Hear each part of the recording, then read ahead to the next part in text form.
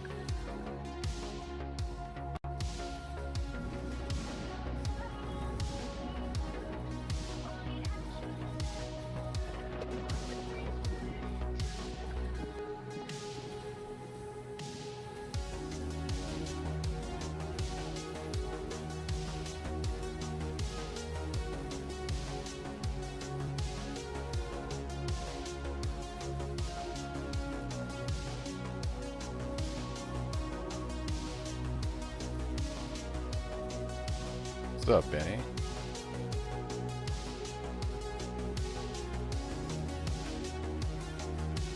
Doing some delve.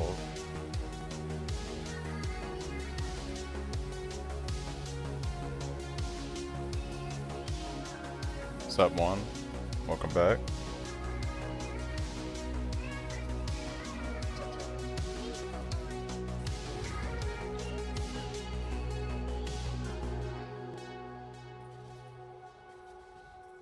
Give me all that as it writes.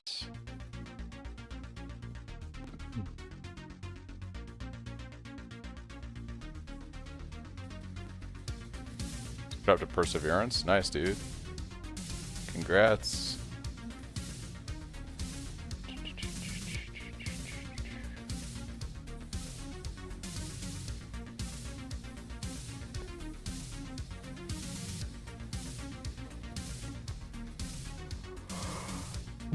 Might have to make a cup of coffee. Went for a run before this and ate some food, and now I got that sleepy.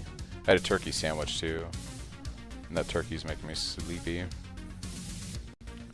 I just use Fizz damage support now instead of Fortify. So while you're mapping, you should be fine as long as you don't run a mod that says you can't stun mods.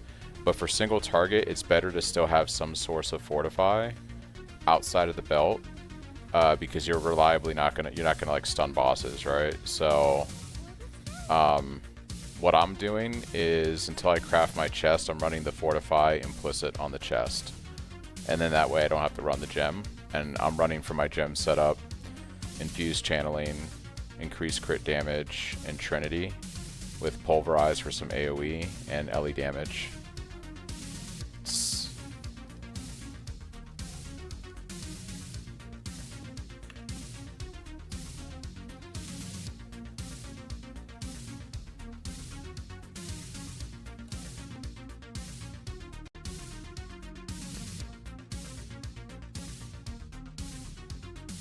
Should price check resonators, because I know that's a bread and butter way that people make money too, is they just sell their, once they start farming horizontally, they just start selling their sulfite for resonators. Still in a 5 link? Yeah. I would probably run pulverize and LE damage then with Trinity and infused for your links. If you're on a 5 link.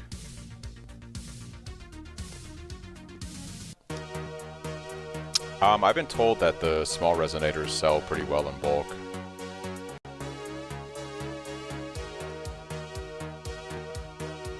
Let's see, fossils.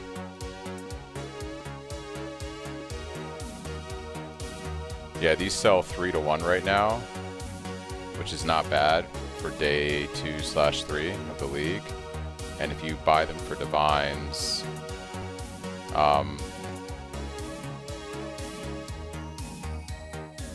300, that ratio is off. Nobody's doing that. Yeah, so 3 to 1 is pretty good. And effectively, once you get down to depth like 300, you basically can get like at least 2 resonators on every level 1 sulfite node or azurite node. So that's like 6C a node. And if you're doing 2s or 3s, it scales even higher. So once you start farming laterally, it's, you know, as long as they stay like 2 to 3 chaos a pop, I think it's worth selling those.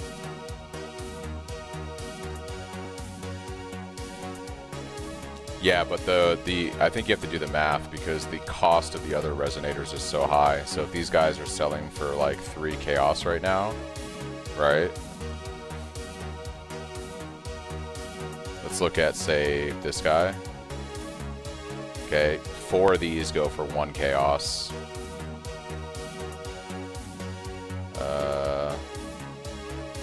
The third one, 2 for 1, and the big boy sells for 30. So basically you need 10 small guys to equal one of these. So let's see what the math looks like when we go back. Can you even buy big boy from vendor, or is that just a drop only? So big boy is a drop only. So this sells really bad compared to this.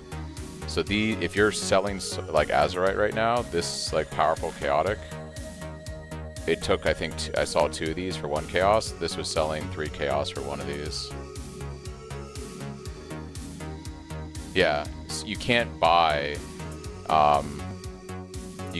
the ones that you're talking about. So like big boy right here, yeah, he sells really well, but this drops, I think, only from the chests. So if you're gonna buy from vendor right now, the best one, if you just want to burn azurite, is small boy. But I'm gonna use my azurite to keep scaling stuff, and I'm not going to worry about trading azurite in until I get to like depth, like at least 3 to 350. I want to push down to at least 600, but that's going to take a bit.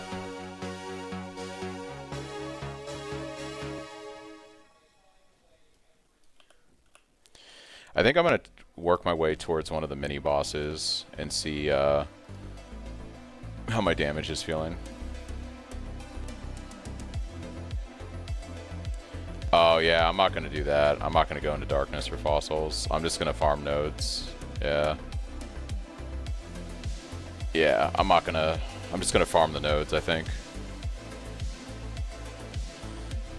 If you go far enough from what I saw on Jorgen's videos and from somebody else, if you go far enough like into Delve, the nodes in Delve,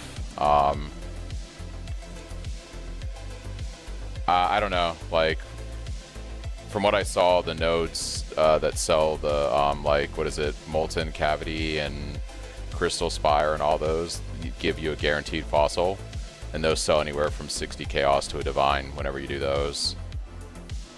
So from what I saw, you just do like those nodes, and then you trade azurite for the small resonators, and then you do like the minion nodes and things like that, and hopefully you get like a nice base item. I'll see, but I don't suspect I'm gonna do a lot of like fucking around in the darkness and stuff. Yeah, you gotta remember, my goal is not to farm also at 300 or 350. I'll do that for a little bit while I'm working on my gear, so maybe I'll do it then. But my goal is to go as deep as I can.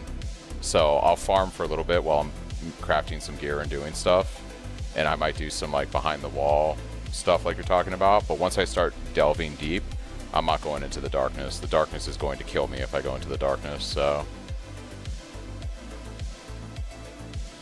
But it'll probably be good for like the next few days. I'll experiment and see how good the fossil drops are from behind the wall.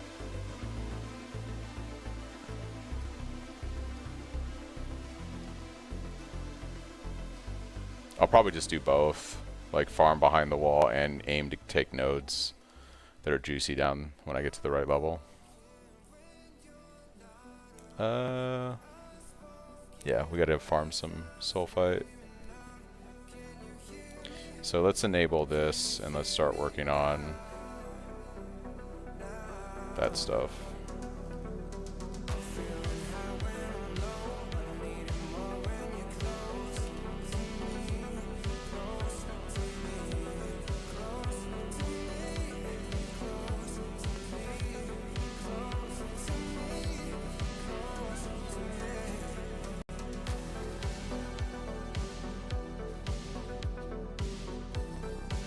Yeah, I've noticed the gold isn't too bad doing Delve. I don't know if you saw that, Benny, when you were doing Delve, but like I've been doing a little bit of Delve and the gold seems, it's not as good as like obviously juice maps so far. I think maybe it gets better as I go deeper. But yeah, I mean, I'm getting gold. Like,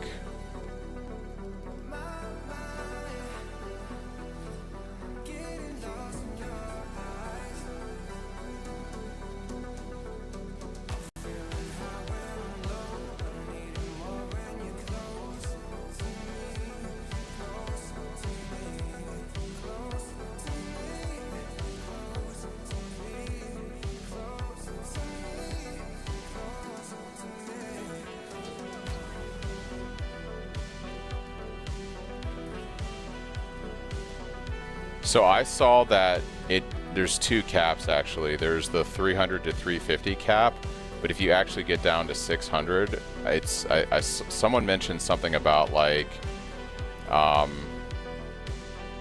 there's like a second cap if you can actually farm down to 600.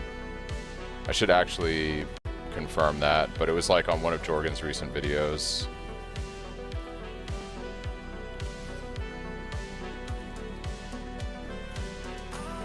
Or some other video I watched. Well, yeah, but I think that's you gotta remember, my goal is to push Delve this event. Like, this isn't like I'm doing Delve to make money. The whole point I'm playing this character is just to see how far in Delve I can go, and then crafting gear to withstand it. So like, yeah, like my goal is to push Delve, not to do Tota or other stuff. Like, I really don't care about this event, to be completely honest. I just wanted to play Paladin again and play Delve. But I want to see how far I can actually get down in there. And whenever I hit a wall, and then I'll try to outgear it, but yeah.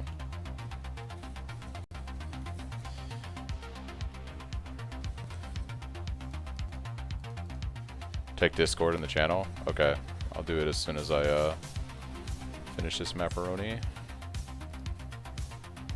Yeah, like if I actually want to try to get to 1,000 Delve. I know our Slayer build can do it, so I'm curious to see how far this build can go. Yeah, well, Chris or Niche in chat, he did 1,000 Delve on our build. So like, I know it's possible that our build can go super deep. I'm curious to see how far, like, possibly. We'll see. Like,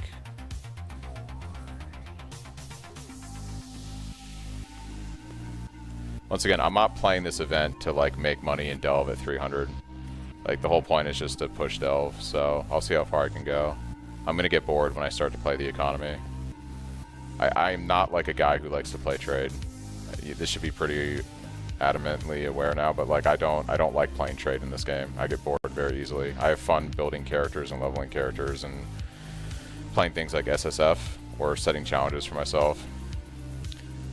And in a 3-week event, we're not going to be able to get the kind of gear that we can get like in a regular league. So like, I'm not going to stress if I hit a wall, like say around 500 Delve and I can't really go deeper without a Mage Blood or other shit, then I might just like be done with the event at that point, because you know, we only have 3 weeks to play this event, and I'm not going to like go crazy. Yeah.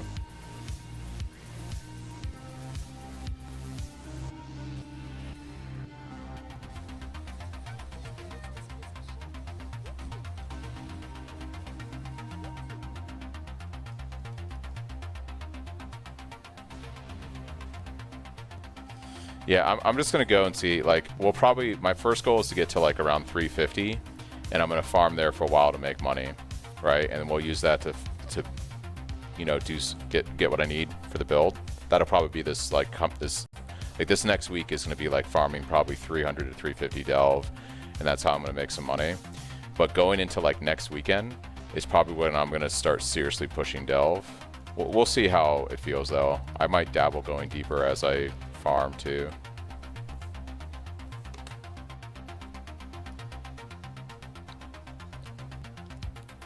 I have no idea. One with the right amount of gear, sure, but like we only have so long to play during this event, and I have work during the week, so I can't sink in a ton of hours like other people can. So I'm limited by real life and other shit once the weekend's over.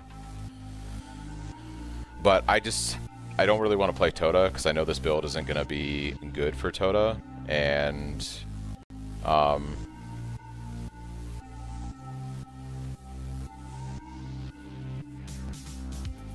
yeah. Oh, Discord. Yeah. Let me see. Did you drop some info on Delve?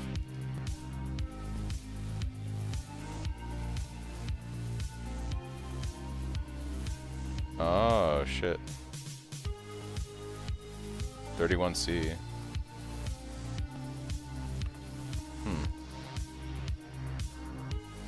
Thank you, sir.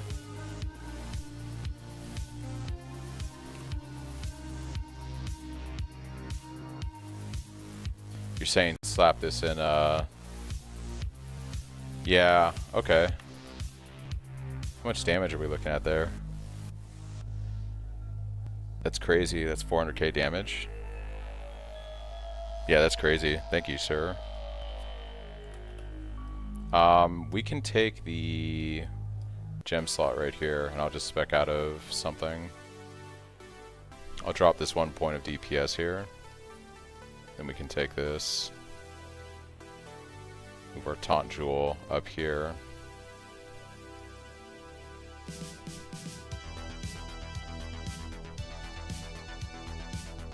Sweet.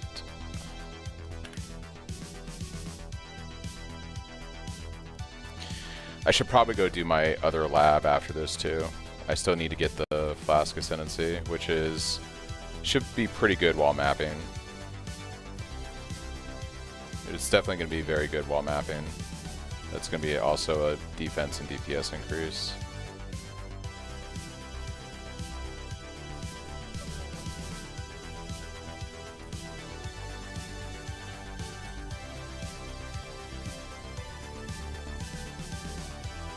The big thing that I really should do, honestly, Chris, is I need to get Whispers of Doom on one of my anoints.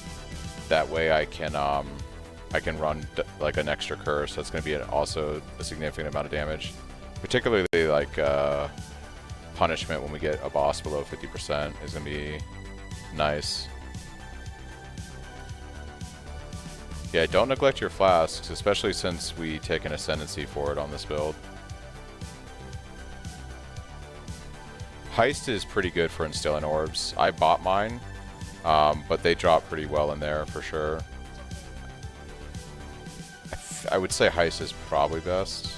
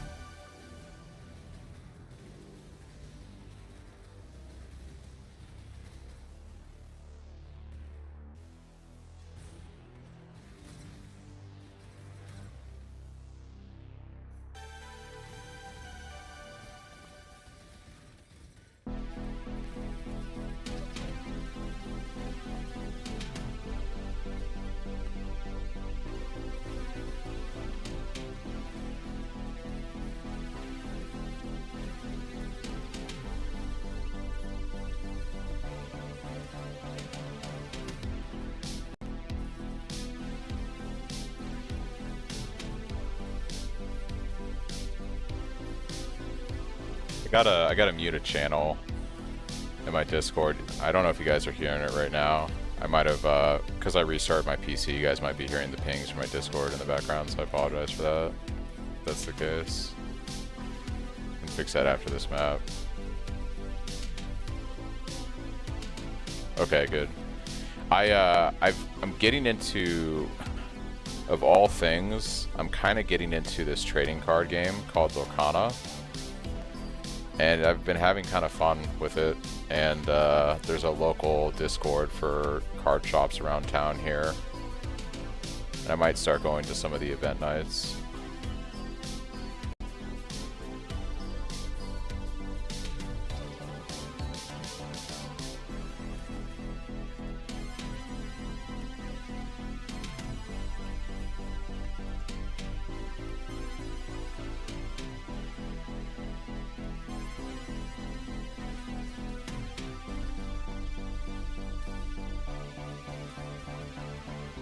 Yeah, traps are pretty scary with Petrified Blood. I missed a thingamabobby.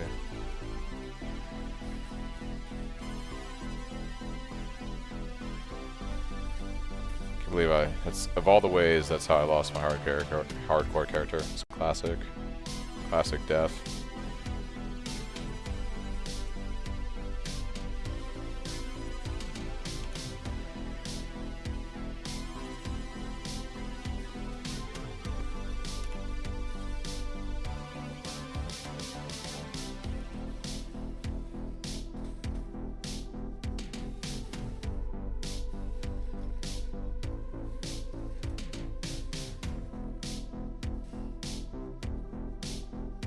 No, I've never done like actual Uber Lab. I think I've done it like once when I was trying to get more font chances in SSF for like a gem.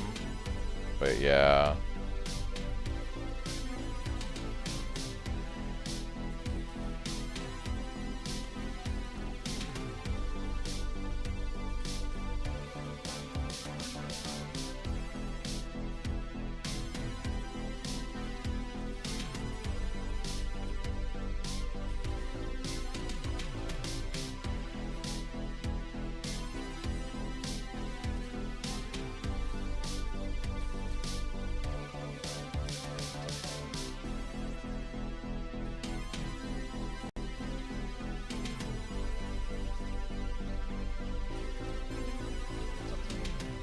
Yeah, you gotta really respect them.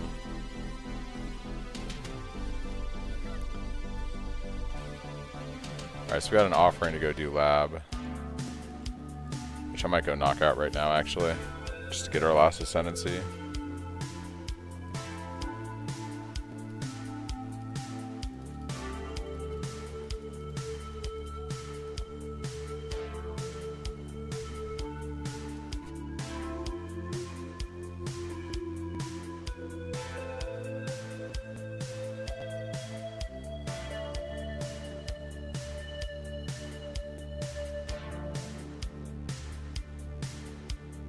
I updated my my main loot filter from Mirage League, and it's the same items essentially.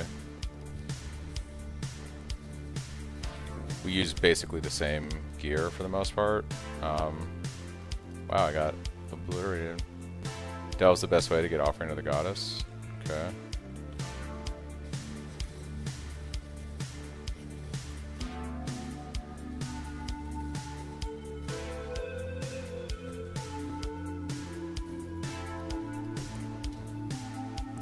Astrolabe. I do want to test my single target currently on a boss, mini boss, and see where we land.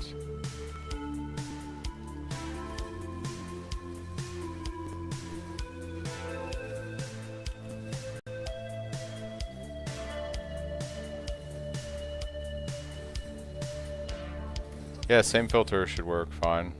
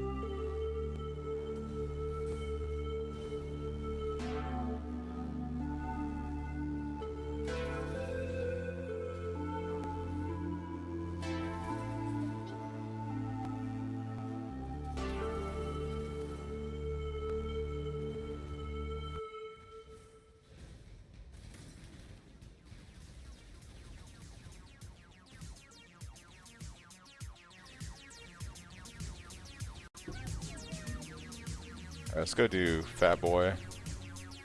Let's go see how Fat Boy feels. Oh, I gotta find the Highborn. Where is it? It's down here, right? Yeah, okay.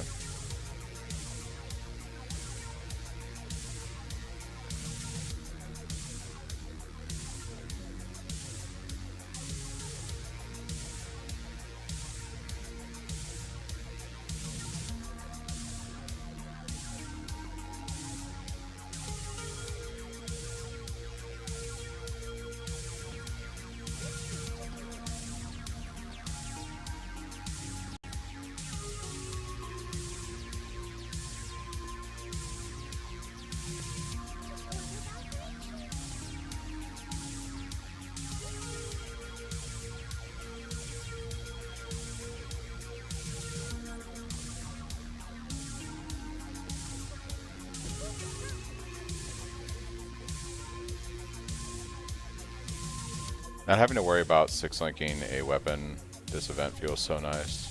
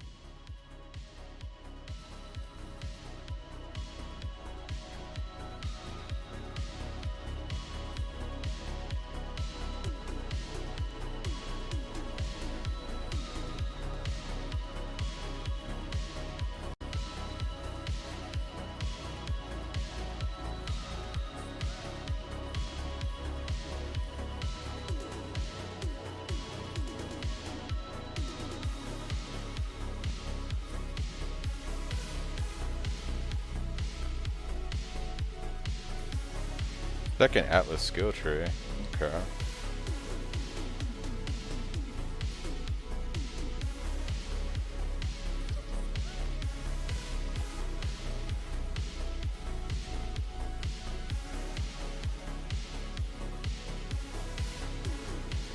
I feel it occasionally. You get stunned occasionally. It's not like you get chain stunned. So, but yeah, occasionally I do get stunned. It's, you know, it's something I'm putting up with simply because I want the damage from Perseverance. And the evasion does give you a bit of a buffer. So that with the Brine King Pantheon, helping a bit with stuns, it's not terrible. But yeah, you will occasionally get stunned. You do notice it. But it's not like non-stop.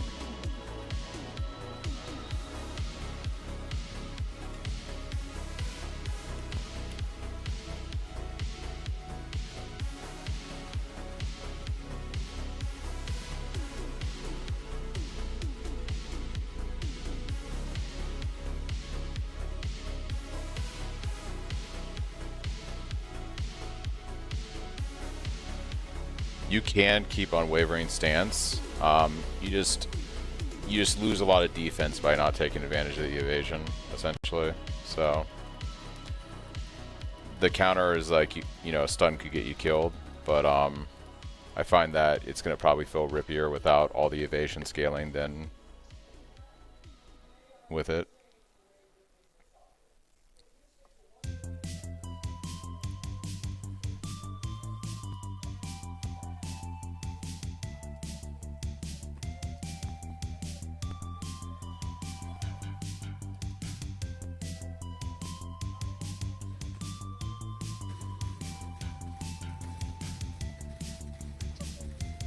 The other thing that I'm playing around with that is not in my POB is I'm currently running Castwood and damage taken on Molten Shell with Life Tap.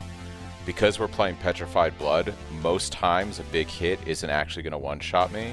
It's just going to stagger my HP.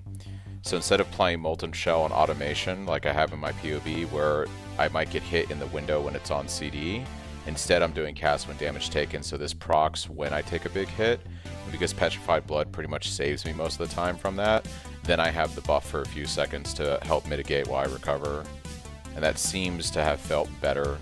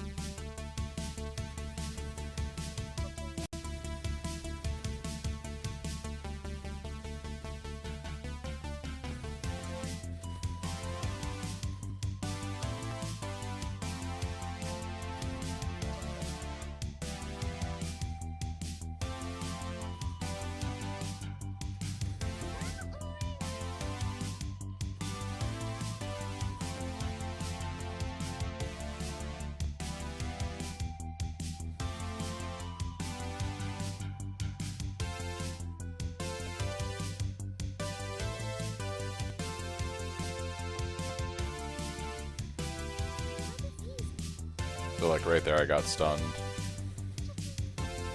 I think that was my first stun this map.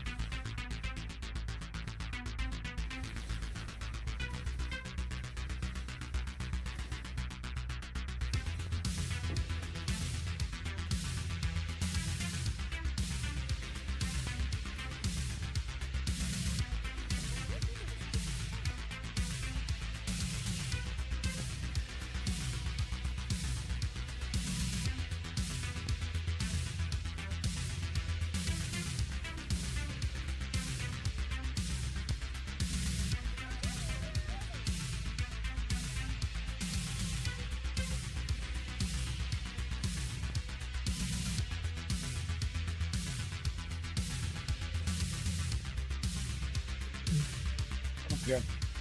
Go do lab. And then we can do mini boss.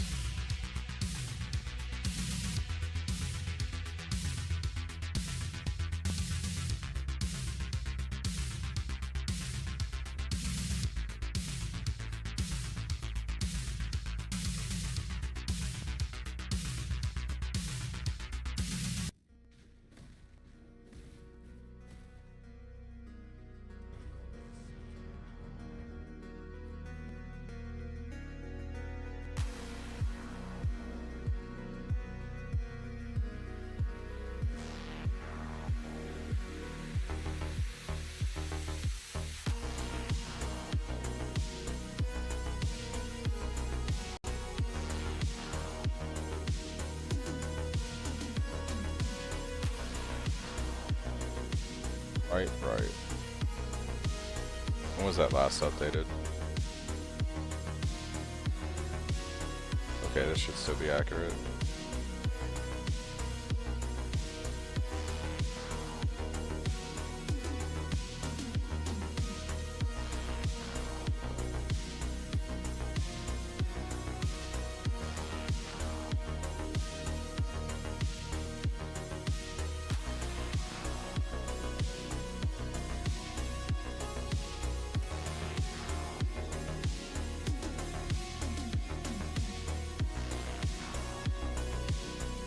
Went in here without second life flask is a little ballsy.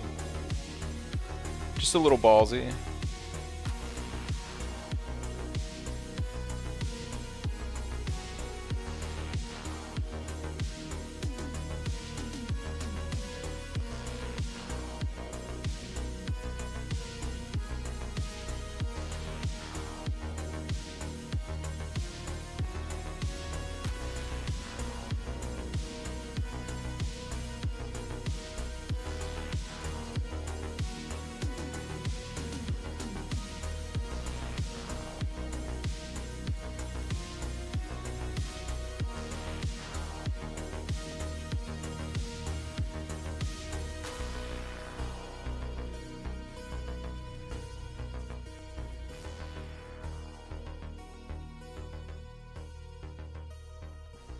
Dark Shrine. We want to go right for another Dark Shrine.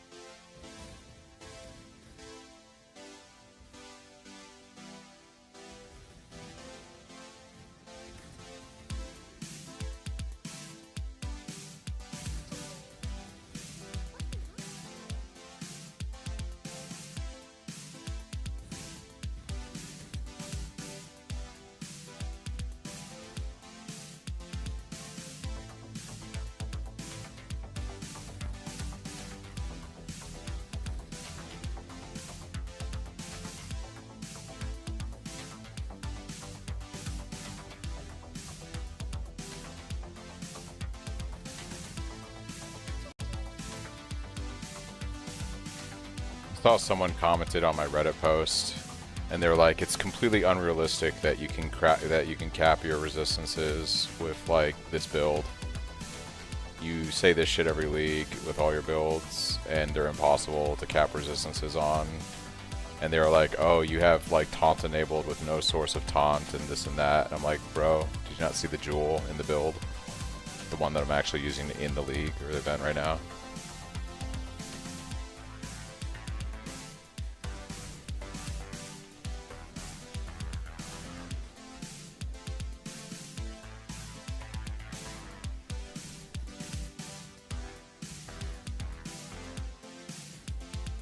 But I didn't respond to the Reddit post because if I did, I would have just been downvoted. So I don't even know why I post on Reddit anymore, honestly. I feel like that entire site's just a cesspool now, no matter what subreddit I'm on. It just feels like full of hatred everywhere I go.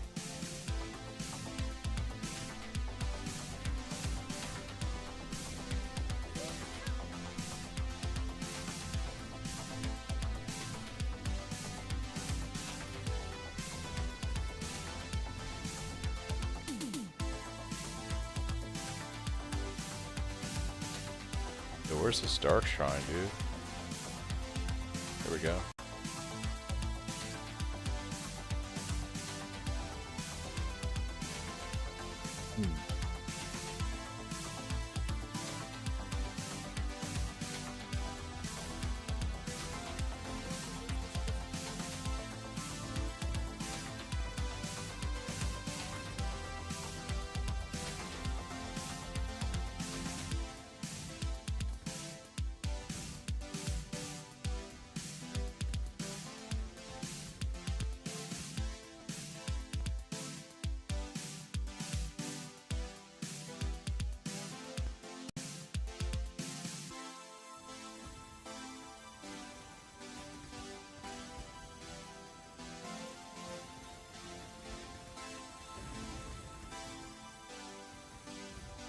It's a weird graphical issue to have.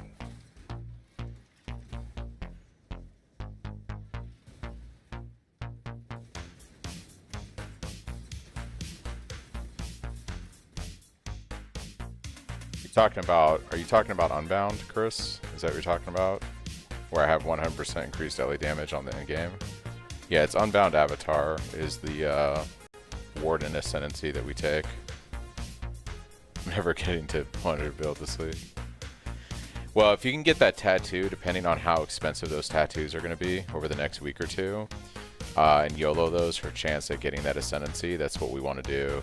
That Ascendancy is basically, as you're fighting a boss, you're going to build up charges on the ability, and within a couple seconds you'll be able to press the ability and you effectively do double damage.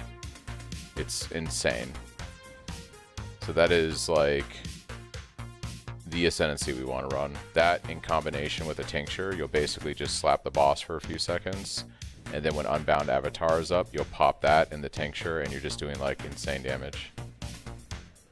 It's RNG on the class, I believe. So if it's like we need the Ranger Ascendancy, you got to use the Ranger tattoo, and you have a chance to get any of the Ranger's Ascendancies. So the question is like, how expensive are those tattoos gonna be? Yeah, you're only using the tincture for bossing though, because the tincture is insane damage. So you basically press Unbound Avatar, you press the tincture, and then you spin on the boss and do like 130% more damage. So you wouldn't use the tincture when you're just mapping or whatever. It'd be like when you want to go do an Uber Pinnacle boss or some shit and you just want the extra damage.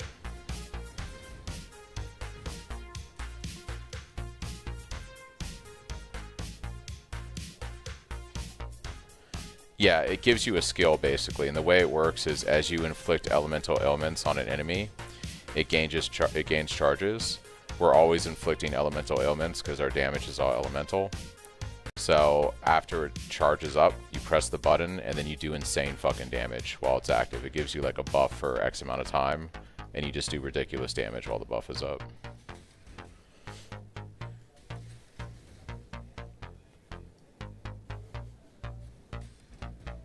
Yeah, pretty much whenever I play an LE Cyclone build, I used it on my actual Warden LE Cyclone that I made, I think 2 leagues ago. Yeah, it's pretty fucking strong.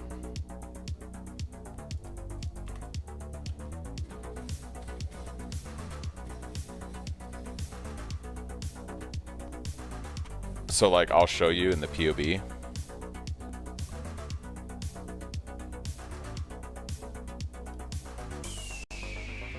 So here is, this is my POB. Where's my other POB? So here is like the POB, right? If we go to the end game build, you can see it's at like 200 million damage. If I comment out the text here for 100% more elemental damage that we get from the skill, from the Ascendancy, we effectively lose half our damage. It's 100% more elemental damage. It quite literally doubles your damage on the build from that one Ascendancy when you use that skill. It just flat out doubles your damage no matter what it is. And then the tincture is X amount of damage on top of that. So if I disable the tincture here that you would use on a boss, we lose 40 million damage. So between the tincture and the ascendancy on the endgame tree, that's 120 million damage.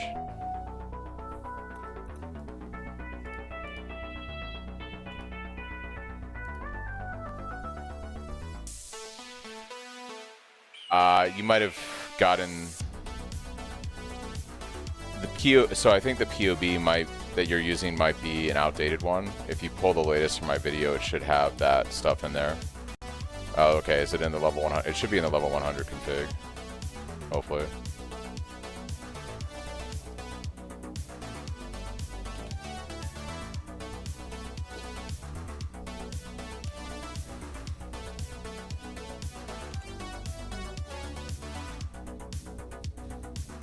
Yeah, so it's a pretty potent. Yeah, I think it's Ranger Tattoo something. I don't know. I haven't looked at it yet. Essentially, you use it on one of your ascendancies, and it will change your ascendancy into a random Ranger ascendancy, basically.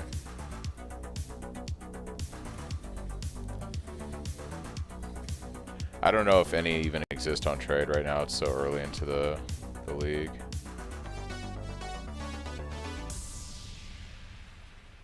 Forbidden Tattoo of the Ranger. Okay.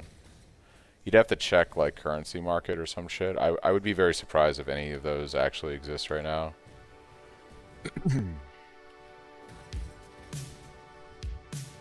Where is... Oh, I gotta go do that room for Golden Key. I am tired. Okay, so they're not crazy. So RNG, it might cost a few divine, but a few divine to get that ascendancy is like crazy good. That's like crazy good. So if they're not that uncommon, that's actually pretty cool. I was hoping they wouldn't be super rare because it's like the unique thing about this ascendancy, or I'm sorry, this event outside of them returning Tota is the fact that, you know, that's like a unique thing to the event that's not going to exist outside of the event, so. How do you clear it if you get a point you don't want? I would imagine like any other tattoo, Benny, you use an Orb of Regret. Or Scouring, I'm sorry, a Scouring on it, and it resets the node. I would assume that's how it works, because other tattoos, when you use them on your skill tree, you just use a Scouring to remove what they do to one of the attributes, to return it back into an attribute node.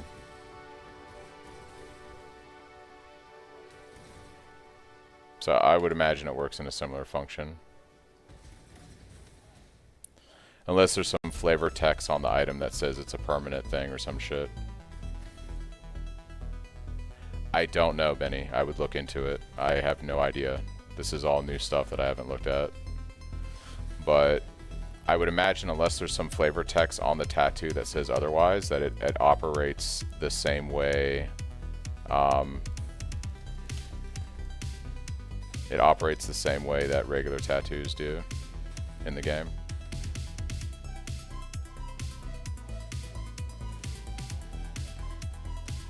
Jeez, dude. This place is so deadly. This is hardcore. I'd be freaking out right now.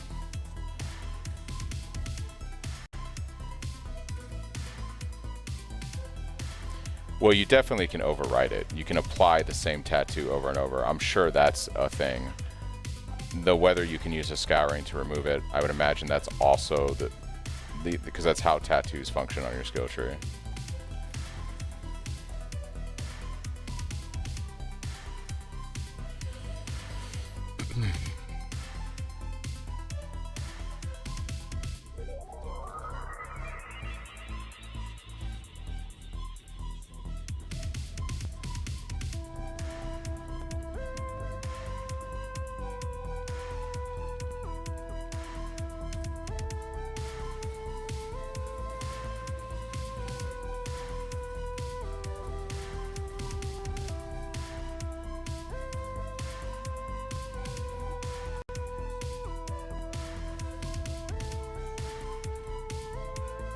Is it 23 ascendancies? Because is it any attribute ascendancy, or is it based off of the class? So when you say 23 ascendancies, it's not giving you the tat, or is it? It is, right? Because it cycles you through all the ascendancies. There's just certain tattoos for, like, if you're a duelist or a ranger, you would use that on your tree. I understand now. Thinking it out, yeah. Okay. Yeah, I mean, it could be super RNG. You know? For sure. So that could get pretty expensive. It's definitely the very last thing you do on the build, you know what I mean? Like, once you have saved up a lot of Divine, that would be something you would gamble on. It's not something that I would be like, hey, go do that first before you make a weapon or a chest or, like, anything else. It's definitely, like, the last thing you do.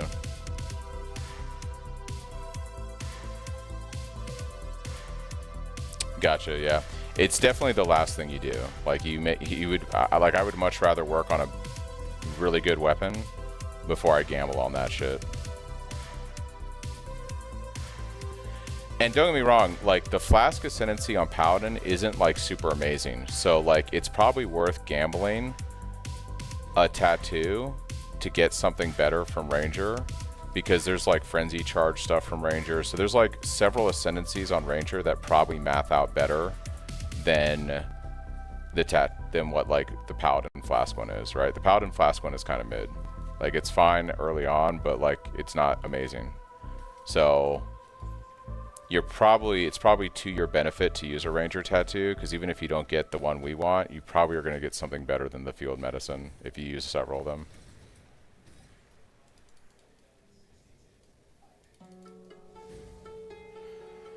I mean, there's tons of Ascendancies on the skill tree that would work for us.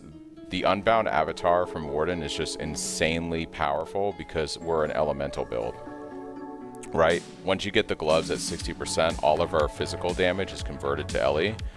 So there's nothing that mathematically works out as good as that Ascendancy, right? It literally doubles your damage.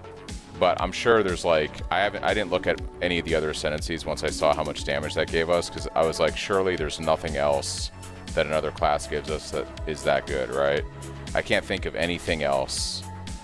I can't think of a single other thing from any of the Ascendancies. I can't think of one single thing that's better than that Unbound Avatar. Like,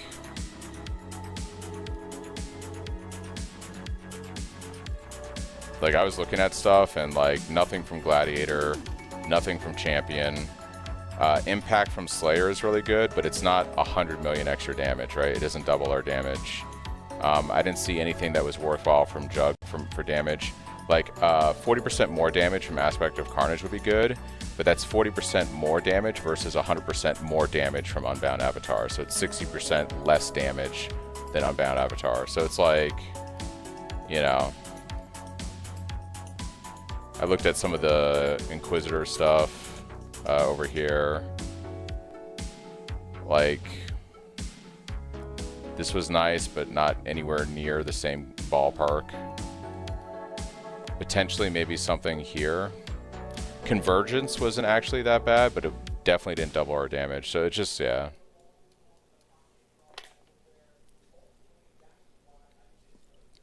No, the tattoos give you traditional ascendancies from the game. You don't get Pharisha ascendancies. So if you use a tattoo for Duelist, you could get Bane of Legends. You could get Headsman. Yeah, they give you the old ascendancy notables. Yes, sir.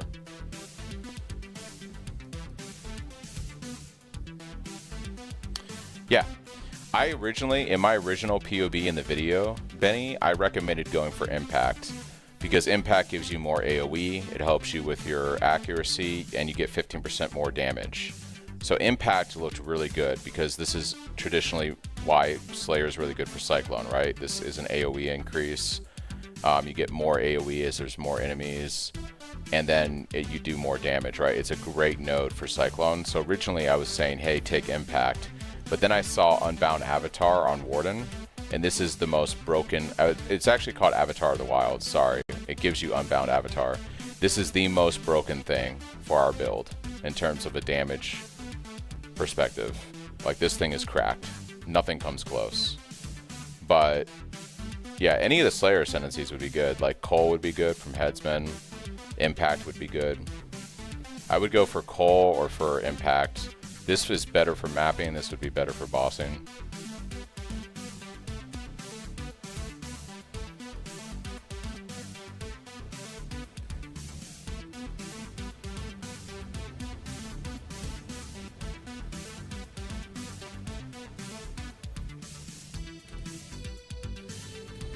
And to be honest, like, I don't know how expensive the different class tattoos will be, so maybe Duelist will be a lot cheaper than Ranger, and it's worth running with a Duelist one for a while until you have the money to gamble Ranger stuff.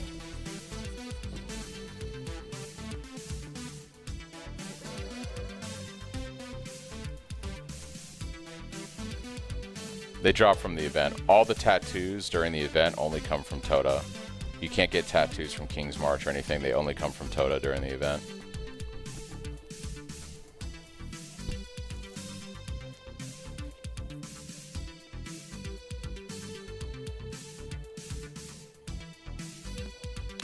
Alright, let's go do Fat Mini Boss and see what our damage looks like.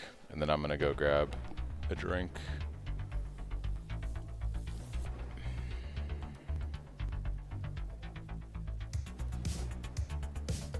Let's do Fat Mini Boss.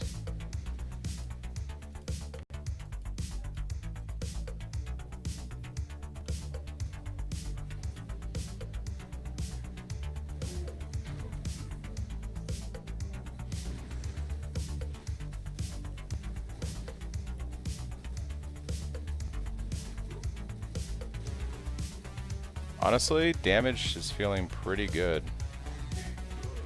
Dude, damage feels pretty good. We'll see how it feels on Exarch and Eater, but yeah, if my damage is feeling this good, I fucking annihilated that guy.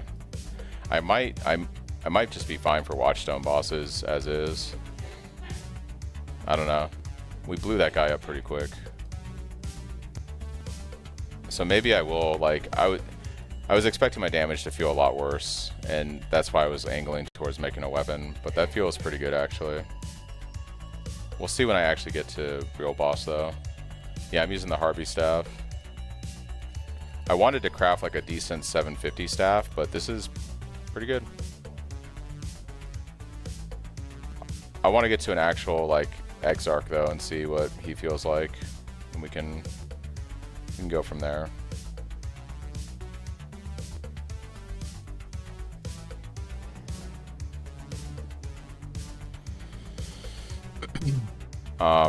Yeah, we'll try Eater Worlds out, so I'm gonna just keep doing some map completion. I think I have to get to all the way to the corner over here, so we're just gonna head this way. Let's do Moon Temple.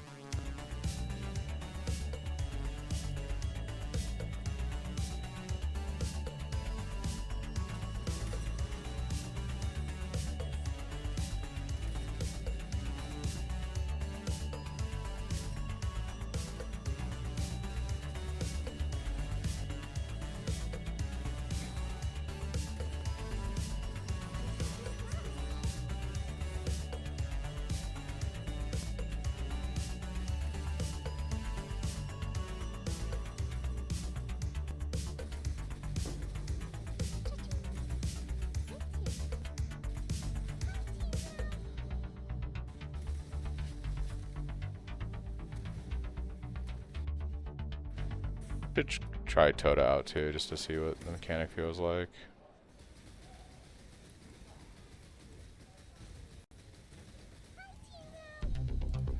Yeah, damage is feeling pretty phenomenal actually. It's pretty good, guys. It's pretty good.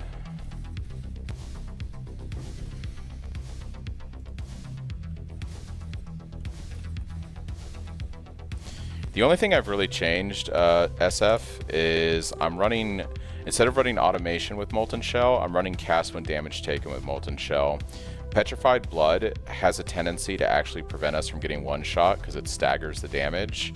So I find that using cast when, so like with automation on Molten Shell, there are windows where we won't have Molten Shell and we could get a big hit. Whereas with cast when damage taken, our Petrified Blood usually saves us from getting one shot. and then it triggers Molten Shell for a few seconds to help us out while we regen. So I am doing that kind of a setup here. Typically without Petrified Blood, I would run Automation, but since this gives us like a Progenesis-like stagger effect on huge hits, the cast win damage feels pretty decent. So I'm running like a level 5 cast win damage with a level 7 or 8 Molten Shell. The rest of my setup is pretty much like it is in the POB. I don't have dual curse yet, so I'm just using Assassin's Mark. I need to get a couple golden oils to do the annoying before we can have double curse. But that's going to be a pretty big DPS increase when we get that.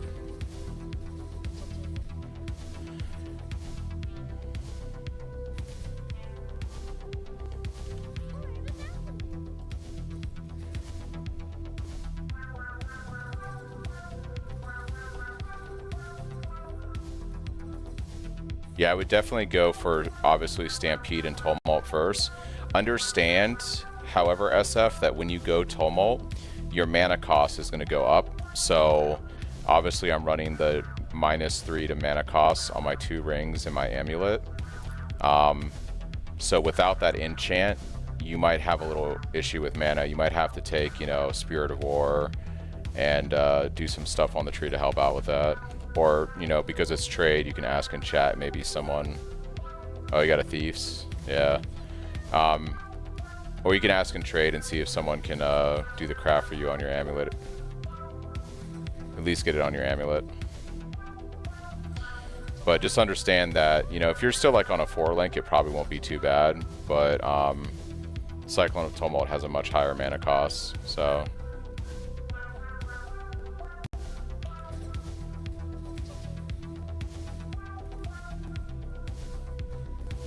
I'm actually kind of surprised how good the damage felt on the mini boss. Kind of crazy.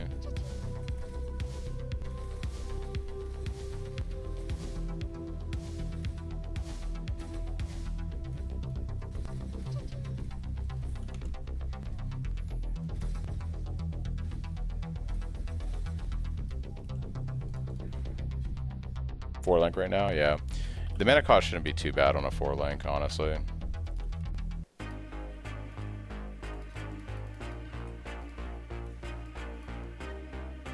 Oh, I gotta corrupt these to get credit. Rip. Rip.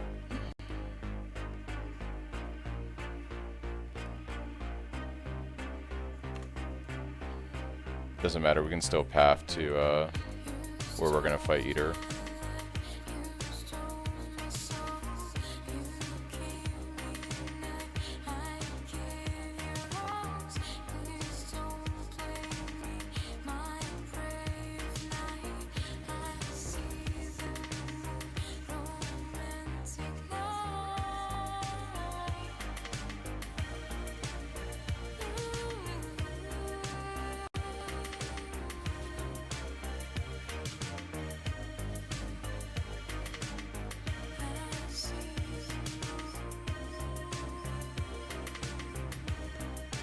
So I did a little bit different. I went for, I'm playing Delve, so I took like a bunch of the map sustain nodes early on, and then I did a bunch of the Delve clusters because I'm playing Delve.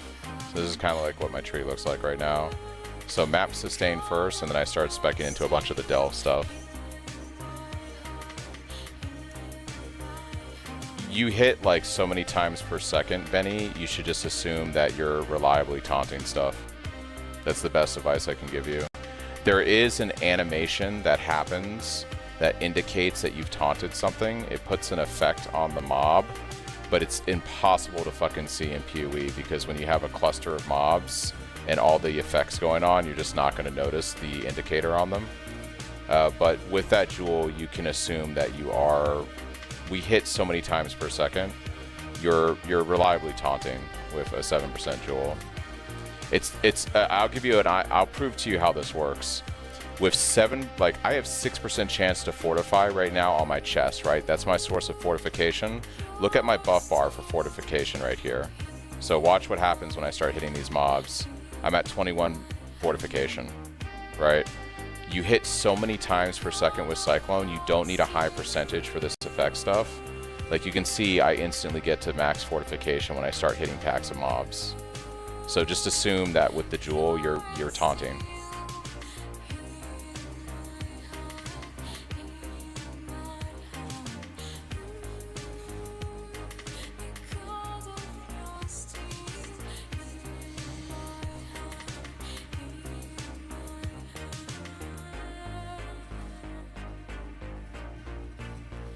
I mean, that's the best answer I can give you. Like, look, I have a less chance. I have actually the same chance, right? I have a 6% chance to taunt on attack with hits, and I have 6% chance to fortify on hit. And my fortify is never below max when I'm fighting stuff. So I would just, you can safely assume that, like, we'll see what it's like when I go to fight like a map boss, but like it's also going to be pretty much like, yeah. Yeah, so you'll see like when we go to fight a map boss, like, we will be gaining fortification. It's not like we're going to be sitting there and not gaining fortification. We will be gaining fortification.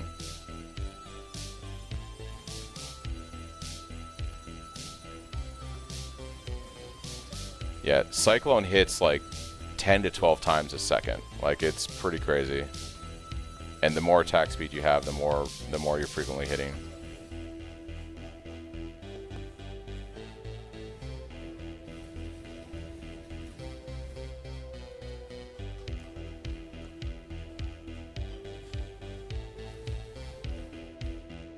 This boss is kind of not the best case scenario because I think he spawns ads, but we'll see. Whenever I find the boss, here we go. Alright. Can I bait his ads? Yeah, this is going to be hard for me to demo on this guy because there's fucking ads everywhere. Let me let the Fortify fall off real quick. Well, he keeps summoning ads, so this isn't good. Okay, Fortify's... Yeah, he just keeps summoning ads. I can't really demo this guy as an example. So, we'll have to show you on something else. Just fucking summons ads over and over.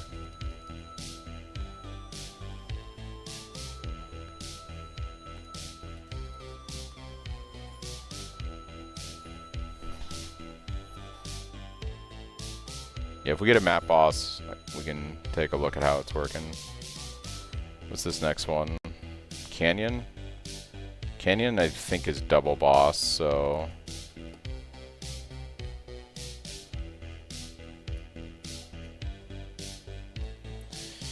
The question now is, what do I want to go for after Delve? On this tree.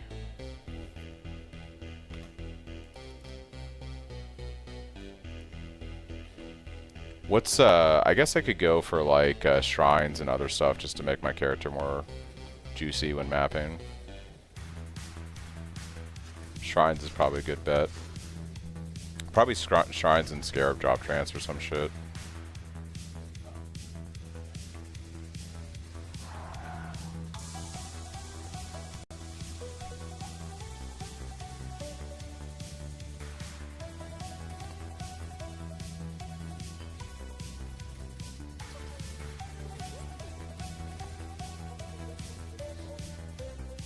Yeah, probably something like that. I was thinking shrines and strong boxes is a pretty good one too.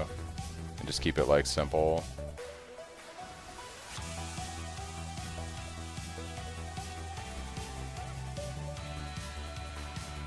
I'm kind of just trying to rush to the map boss because I want to go fight Eater.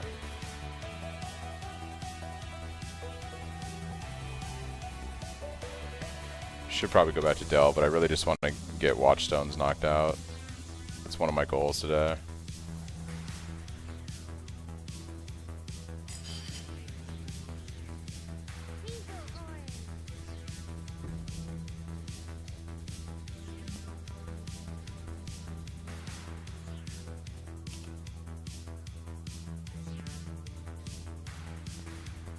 I'm going to do an update video tomorrow, SF.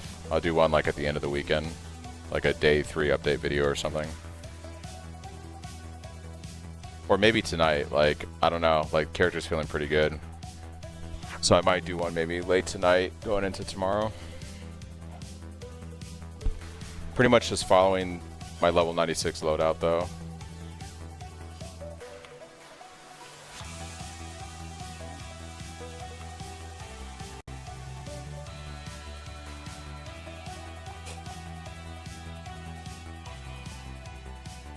Alright, I should have one more map to go, and then we can do Eater. I've got a T16.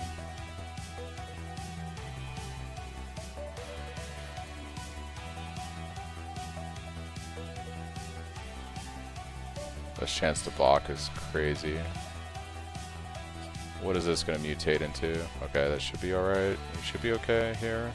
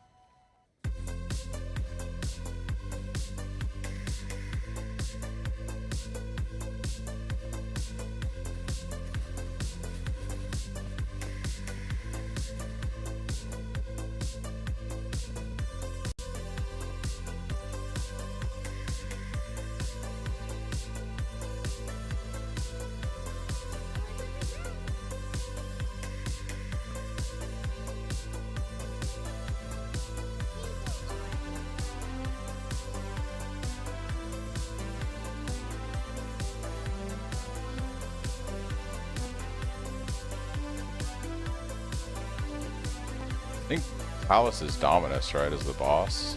Pretty sure it's Dominus.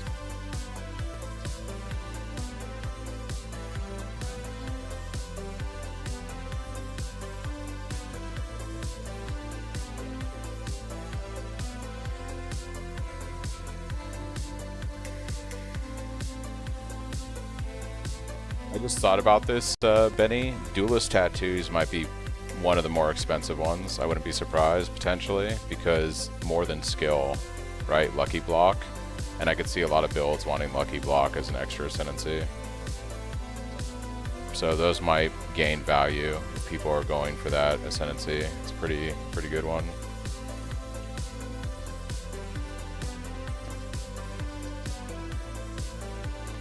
Yeah, I'm not surprised that they're more expensive. Like, Lucky block is a highly desirable one.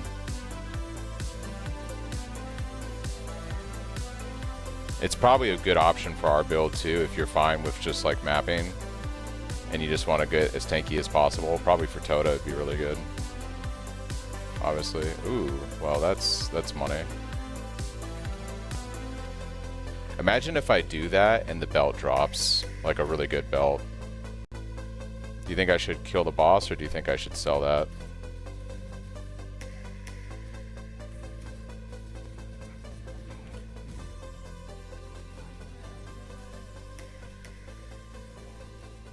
I'm not touching Tota unless I can avoid it. That's funny.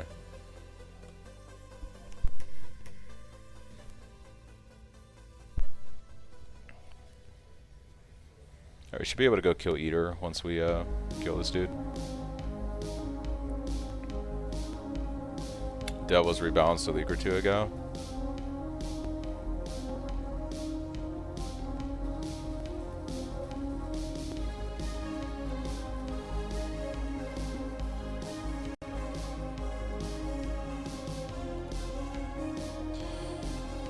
My boy did not drop quest item. I did. This was a T16. Pursue the Eater World's influence in the T. I did. Am I being trolled right now by the game?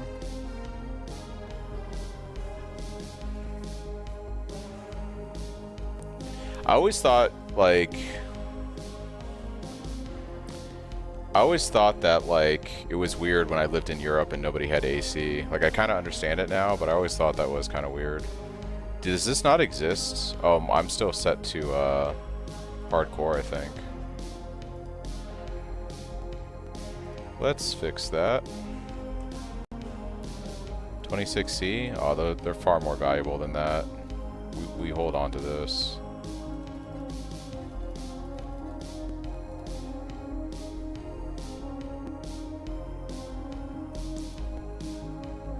I died on hardcore. Yeah. So I transferred my character over to softcore. Died last night. Feels bad.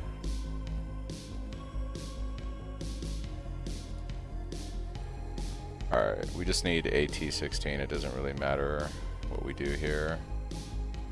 Let's corrupt this guy. Can't leech and reflects fizz damage. Okay, so we just die if we do this map. Thanks, GGG. Thanks, GGG. We just die. I think I'm just gonna run this with non-corrupted just so I can get the completion.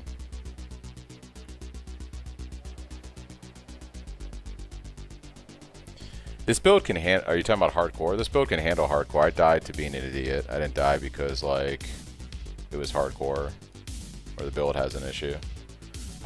What happened, Grown, was I was doing a trial to get my offering to do 4th lab, and I stood in a trap and died.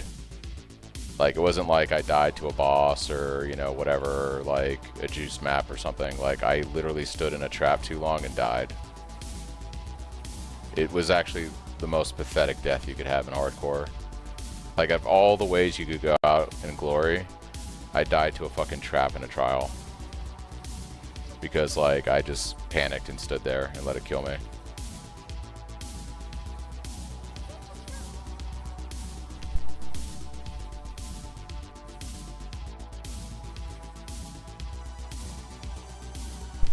Divine Shield? What's Divine Shield do?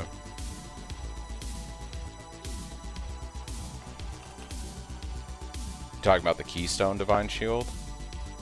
Yeah. 3% physical damage from his regenerates energy shield. Yeah, if you have ES. We don't play ES on this build though. I'm along for it.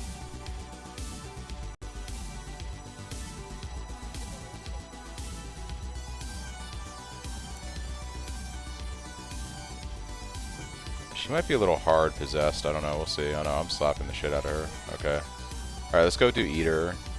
And then we're going to go back to doing Delve.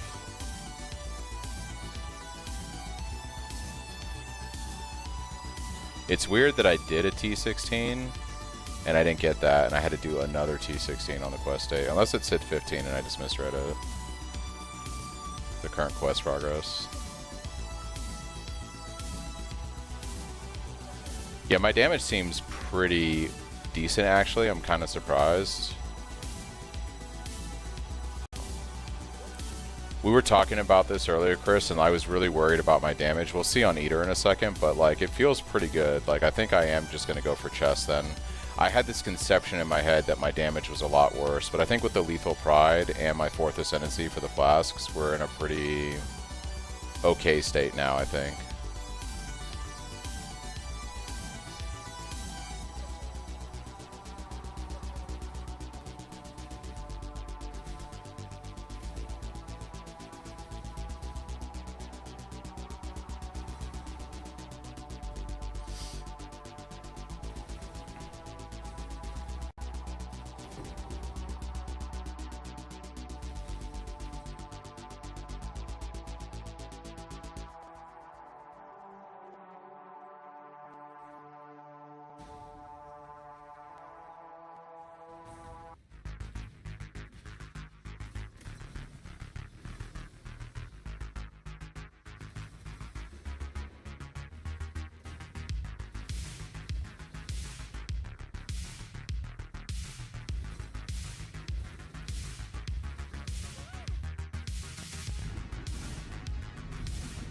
Trials all day long now. Alright, let's go do Eater.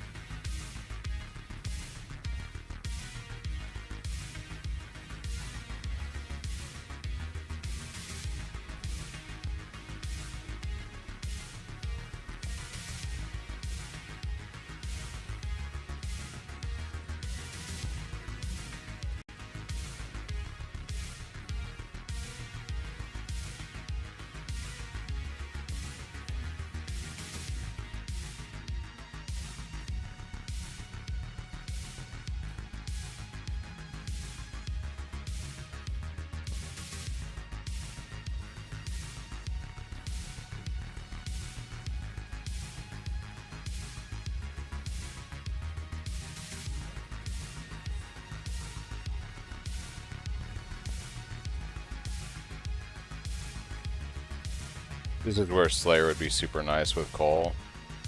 Guy would be dead right now. I do have like 10% Cole because I'm running Marked for Death, but Slayer Cole is like so much nicer. Alright, well. Easy.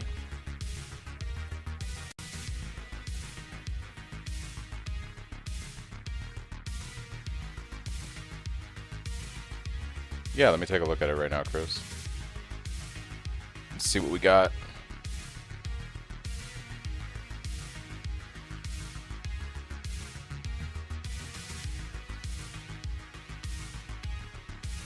Okay.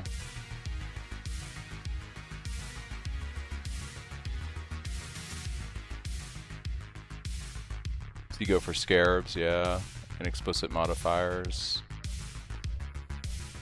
Okay.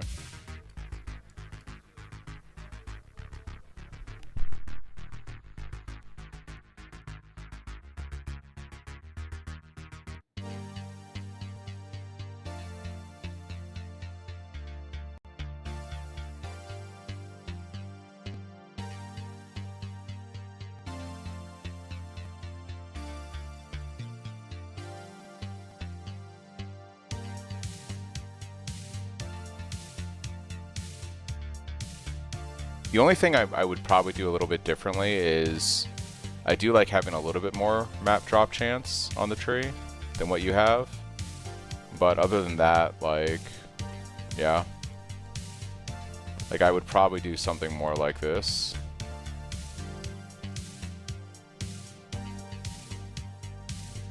And I would probably maybe even drop these guys.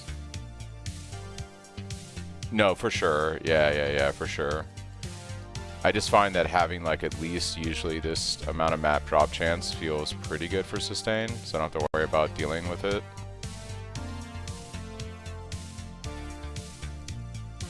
I'd probably just do something like that. Just have a little bit more map drop chance at the beginning, but yeah.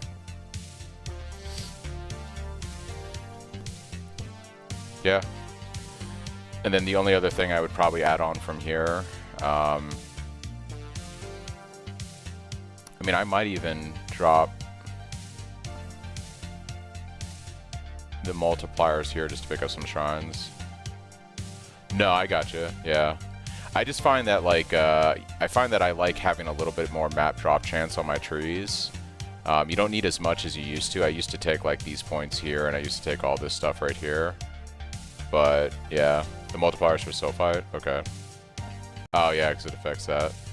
Yeah, I think the only thing I would take after this, for just, because we'd just be using this tree for Sulfite, I think I would just take shrines just to have like added damage or added buffs. So I'd probably do something like that, and then eventually put points into, where's the other shrine stuff?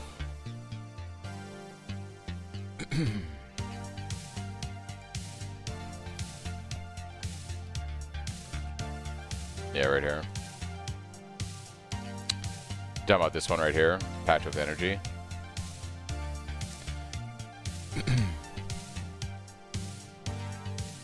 Yeah, I could take that too, and then probably take the shrine stuff.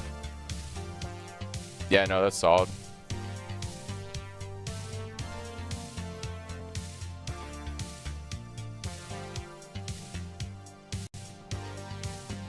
Wow, Sunlit Stays, yeah, Virgin Hotels. It's fucking ads, dude. Crazy. Okay. Alright, I'm gonna grab a drink. I'm gonna grab a drink, then we're gonna get back to delving. I'll be back in like 2 or 3 minutes, guys. And then we're gonna basically, I still wanna finish Watchstones, so we'll delve and work on Watchstones and kind of do a rhythm like that for the next like all day long. I'll be right back.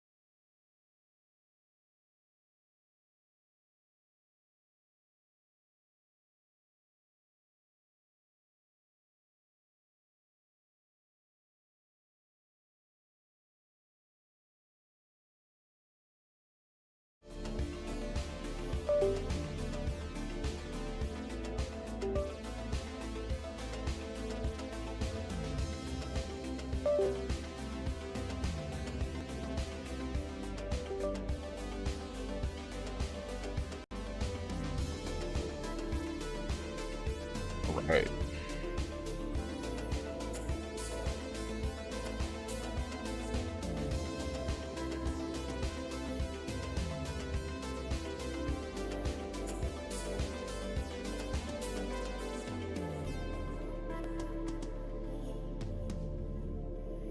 Let's go do some delve.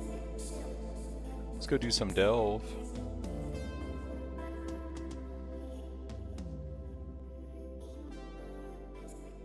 Yeah, that's me, SF. I use a KVM to swap between. I have a PC that streams the stream, and I have a PC that I game on, and I use a KVM to swap my keyboard and mouse between the two setups when I'm working on the streaming software.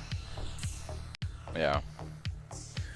I had to go to two PCs because when I was doing juiced breach farming on my old gaming PC and trying to stream off of it, I was crashing repeatedly. It was too much. Too much for one machine to handle.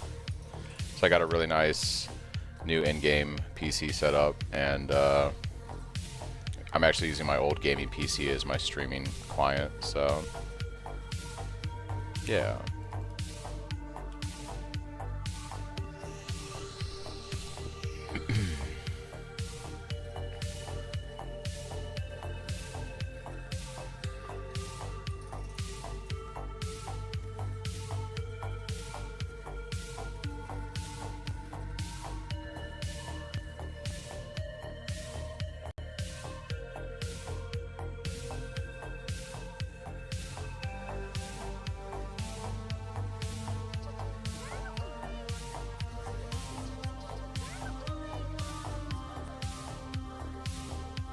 The other thing I think I'm going to do at this point is we're going to up our filter to very strict.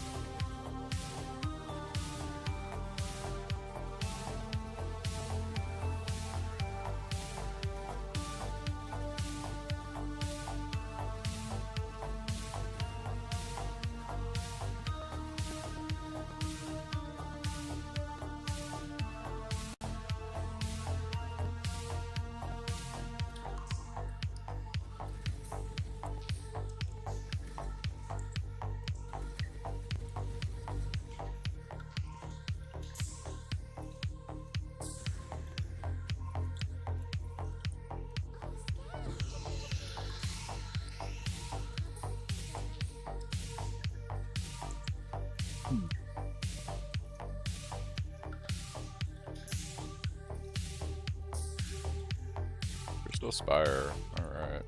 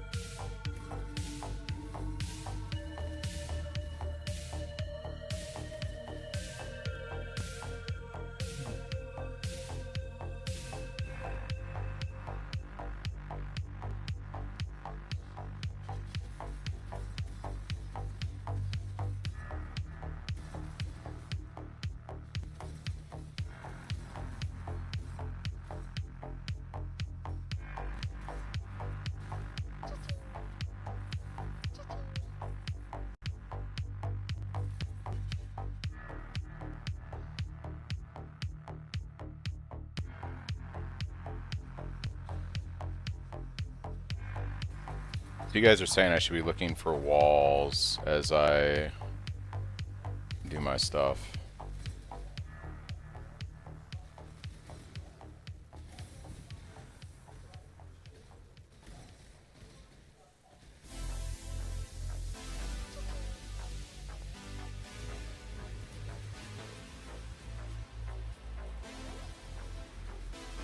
Like right here.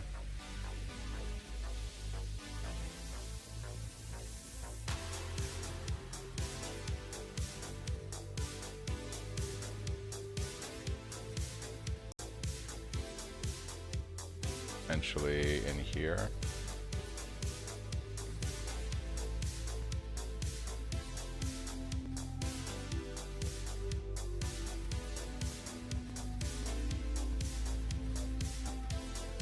Gotcha. So basically, dip in the darkness if I see a wall, blow it up. Otherwise, back to cart.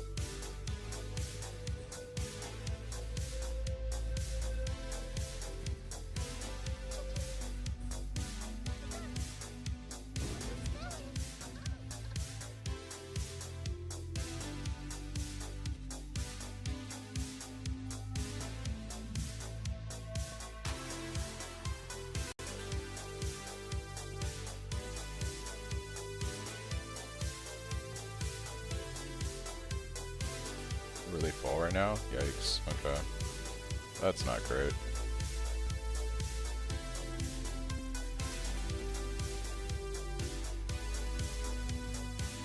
So I only have one more flare, so I'm gonna just need to go to town after this one.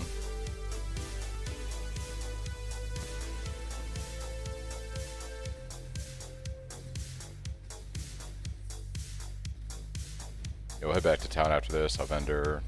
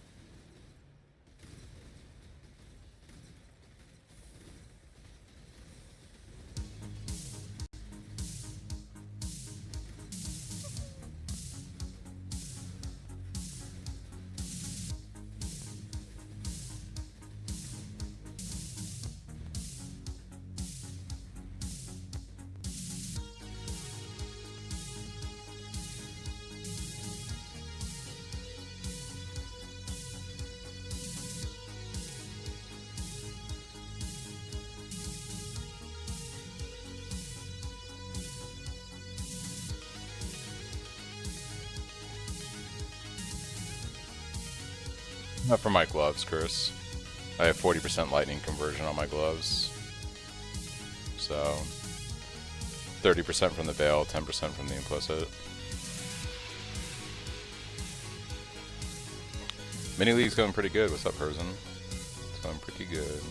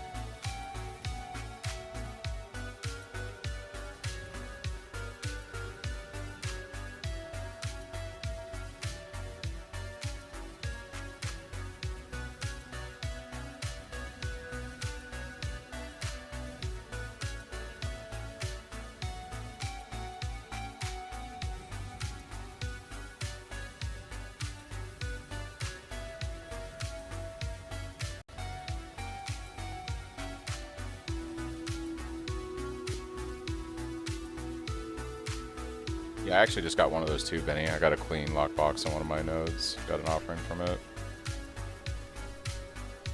But I think Chris or Niche might have been talking about the elevated offerings. I don't know if those also drop from those lockboxes, not just the regular ones.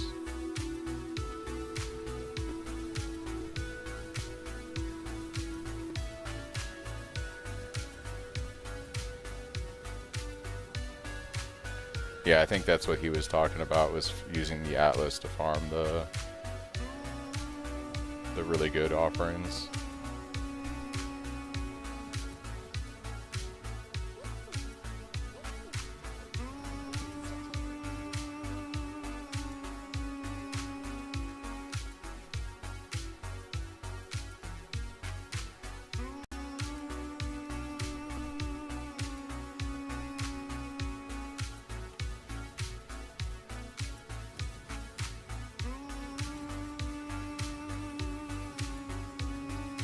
Nah, he got a regular one, Chris. Just a regular broski.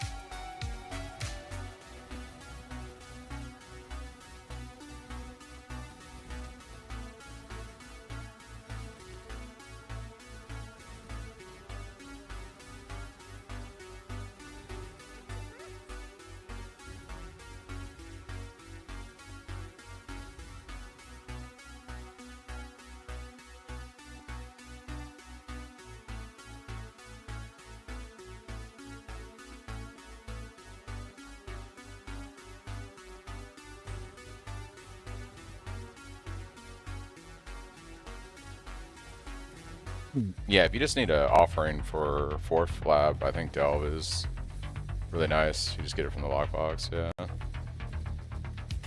I have to deal with doing the trial, for sure.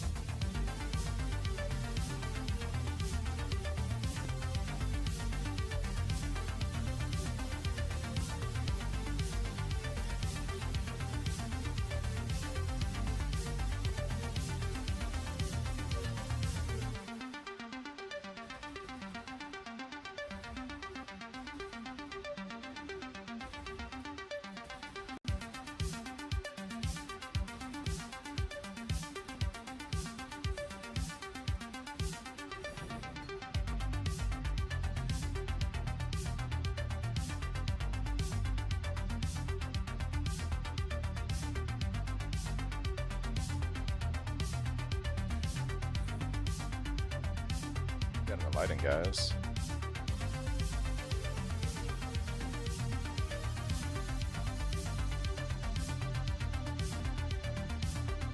So I just swap out my Frostblink, yeah. That's a nice little chunk of money we just got there.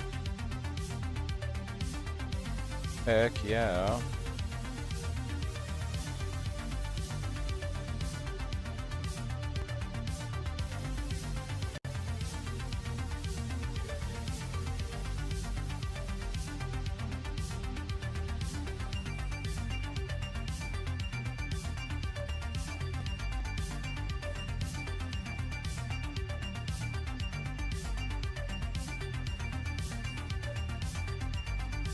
Oh yeah, I'm gonna die here. How did I live? Ooh. The weapon for delving so you explode? I don't know what you're asking about.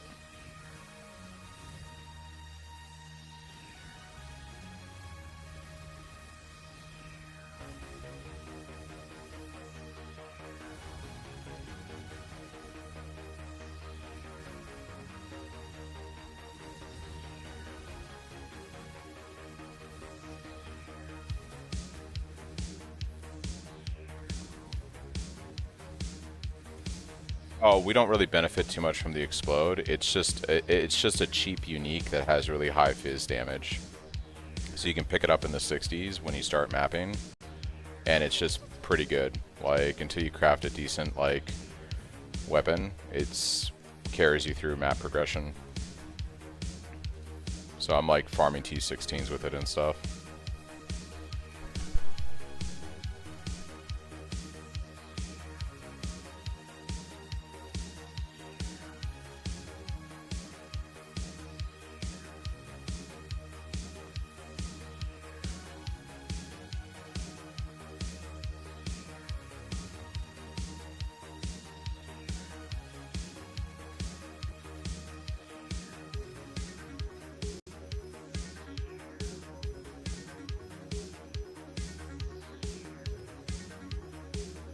Need something that isn't Ranger. God, the defenses are so bad right now.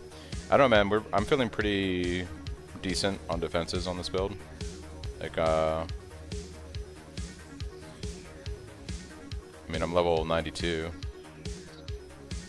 We're about to hit the end of day 2 here, so yeah.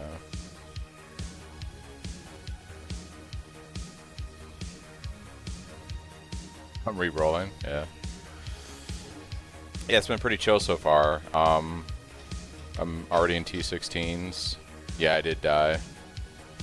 I died on hardcore last night, and then I brought everything over to softcore trade.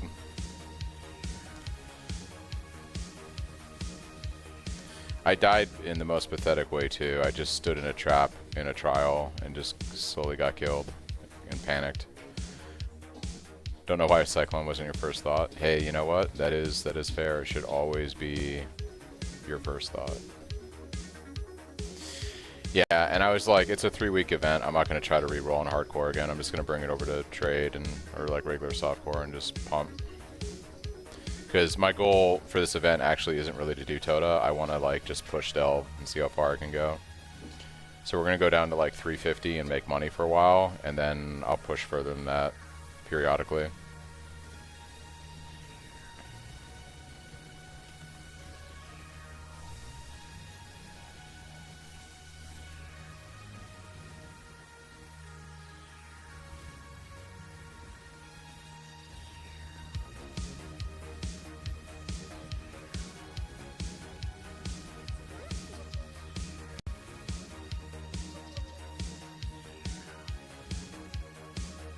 I'm currently not running Unwavering Stance because I've moved over to Perseverance, and I want to take advantage of the evasion scaling.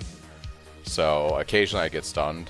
I need to craft my chest, which is what we'll probably be working on later tonight once I save up some money, and the chest will give me stun immunity. But until then, yeah. Oh. Yeah, maybe I got stun locked. I can't remember. I just know I was in a trap and then some shit happened. I don't think I got stun locked because I had Unwavering Stance. I think I just panicked and stood in the trap because I'm terrible at this game. It seems more like the likely thing that happened. Because I had Unwavering Stance and I was using Purity Developments at the time, so I wasn't frozen and I didn't get stunned. I think I just like panicked.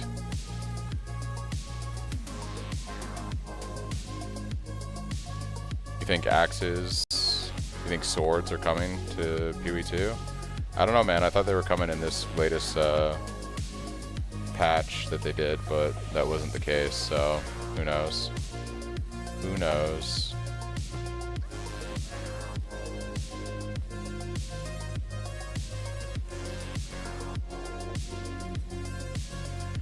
In order to fit all of the auras, Are you running Purity right now, Bear? Because you got to give up Purity to be able to run.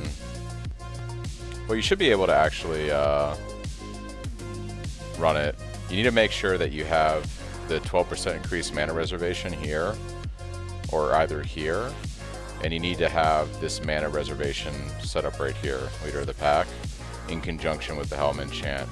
And with that, you should be able to run Purity and Determination, or in my case, since I'm using Perseverance, I'm running Grace and Determination.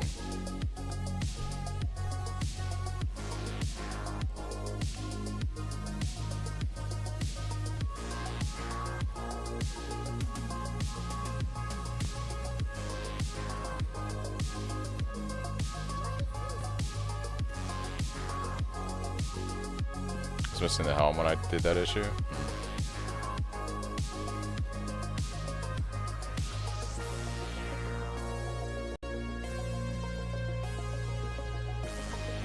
Sealed lock boxes.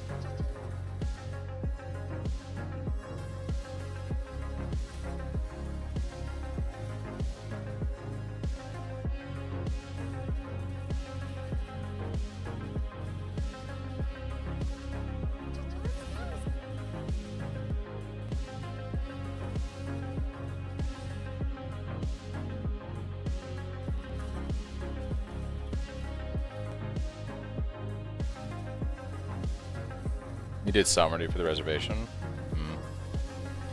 Yeah, you shouldn't need to anoint anything extra, guys. I'm wondering if you're running an additional aura that I don't have listed in the POV, because you should only need what's spec'd on the tree, like I have, and the Helm enchant, and you should be good to go.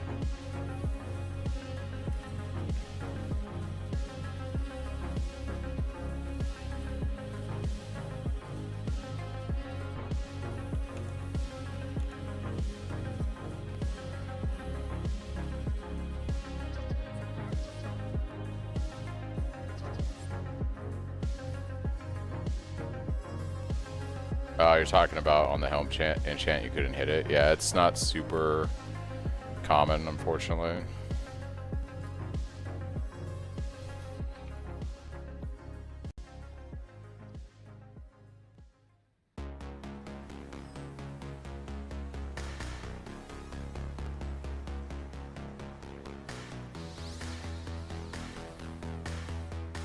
Oh, you had life that tap attached to it? Yeah, okay.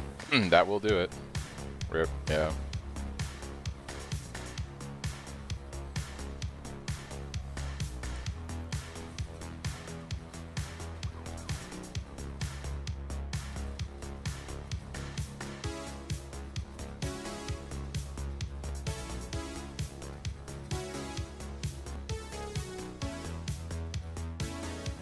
So the first ascendancy you're going to take is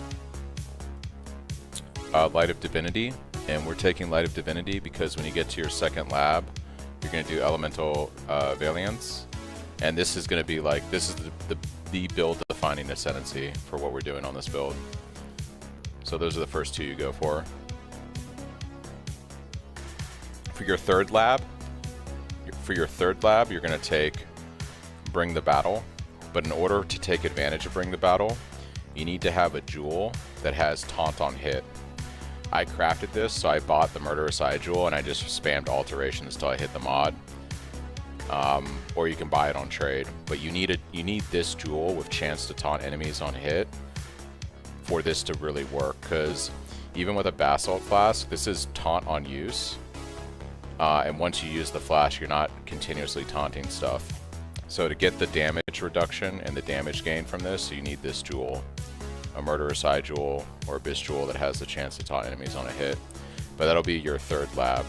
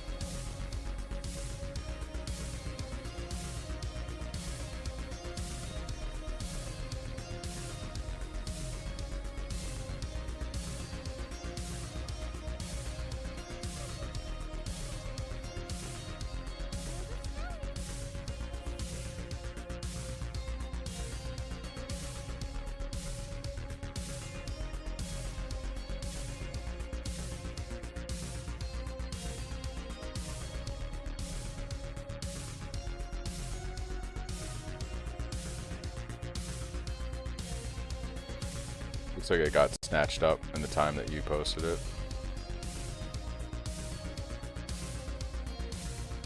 Rip. Someone saw it.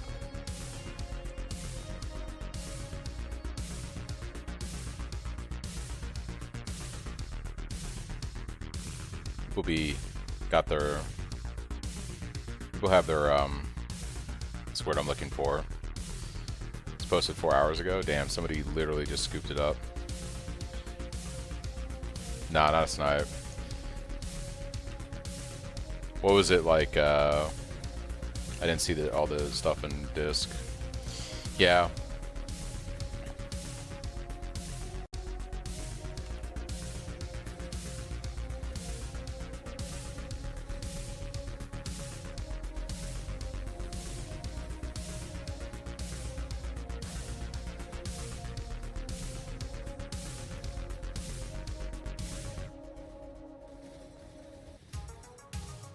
Ooh, that would have been good. Yeah, that would have been dope, actually.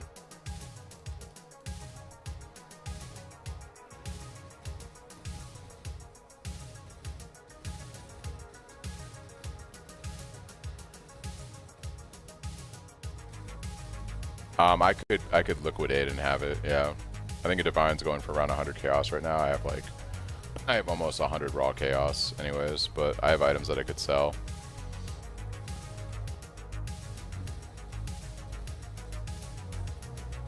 Oh, here we go, Soul Eater. This guy might make things interesting for me. Let's get out of here.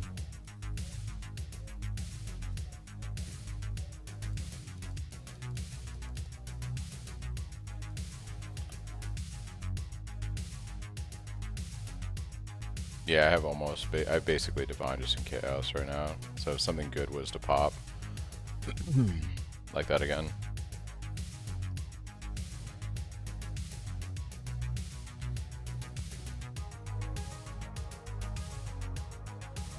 I appreciate it, Chris. Just trying to focus on delving. About to go back to mapping. I think I'm gonna go knock out Exarch next, and that will complete the that quadrant of the Atlas.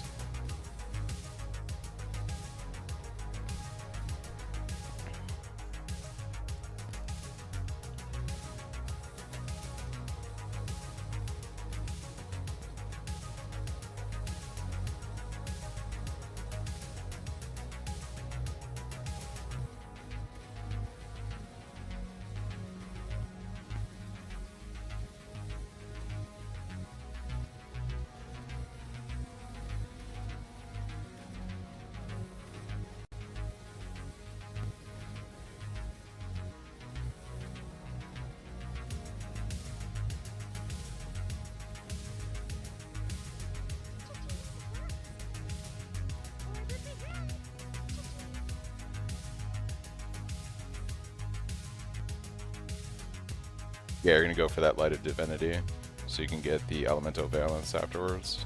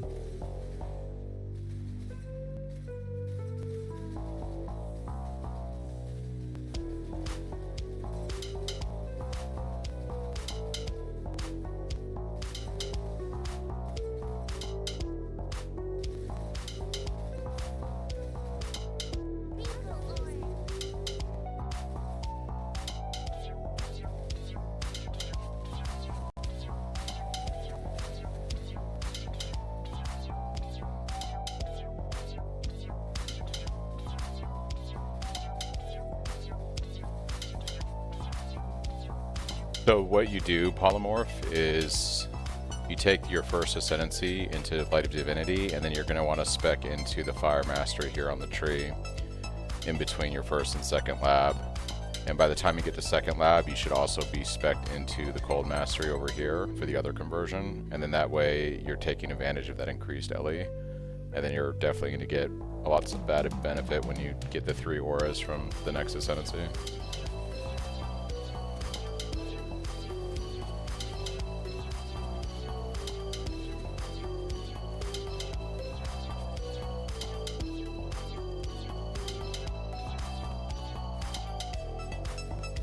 Yeah, no problem.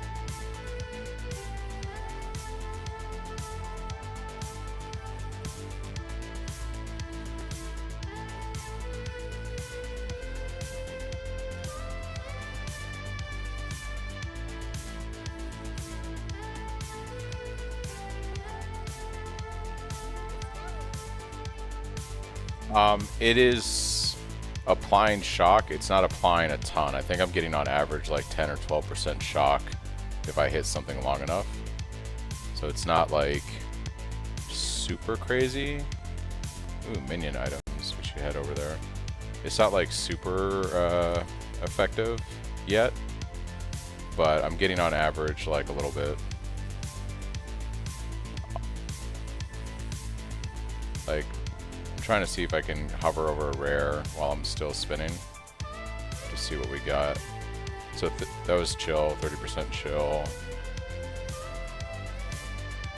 Here's a rare. 19% shock on that rare. Yeah, so I'm getting the benefit of it. And obviously, the better weapon I have, the more effective the shock will be from the harder hit, you know? So. Might have gold to trade. Oh, yeah, for sure.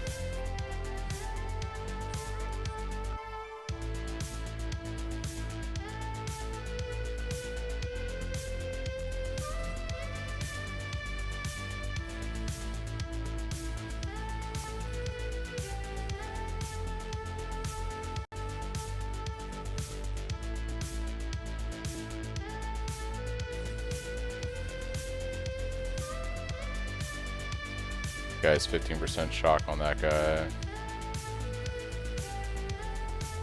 And I'm getting like 30 to 35% on regular mobs. 15% on that guy.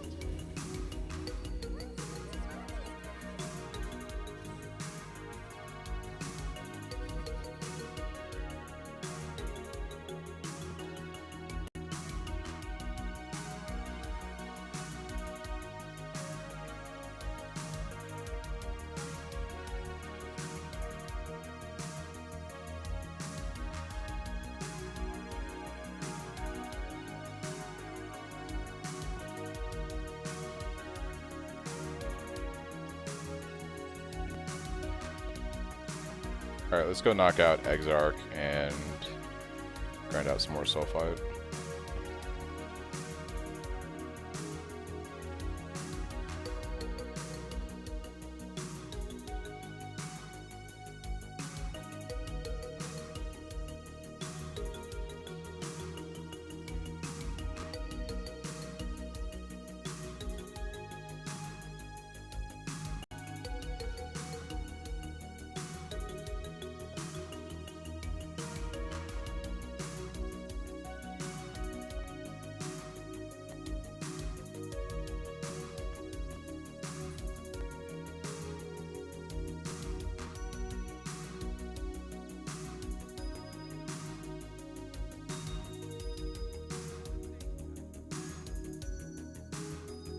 Got to Act 3, vendor has 70% Fizz War Staff, first jewelers, equals 4 sockets, 4 link. Hey, there you go, Polymorph, everything's just falling into place. Nice.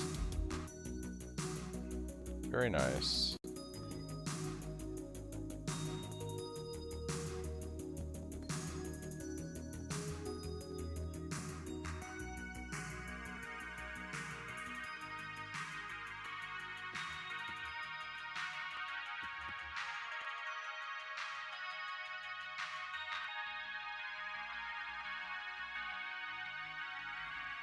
Oh, for Frostwink? No, let me go do that real quick.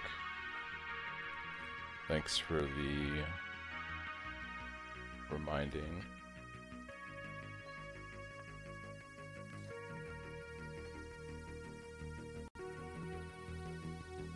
Yeah, it's 145. So it should perfectly match what I need for the staff.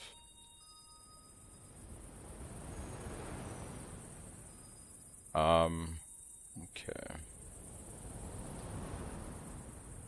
Honestly, I was going to go down this path for Wrecking Ball, but maybe I take a Jewel Socket for some more life and damage, or a Watcher's Eye potentially, when one pops up on the market. So I think I just do that right now. Okay. I've got 2 points available, basically.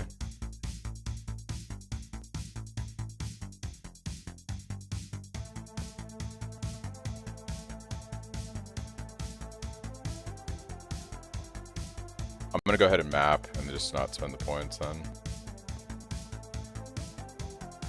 Weathered Hunter.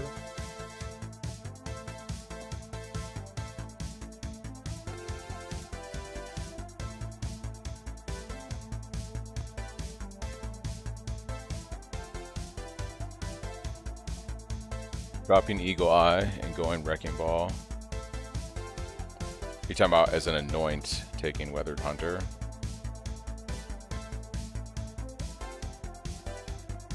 I don't see that on the tree. Am I blind? No pathing to it, so it's got to be close then. Where is this thing? Oh, it's right here. Gotcha. I'm off to walk the dog. See you in a bit, Benny. Okay, so saving up these points here, and then you go and take Weathered Hunter. Okay. Dropping a Lyra. Interesting. If I, Are you also taking the Mastery for the 500 accuracy?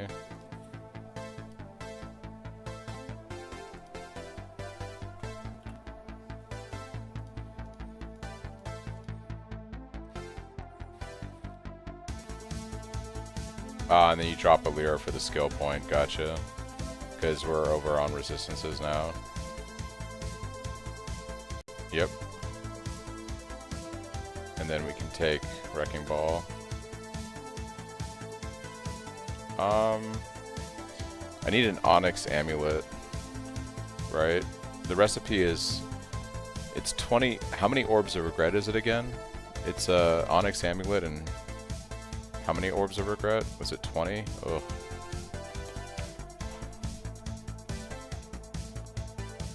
I think it's 20 Orbs of Regret, yeah.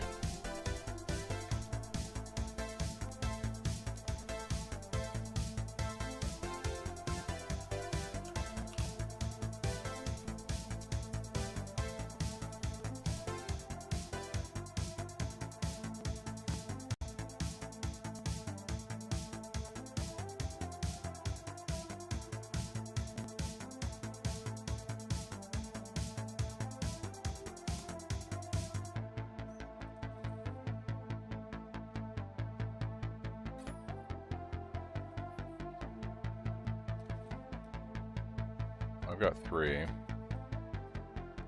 How much are these guys going for right now?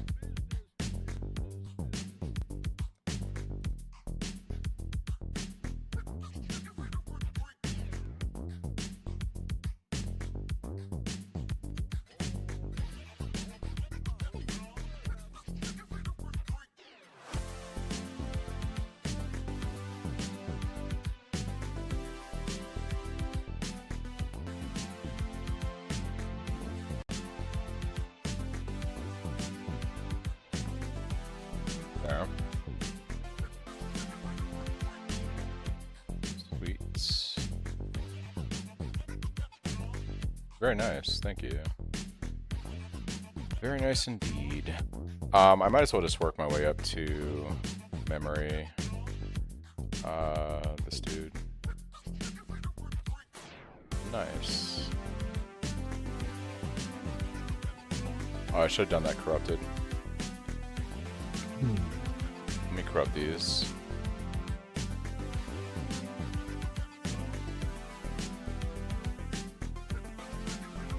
Again. Get some Atlas points.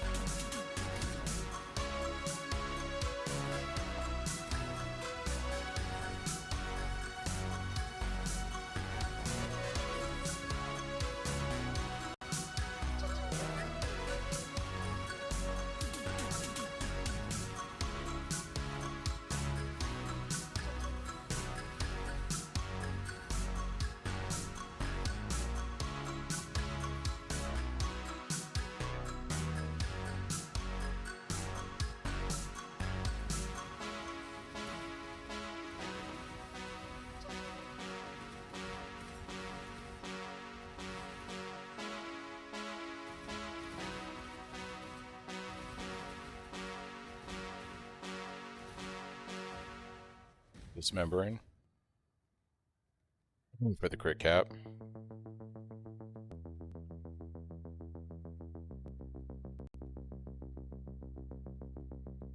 Are you talking about Destroyer up here? Yeah, and that gives us, yeah, because of the Lethal Pride. Yeah, and then go for crit cap. Sounds good.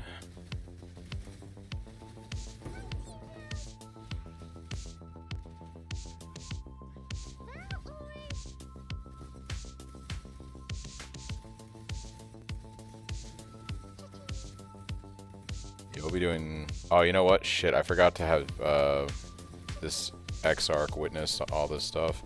I want to do another Watchstone, so we will be working on that shortly.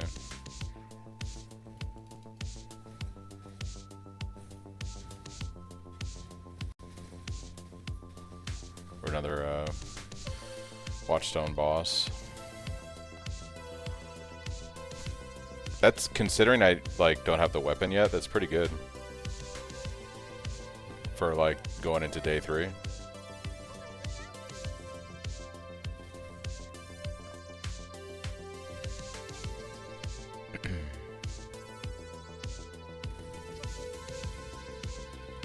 I mean, damage feels really good right now in T16s. Using 19, gotcha. It might be a little bit lower on bosses, but that's something we can test when I do Exarch in a little bit here. It's probably more like 5 or 10% on a boss, but yeah. Until I get like a much higher PDPS weapon, I don't expect the shock to be that high, but I could be wrong. We'll see.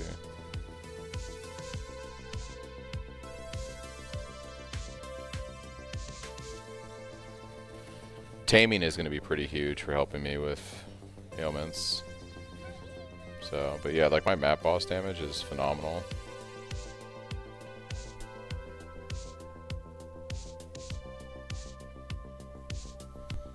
The mastery for the crit wheel might be useful too. 50% increased effect of non-damaging ailments. Ooh, yeah, that'd be pretty good actually. That'd be really good.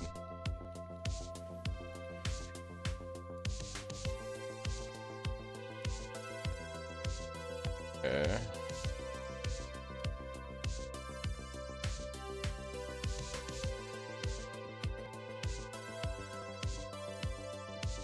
Let's Exarch witness some stuff here.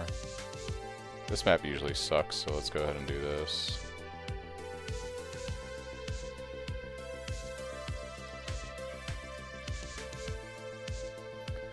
That's pretty crazy, yeah. So I guess take Destroyer, and then go into crit cap, and then take that mastery. And that's 6 points. That puts me at... I mean, that'd be 98. We'd be pretty saturated at that point, but...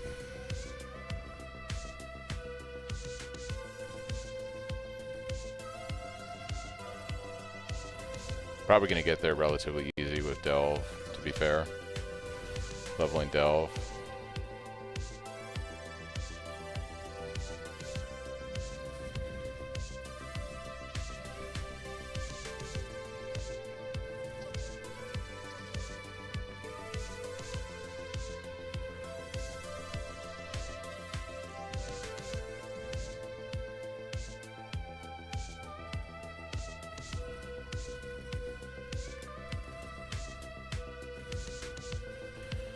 Could always test it out. I could always do crit first just to get crit capped, which is always good. Take the mastery, that puts me at 96, and then we could see what shock looks like.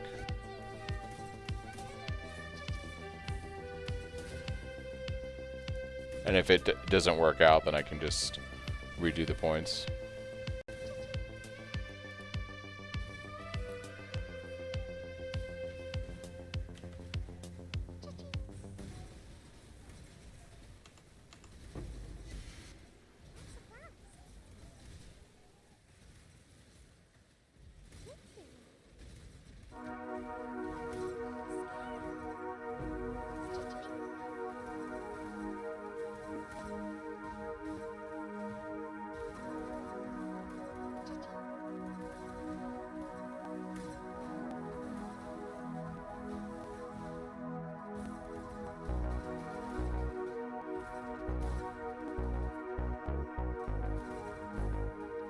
That Lethal Pride does make it pretty juicy.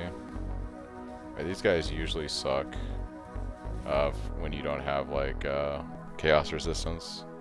So we might lose some XP here, but whatever.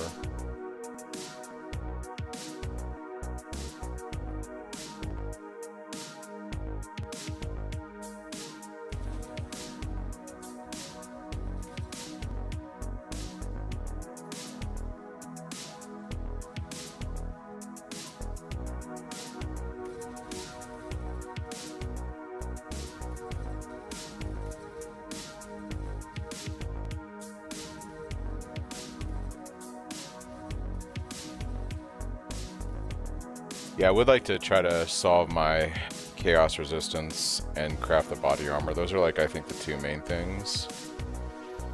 Body armor is easy, kind of. Like, I know what to do there. The chaos resistance is going to be like a little annoying with gear on the market and just trying to figure that out.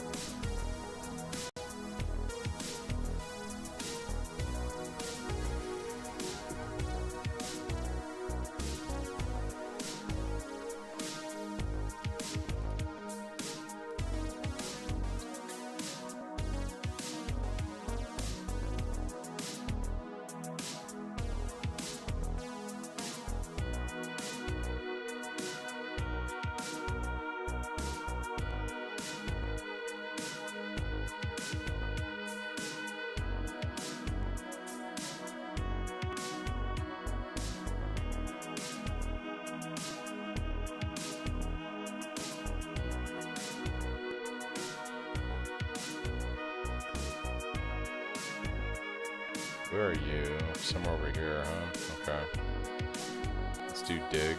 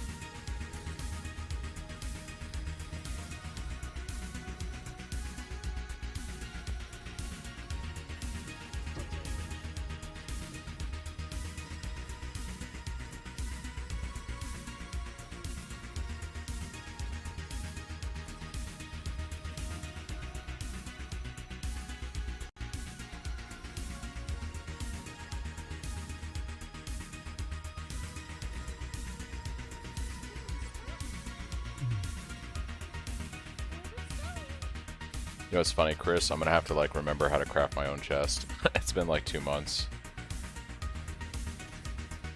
Thankfully, I wrote down the steps, like step by step on the web, you know, the website. So I'll just bring that up. But yeah, once I look at the instructions on the website, I'll remember. It's just funny. Like I have a general idea in my head how it works, but yeah.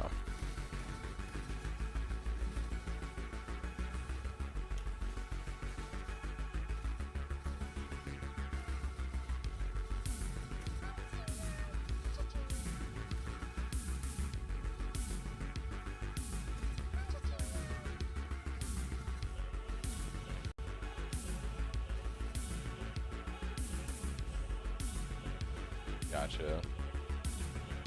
The real test will be once I have the ability to use the mastery. Oh, you're talking about just swapping between the two.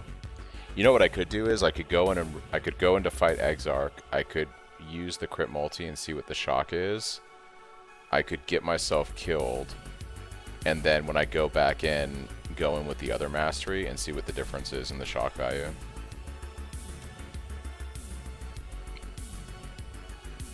So I think we just run with the regular crit, and then when he does ball phase, I will die. I go back in after ball phase with the other mastery, and we see what it does to shock on a boss.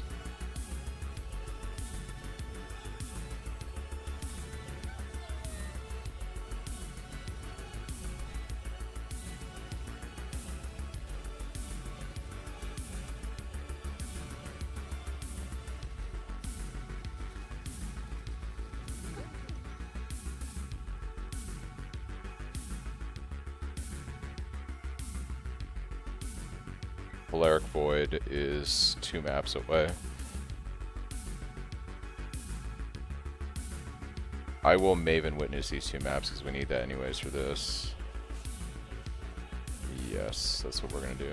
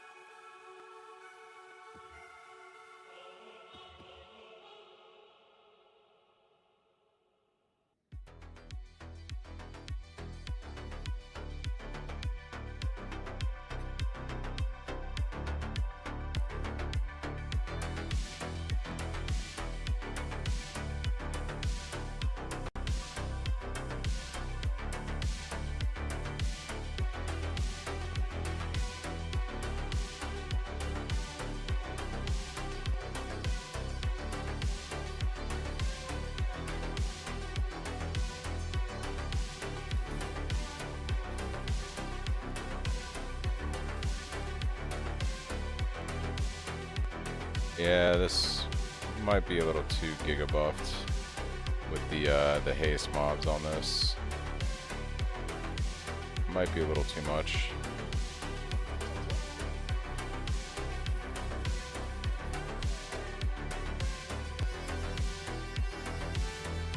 Well, they have like insane, these bats hit really hard for some reason. Like the bats in this map hit really hard, and they have like fucking insane haste right now. So they're just, yeah. Our spell block isn't like really high yet, so that's a thing also.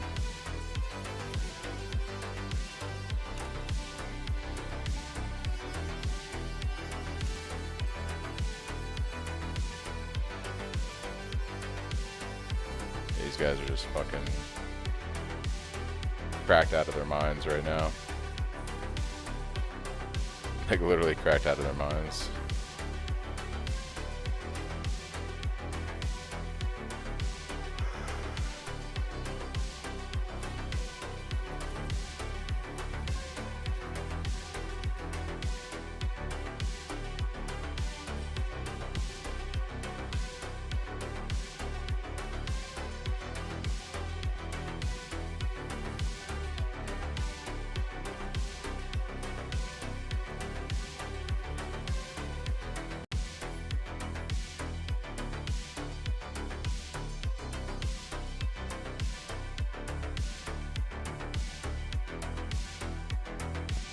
Haunted Mansion. Alright.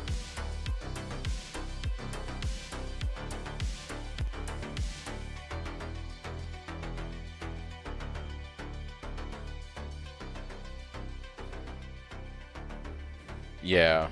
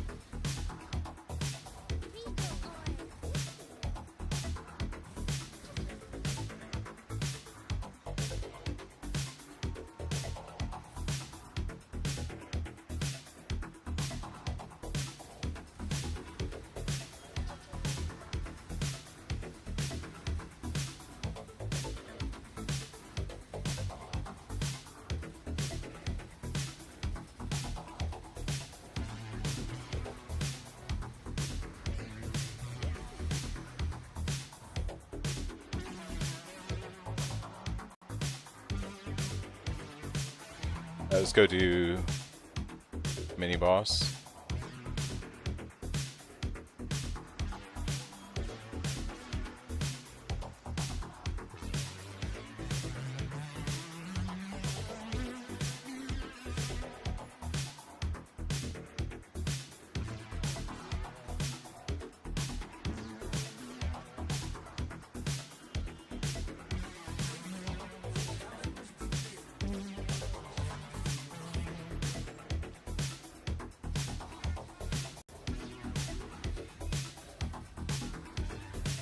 Looks like on a boss I get about 11% shock. Oh, 29% when I got a crit in, I guess. So I had 11% as baseline, and then I guess I got a really good hit in and it went up to 29%. So that's kind of like where we're at with shock right now on a boss.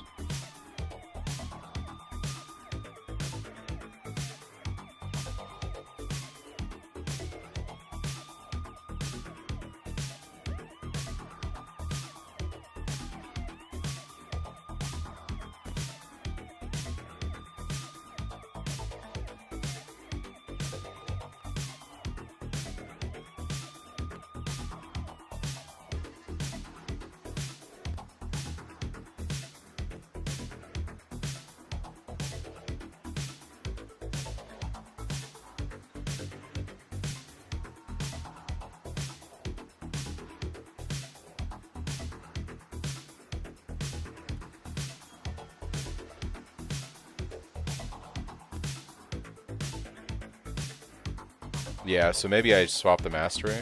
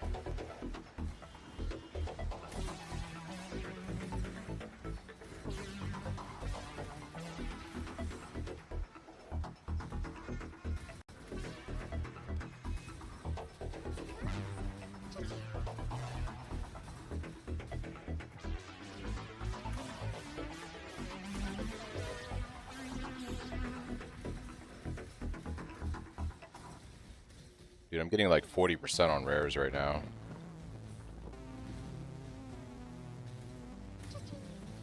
Like, yeah. Yeah, that's insane amount of damage. I'm getting like 30% to 40% on just rares right now, which is pretty crazy.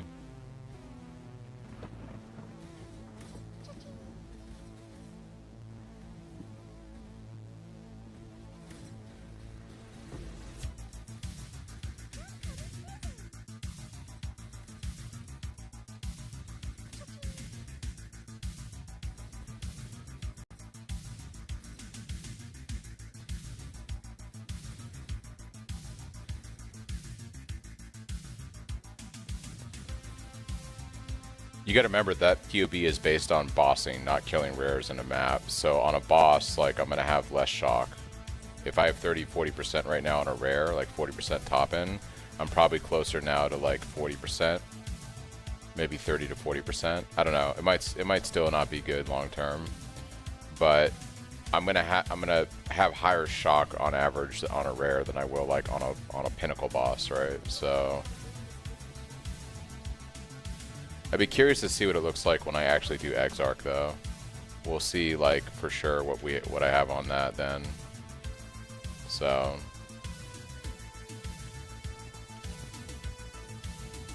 we'll get a good idea on Exarch here in a minute. Couple maps. But like right now on this boss, it's like 19%, 24%. And he's a lightning guy, so he probably has higher resistance to lightning hits. Oh, I forgot to grab the crafting recipe.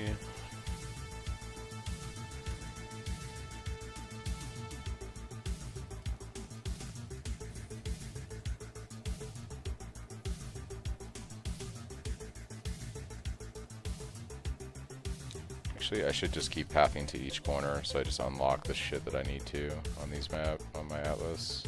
I have to go back and do this. Just go for flooded mine.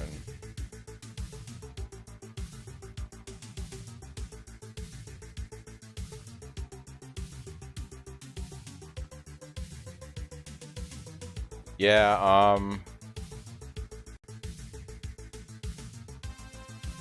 as long as it's not throwing off Trinity, I'm not too concerned. But I wonder why that is. Because I don't have anything that is inherently... The reason why the cold damage is probably higher, Chris, is because I have 12% increased cold damage here. And then I have Fangs of Frost, which gives me, you know, the penetration and increased. So that is why it's probably showing up like that.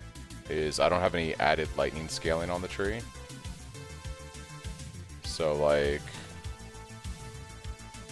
and I think the closest lightning nodes, if there are any, are like all the way up here for attack, so it's not feasible. Yeah, convert to lightning damage. As long as it's not throwing off, yeah, and the hatred also gives us. As long as it's not throwing off Trinity, I'm okay. It would be nice to scale the shock more. I guess you could offset it by having like some flat lightning damage on some gear, like maybe gloves, rings, that kind of stuff would balance it out more. Not by a whole bunch, but it would, you know, contribute.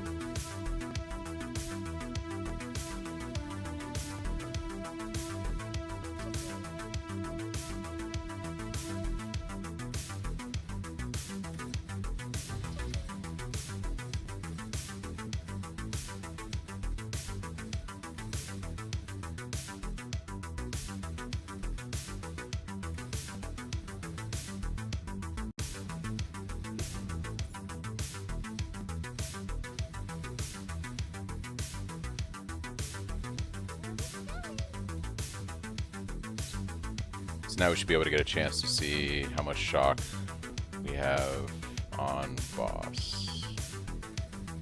Should be pretty good.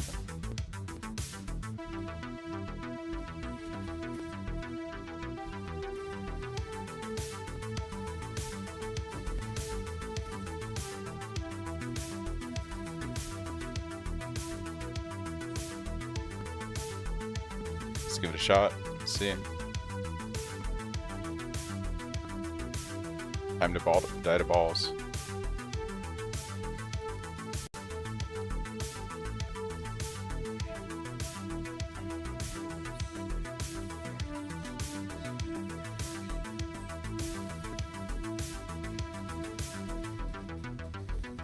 What does I see? 10%, 24%.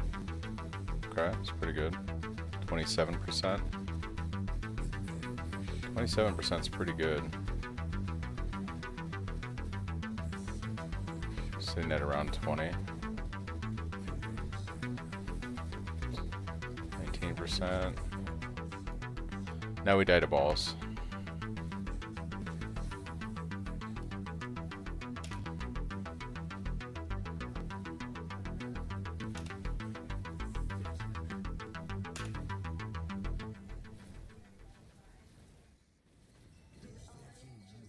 Every time, dude. Every time.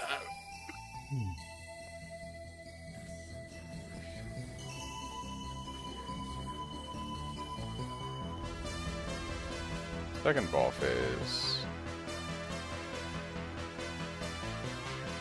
Oh, there it is.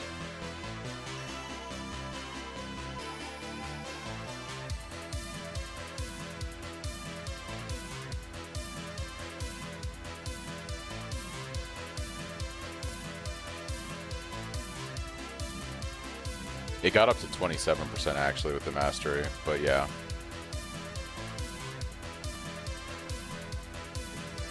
That's some unfortunate placement of runes for this dude. Should be able to call him here in a second. But 21%, 22%, yeah, it sits right around there, it looks like.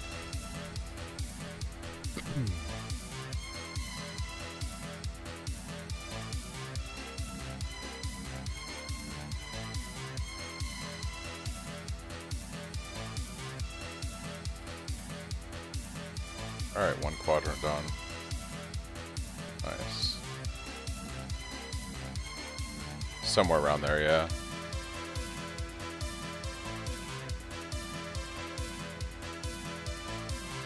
It did peak up to 27%. So I'm wondering if, like, if I hit really hard, that applies a shock that's a lot higher. We might see that with just higher damage. Because he was sitting at 27% for a few seconds.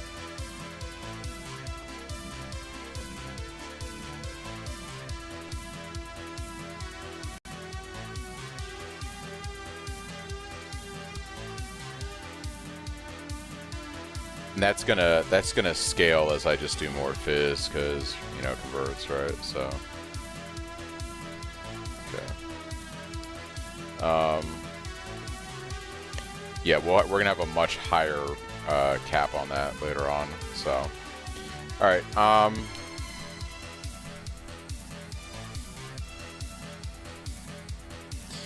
Our lightning is also probably going to balance out with our cold eventually, because I only have 40% conversion on the gloves when we end up having 60% later. So, yeah, it's just expensive to make the nicer version. All right, back to Delve. So I guess we'll do...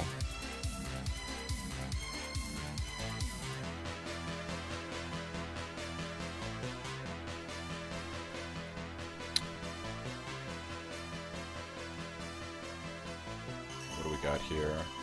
For Maven, we got to do more of the witnessing stuff. Yeah.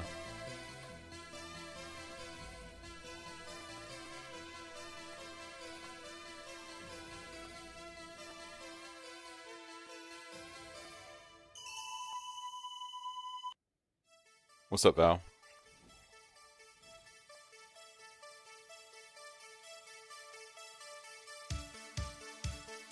Finally started crafting in PoE.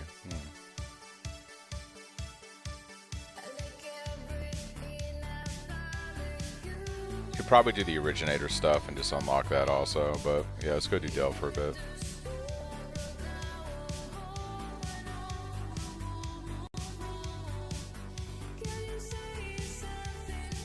I was working my way over to this minion node to see if we get something juicy.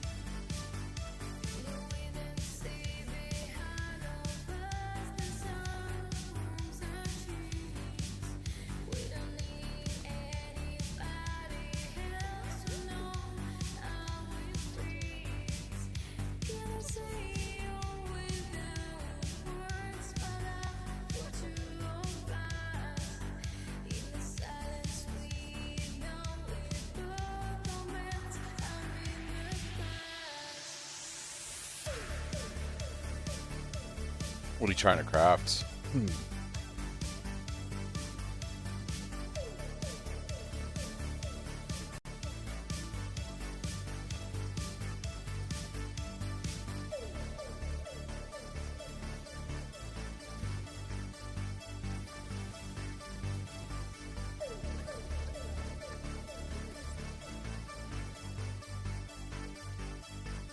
I went Petrified Blood once I got into mapping. You don't need it during the campaign. Around like yellow maps is when I kind of made the transition. Alright, so we have 2 armor boxes here. What are the odds that I get plus Raised Spectre on boots? I'm not very deep, Bab. I'm only at 178 right now. I've also been working on my Atlas, so I just did the Watchstones here, and I'm about to do the other quadrants today too, so I've been bouncing between working on finishing up the Atlas and just delving. I want to try to hit at least 300 today, so... What are the odds that I get plus Raised Spectre gem levels on boots for our BV minion pack bros? Or body armor? Oh, dude, I got plus maximum number of Spectres.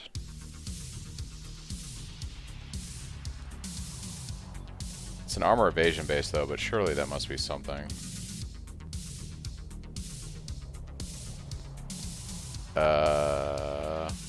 Yeah. Okay, well, that's money. That is money.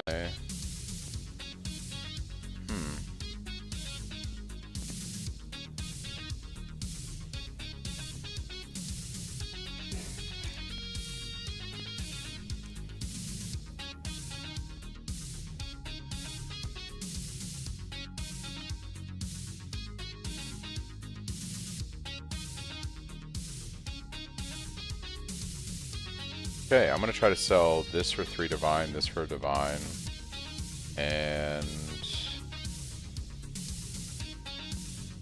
I don't think the rest of this shit's gonna sell for anything.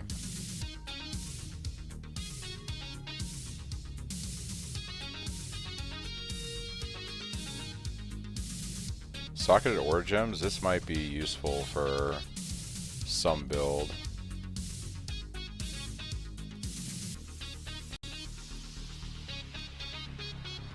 It's crazy good. Dude, delving, dude. Always do the minion nodes. Always do the minion nodes. What can I say? Alright, Yeah, I went out of my way to do that. I went like out of my way to do that guy, but we're gonna have to start going back down again. I don't see anything nearby that's looks super valuable. Fizz nodes too.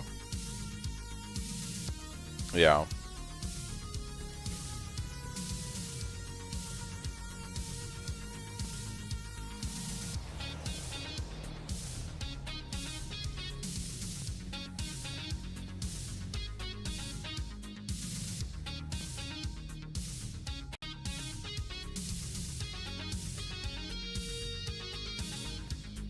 Down there, just dynamite. Okay. The curse rings, yeah. There's a couple nodes in particular. There's the ones that drop fossils, the minion nodes, the fizz nodes, the cursed nodes. Those are all good stuff.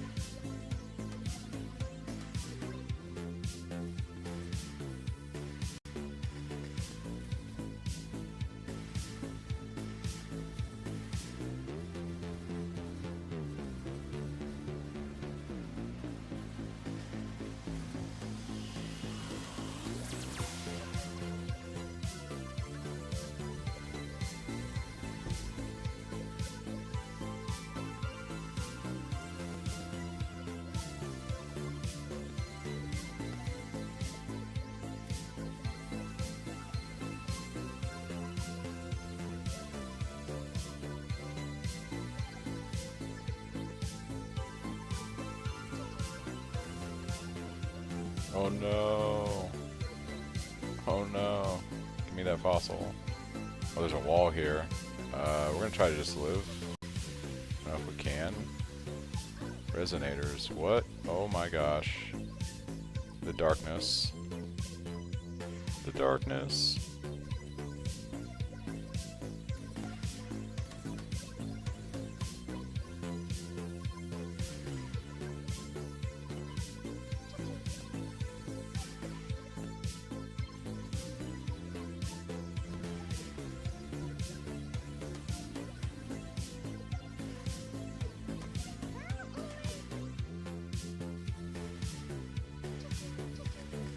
Flare spam? Yeah, well, I was out of flares. Yeah. I'm using them to explore the darkness for stuffs.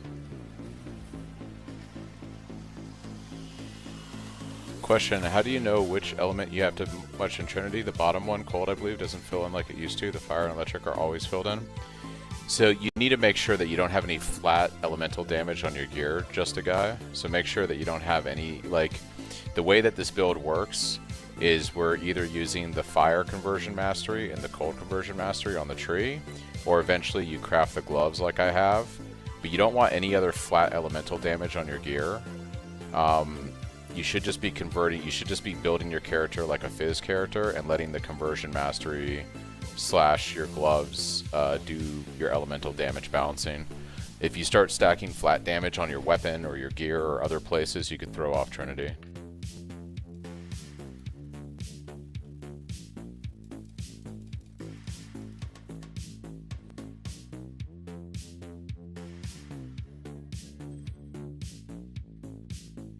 Yeah, basically keep your weapon like a straight Fizz weapon. And you really don't want to spec too much into increased. Basically, the way this works is when you do stuff like increased attack physical damage, this actually buffs our elemental damage because all this is being converted, right? So you really, your main source of damage is like attack speed, having a really good Fizz staff, and then you could have some flat damage on your rings or your gloves, but you don't want too much. Definitely not on your weapon. You want to let the conversions do the the balancing of Trinity for you.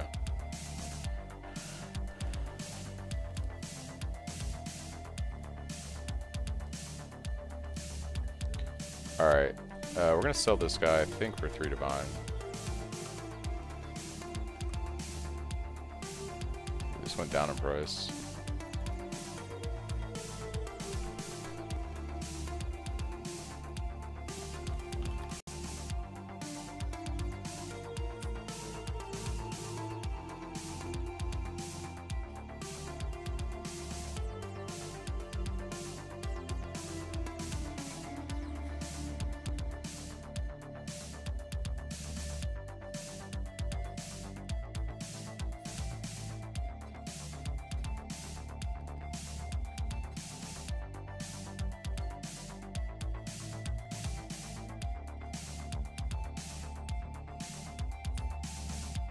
Yeah, that's probably what did it, was your weapon.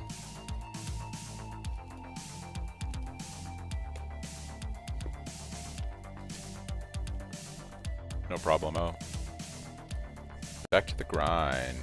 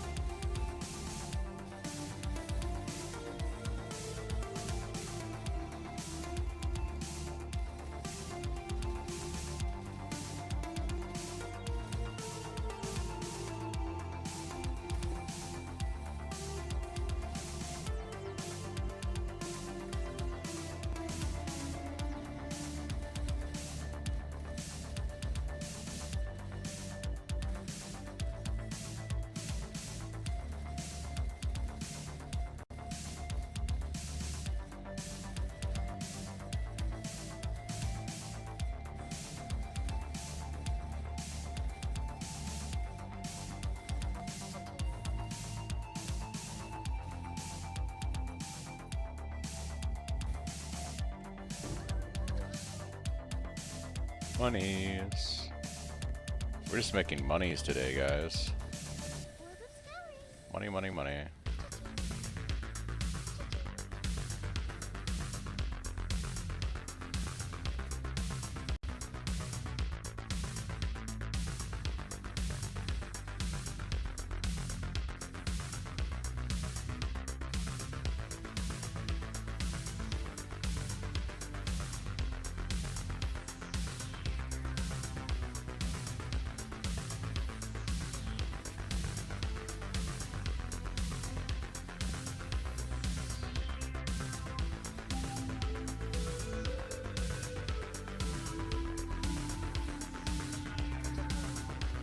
When you go down these paths and they lead to nothing valuable, feels bad.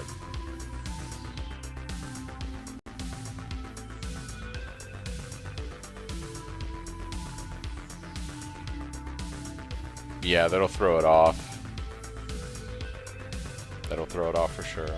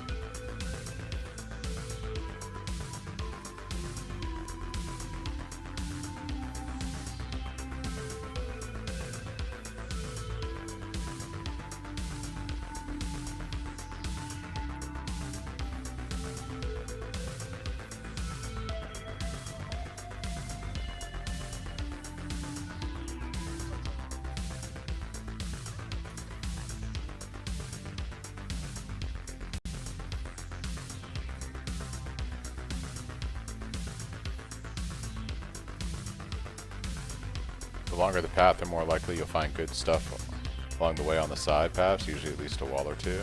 Okay. Good to know. Yeah, I just need way more flares. Like, way more flares.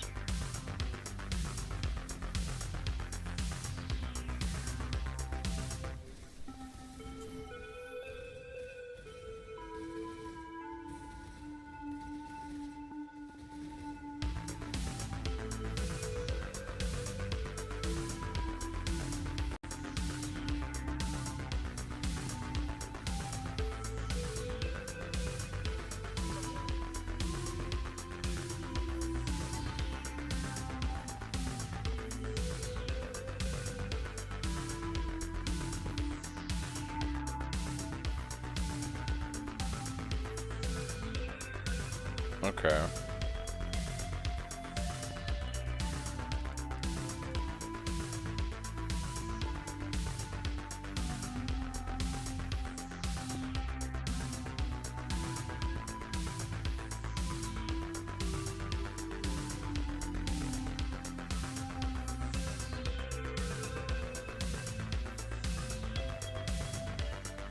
Oh shit. Well, I just found a belt, apparently.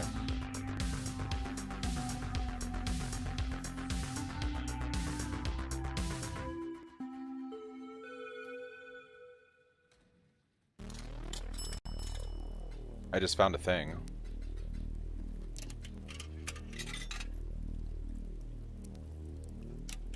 So sometimes even if it's not a node you might have pathed to, it might be worth going through a long path. Alright.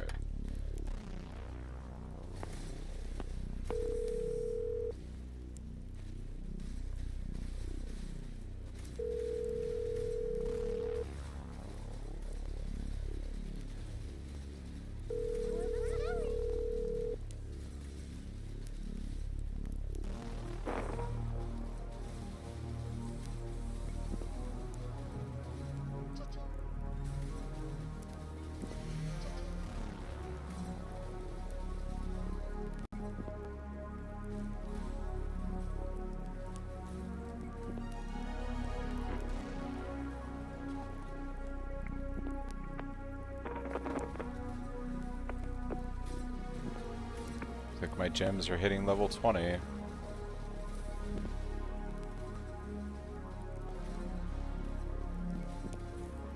Apparently they're saying that Delve's changed in the last patch, Chris. Like, when like it's changed recently in the last couple months. So depending on what the guide you viewed was, if it was like, you know, from 8 months or a year ago, it might be out of date compared to what they recently changed with Delve in 3.27, maybe? Oh, okay.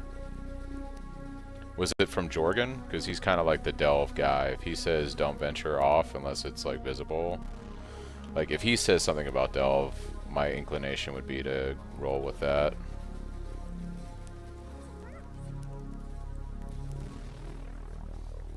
But yeah.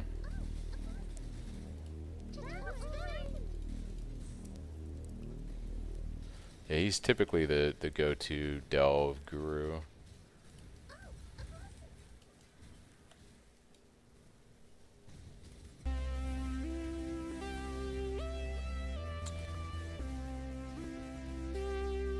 Yeah, basically what I saw looking at Delve was the most profitable thing to do was essentially you get down to like level 300 to 350, and then I'll have to like demonstrate it when I get back to the Delve chart, but this probably tracks with what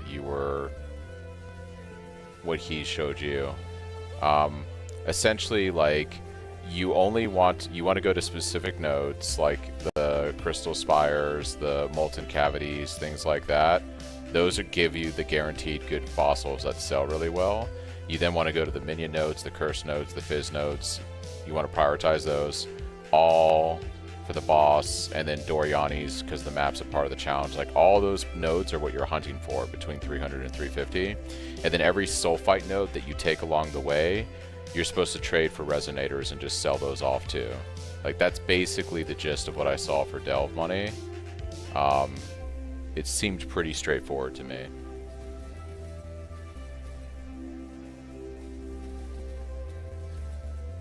I don't mind like going along the paths and stuff per se.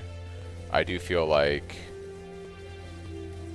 the most valuable stuff I've gotten so far has been from nodes though. Like obviously the minion items, and then I got that one fossil that was almost a divine, but I undersold it. Like so essentially it feels like I should just be doing nodes, but yeah.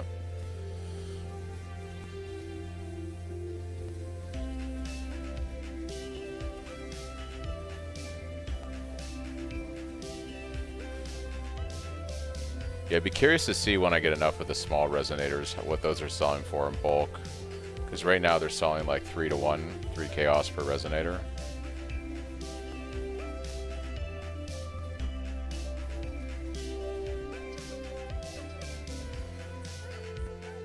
But yeah.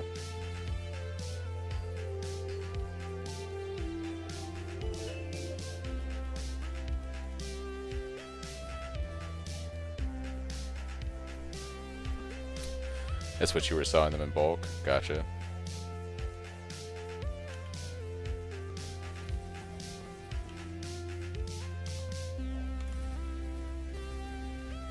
Holy death, dude.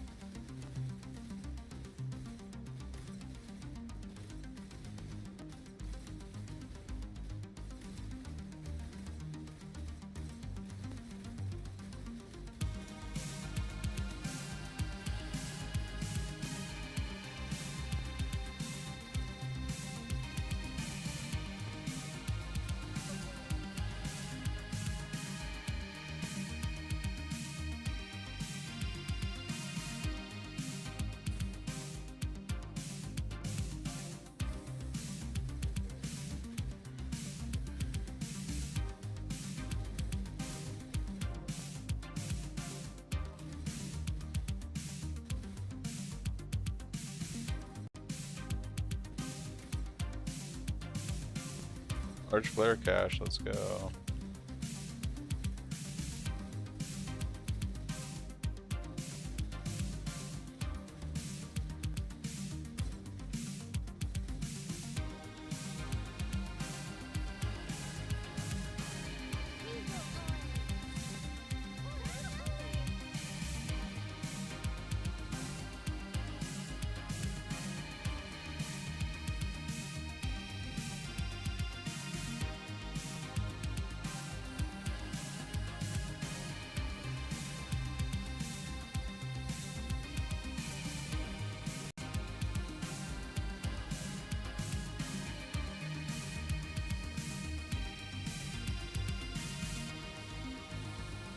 Yeah.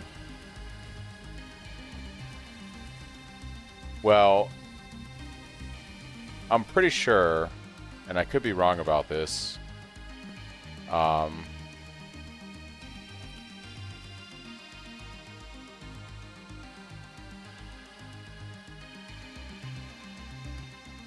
believe Petrified Blood enables Overleach, because it feels like I'm playing with Overleach right now. Brutal Fervor from Slayer, Immortal Ambition, blah blah blah. Also allow leech instances to continue if the character's unreserved life or energy shield is filled. Petrified Blood achieves a similar effect by preventing recovery above low life. Petrified Blood also enables Overleach as it ignores leech above low life without removing it. The leech duration is not modified by those effects, they just prevent premature end of the leech.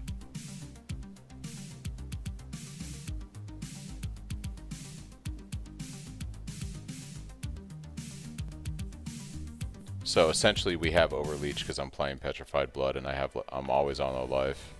So if you actually look, like my life is constantly just bouncing back up while I'm hitting things.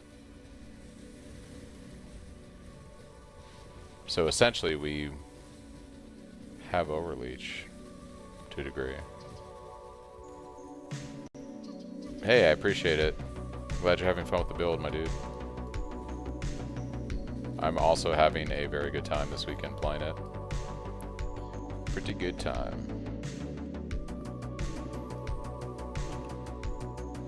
Quick pro tip, my dude. I don't have this in the POB yet. I'm going to update it later. When you do your critical mastery here, swap from the plus 25 to crit strike multi to 50% increased effect of non-damaging ailments. This increases your shock effect, which causes you to do more damage. So you want to run this mastery over the plus 25 to crit strike multi. That is once you have Fizz to Lightning Gloves. If you're still running Fire Conversion on the tree with Chill, I wouldn't do that. But once you have half your conversion as Lightning, that's a very powerful mastery to increase the effect of your shock.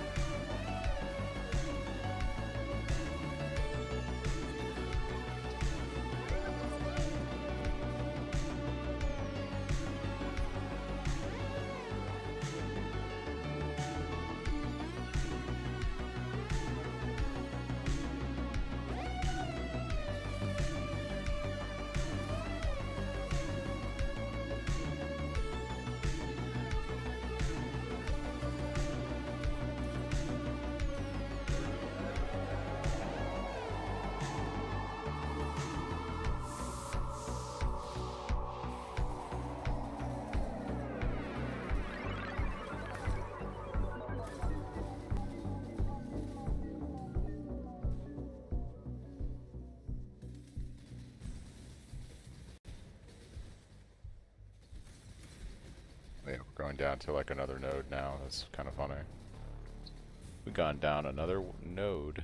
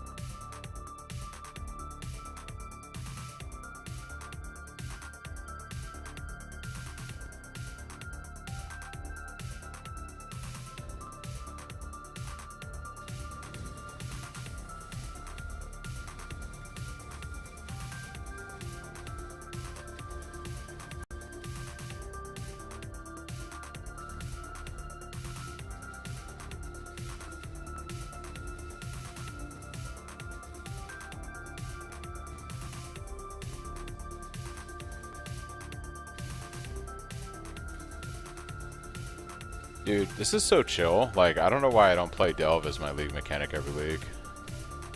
This is like really chill.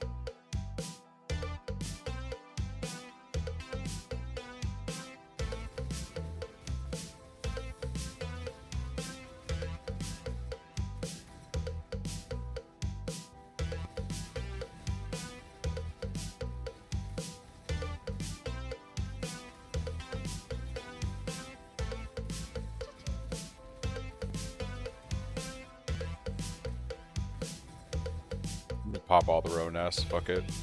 We're probably gonna die. Mudflats 2.0.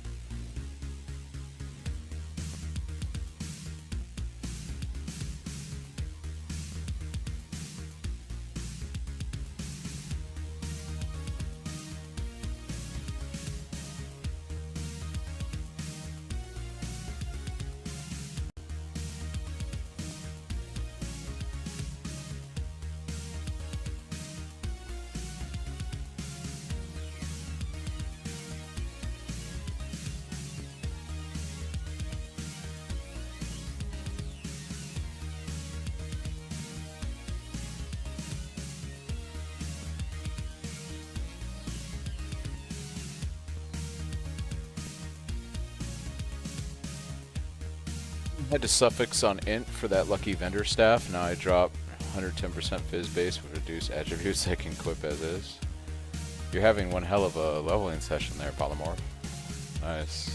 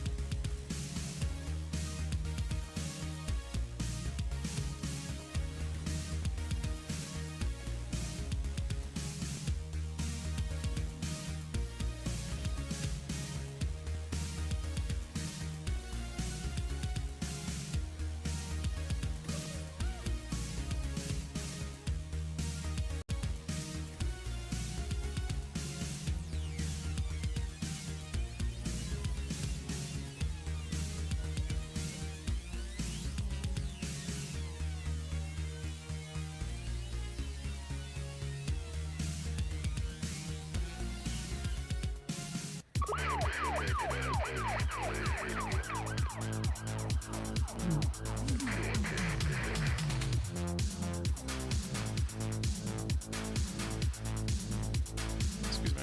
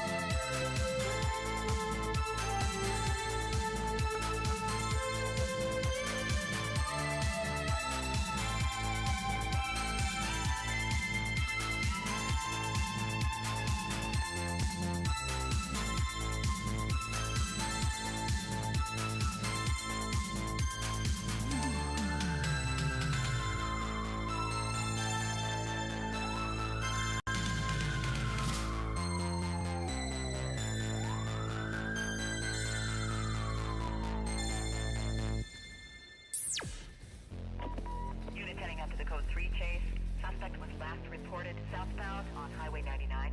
Can you give me more info on that call? Just clearing another call. I'm headed over there. Closing fast on a vehicle that matches the description.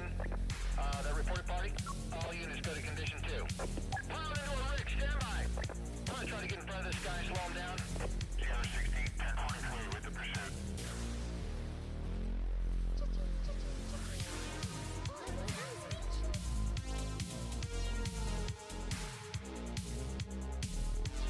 How far are we?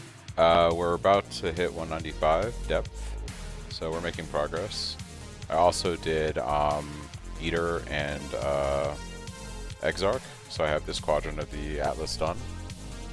And I pathed to the other two over here, so Maven, and then I need to also do this guy. I need to do all of it, but yeah, we're making progress.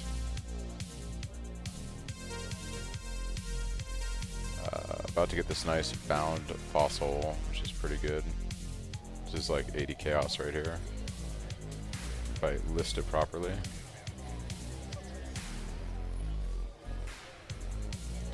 Oh, you missed it, Benny. I guess while you're out, I went to a minion node and I got +1 specters on chest. So I listed that for 3 divine in the shop.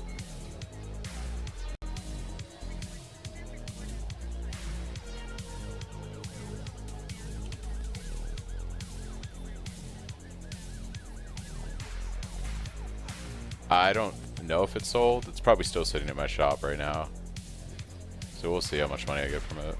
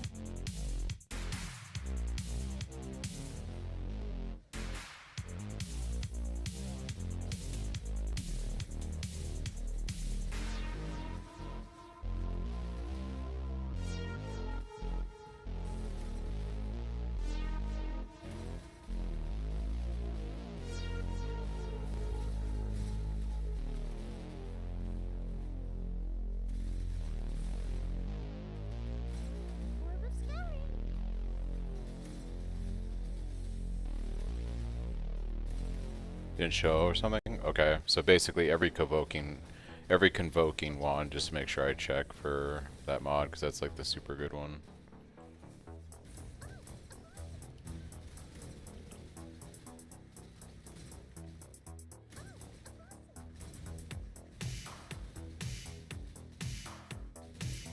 That was a fractured fossil.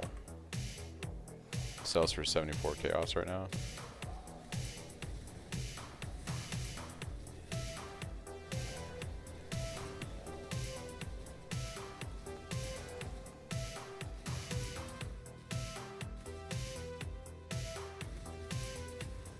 $82C, okay.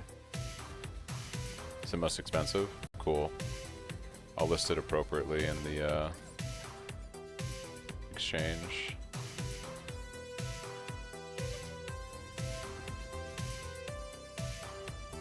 Yeah, those Crystal Spire nodes are super good. They drop really nice fossils.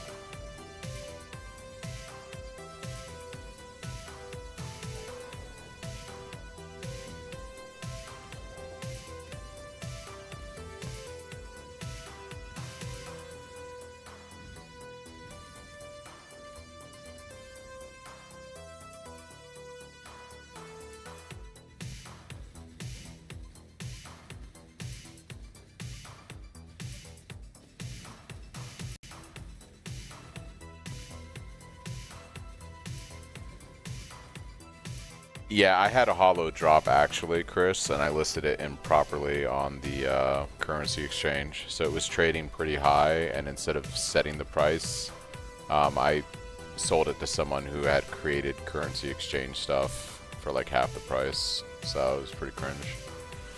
But now I know that if there's no comparable price listed, just set it to whatever is trading in general off Ninja or that macro. Or I should say the exchange group.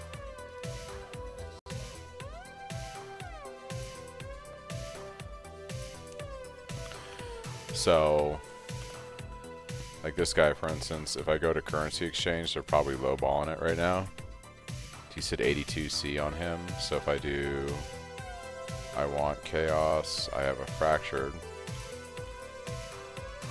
Yeah, they're lowballing it, but if I compare, there's no competing trades for these two items, so I'm going to sell mine for 82.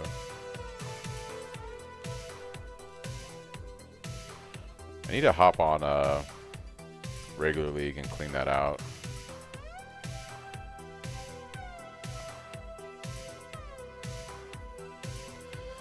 Yeah.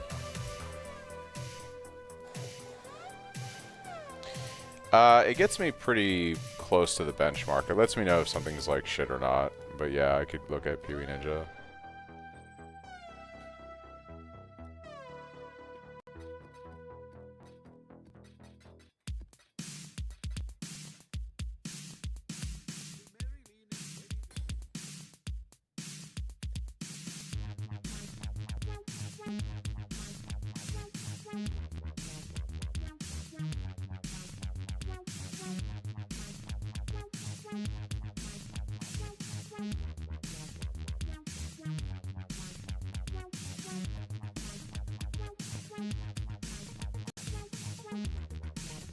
It looks like it's the only one on the market, because right now, yeah, I'm the only one that has it listed. You think I should list it higher? It's the only one that's on currency exchange. People are probably selling it from their tab.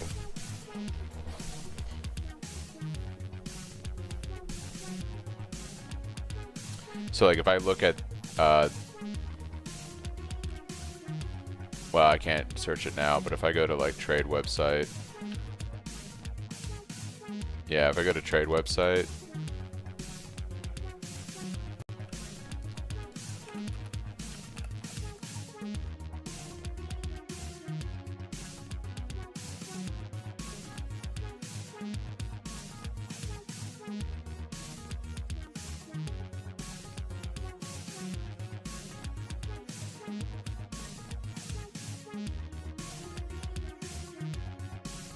wait, what?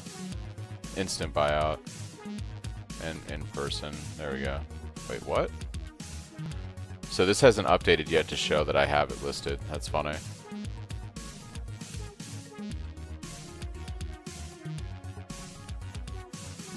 What's up, Kark? Yeah, doing pretty good.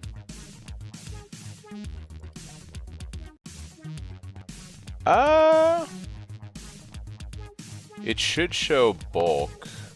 Like if I look at something like Essence, for instance.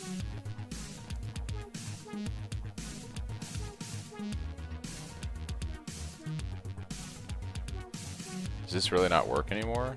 Yeah, it still works. So you can see that these guys right here are selling it out of their stash tab. They're not selling it through the currency exchange. So it'll, like, if nothing is listed, like some people might not sell through the currency exchange, they might sell through their stash tab still. So like if I look up for instance hollow fossil instead of fractured and deselect this, yeah, so there's like none on the market. Any. So nobody, it feels like nobody's doing delve right now because there's like no delve fossils listed. So I may be the only person that's actually doing delve. Like, which is kind of funny.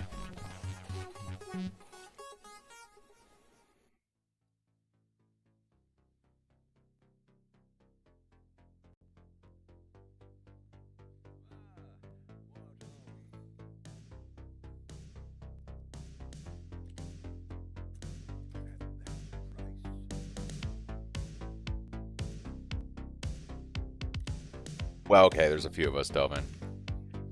There's a few of us delving. I should rephrase that. Alright, I kind of want to do another quadrant. What's the easiest next one to knock out? I guess do Incarnation of Dread.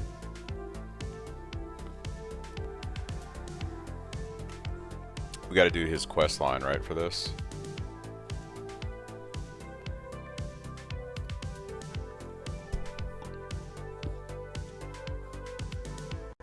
Yeah. Just want to get everything to T16 drops. Everything to T16 drops. And nightmare maps. If we can start printing nightmare maps too, that would be really good because I can just sell those off for money.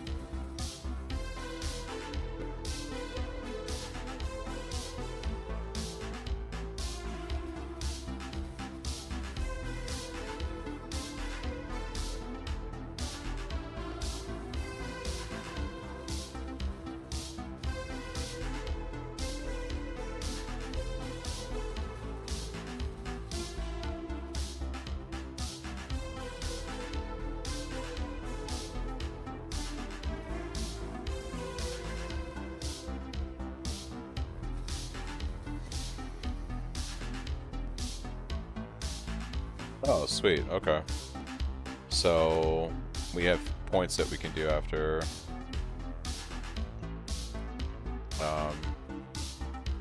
I do Destroyer. So I probably want to go for Destroyer and then take the triple damage node.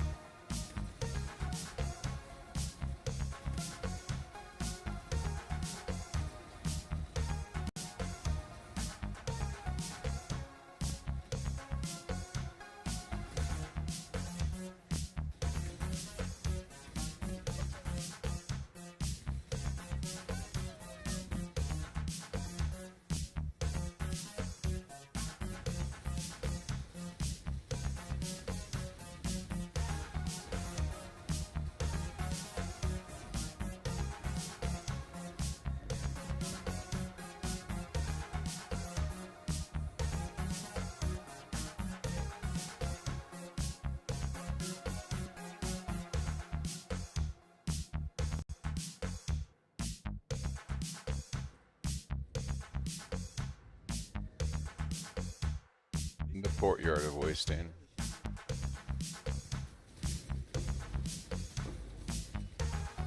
Look at that big boy.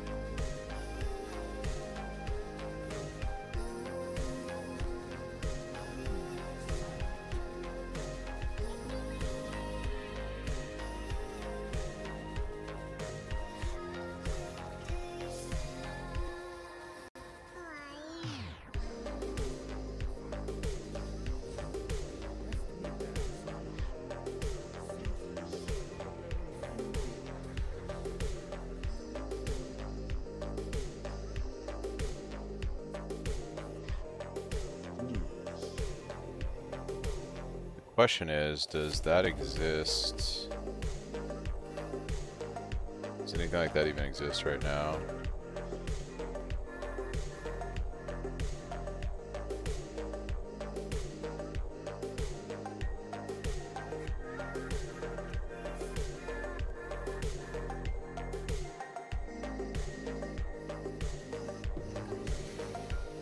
You have to POB it and see. I'm gonna go do this boss here. I absolutely love... I mean, we're affected by Wrath pretty much constantly, so it's a pure upside for the Fizz conversion. The question is, like, is it worth me taking a jewel socket for? I don't know.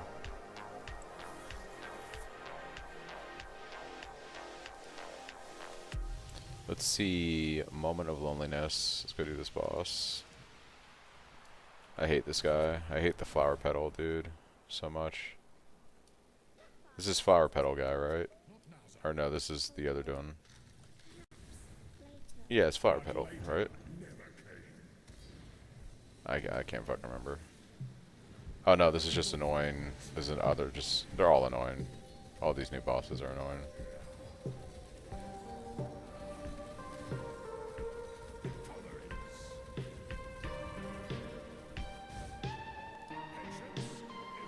Oh, we can't eat slams.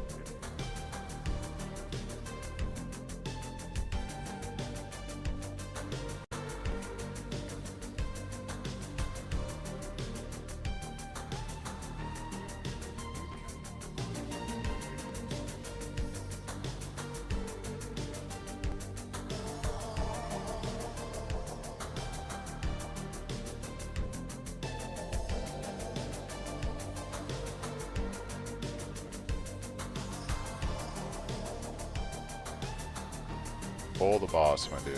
Pull the boss. Take Marauder socket.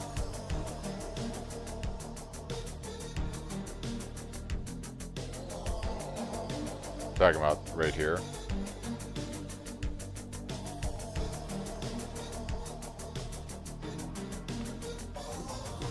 Did I lose XP for that because that was a map? That's fucking tragic.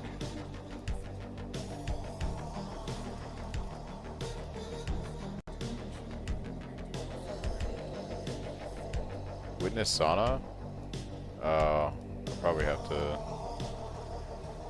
Yeah.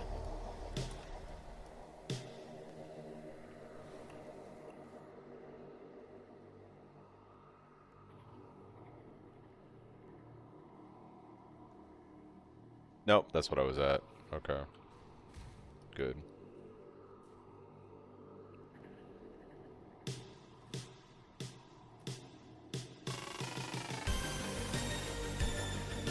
I gotta do all three of these guys. It's fucking annoying.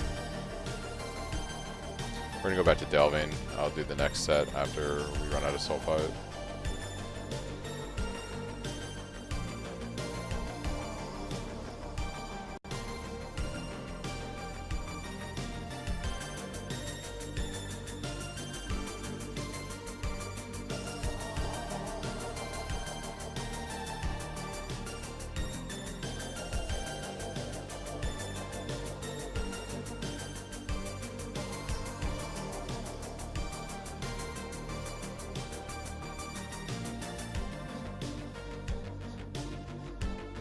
I wonder if I drop one life node and I drop this two-handed melee and we take that, if it's worth it.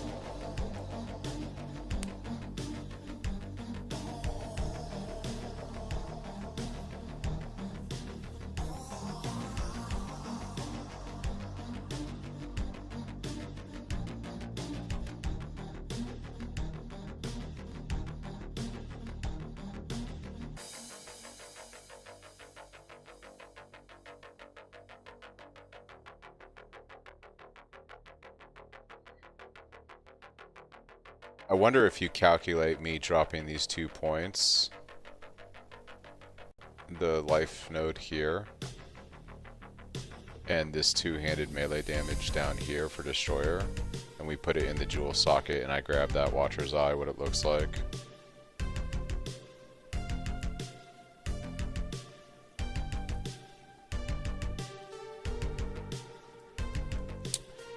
This Lethal Pride was... How much was this thing? I can't remember. 30? This was 31 chaos, I think. It was 31 chaos. What should I set shock to? Maybe bump it up 5%. I don't know how much it's actually going to affect it. It is. It maybe put it at 24% and see what the damage looks like, and keep it conservative.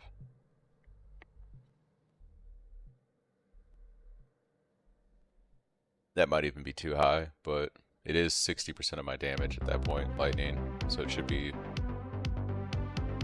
like maybe 4 or 5% more. I would think.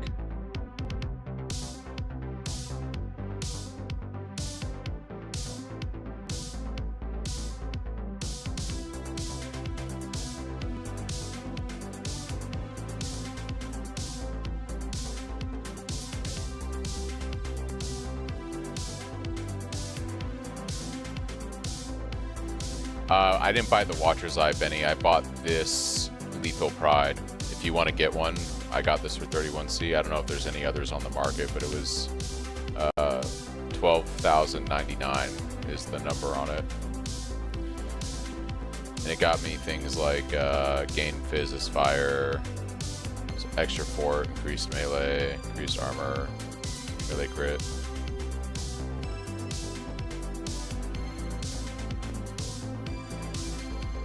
That's more crit, more Fizz damage, and eventually more melee damage here.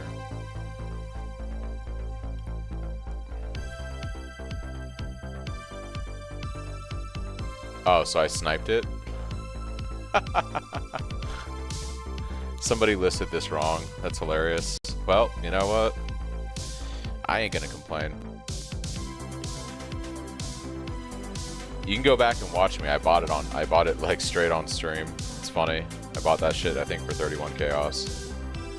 It was like, what, an hour ago? Goes up an extra 10k.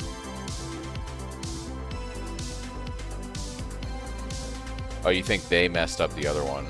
Possibly.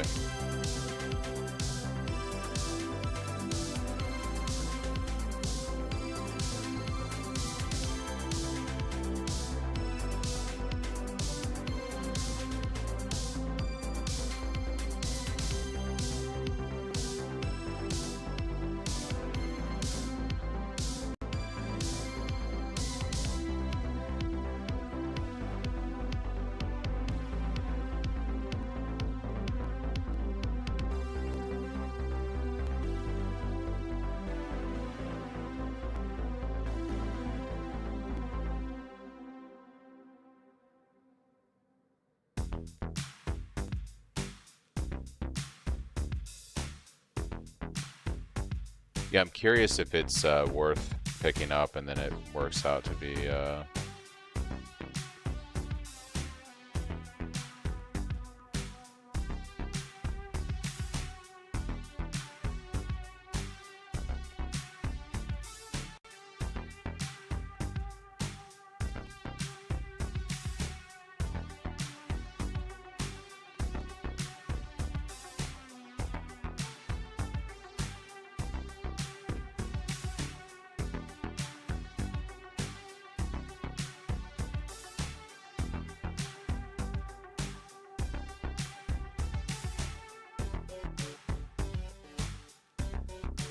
what's it look like on the numbers compared to the 3 million damage we're at right now?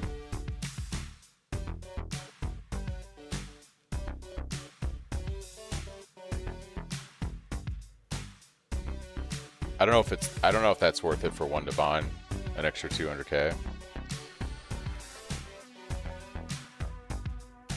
I can probably get a better Watcher's Eye for maybe 2 or 3 divine that's better, like significantly better than that. Once some more stuff hits the market.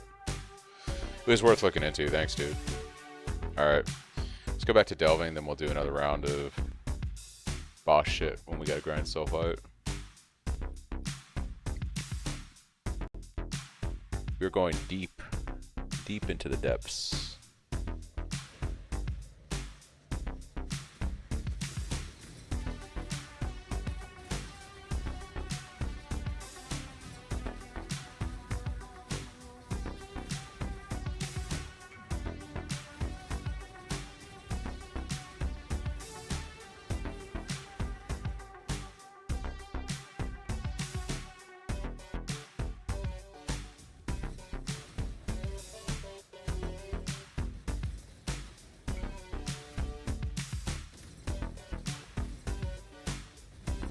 Alright, dude, I'll see you in a bit.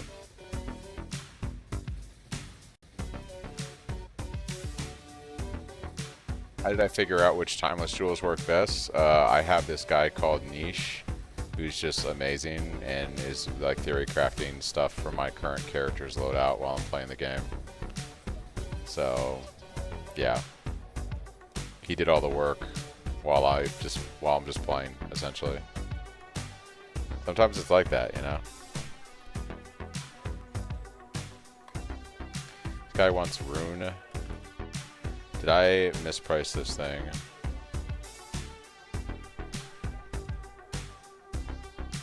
What makes this so special? Intellect?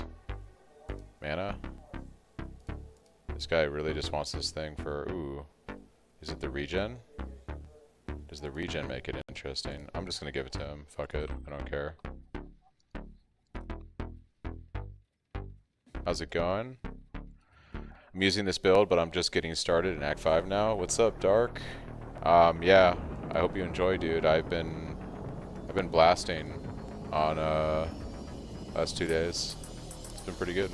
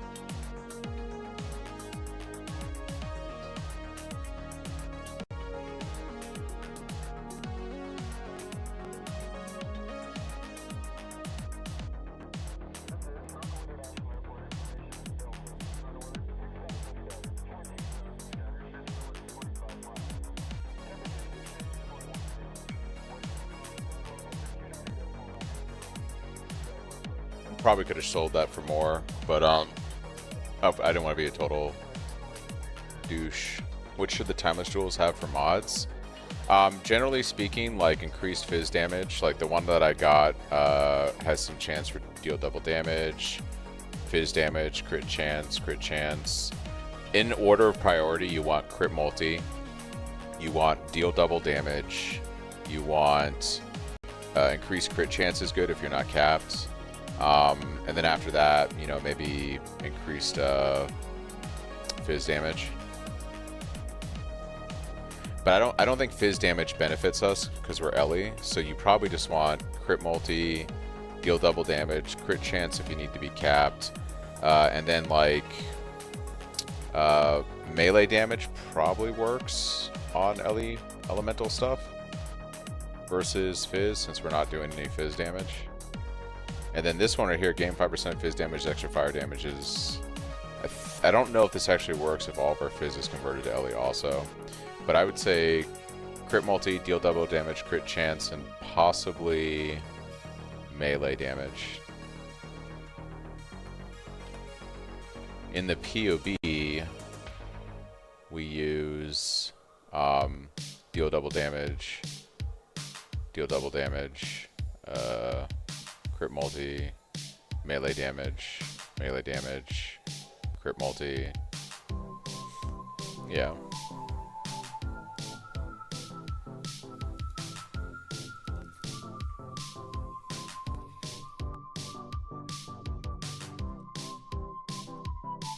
Okay. Back to Delve.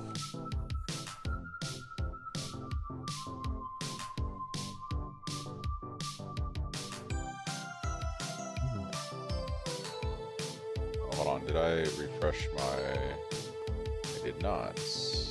There we go. Alright. Let's do it.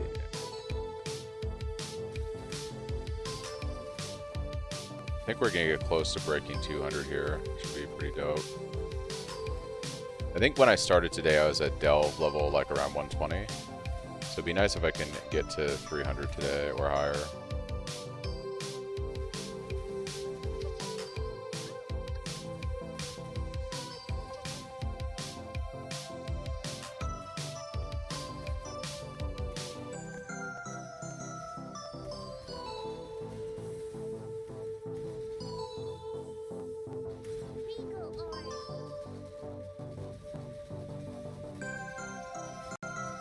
We are just going too far out of our way here.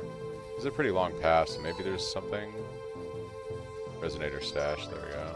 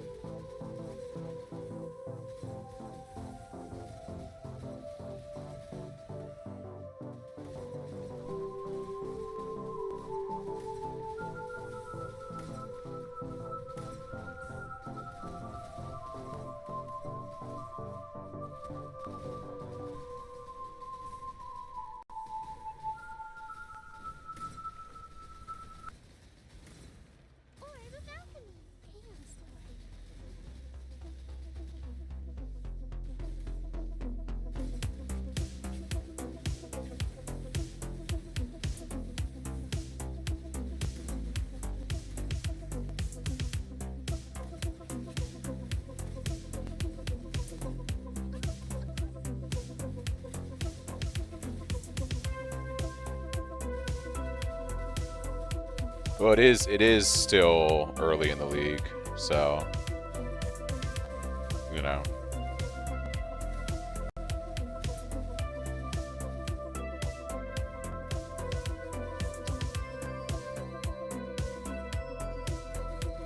Guess I got it while it was worth getting.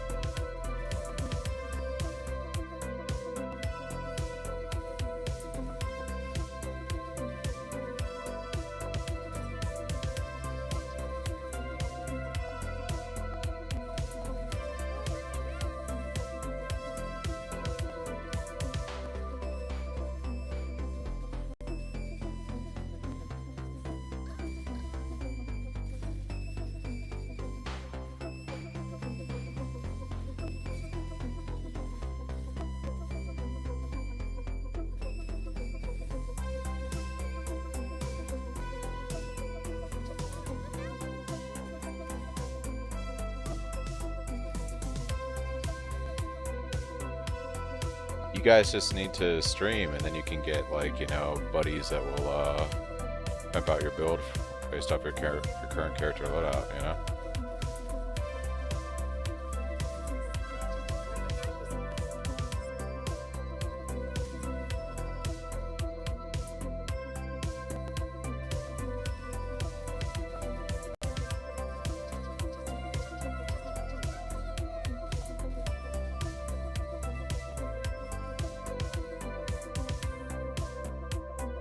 Yeah, Watchers is the aura one, so like Wrath, Hatred, all the stuff that we're using with the build.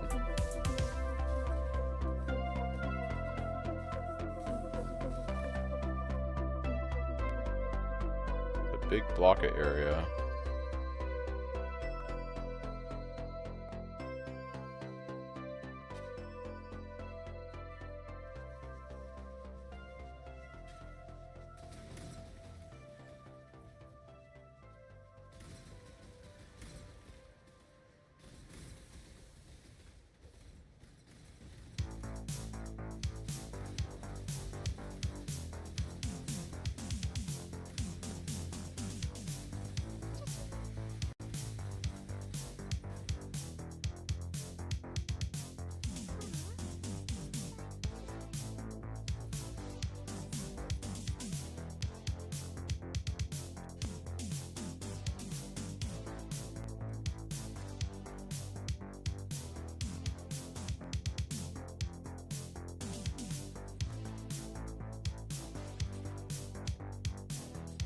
Actually curious to see what my if I was to liquidate stuff, what is my current wealth at right now?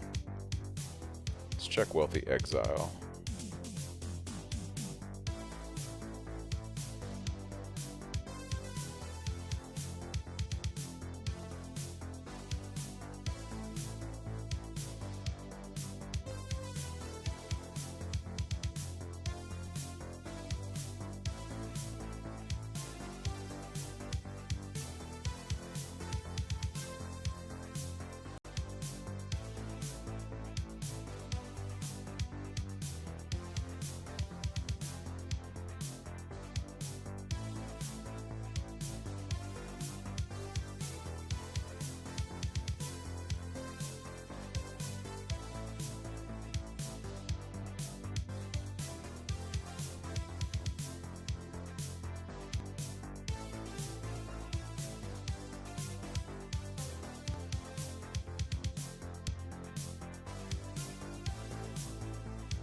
Alright, let's see what we get.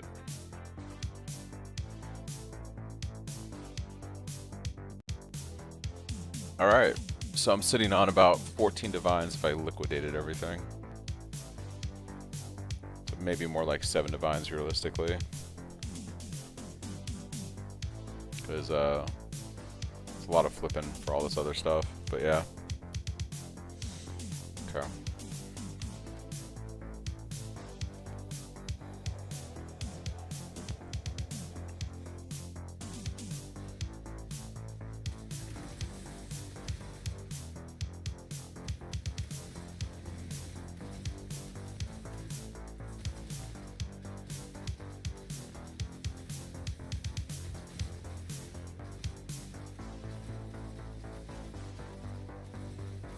Oh, you must live close to where you were, Chris. You didn't leave that long ago.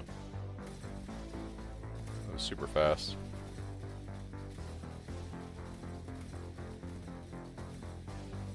That's crazy. It takes me 45 to 50 minutes to drive to work every day, or come back home, depending on traffic. It's about a 35-mile drive.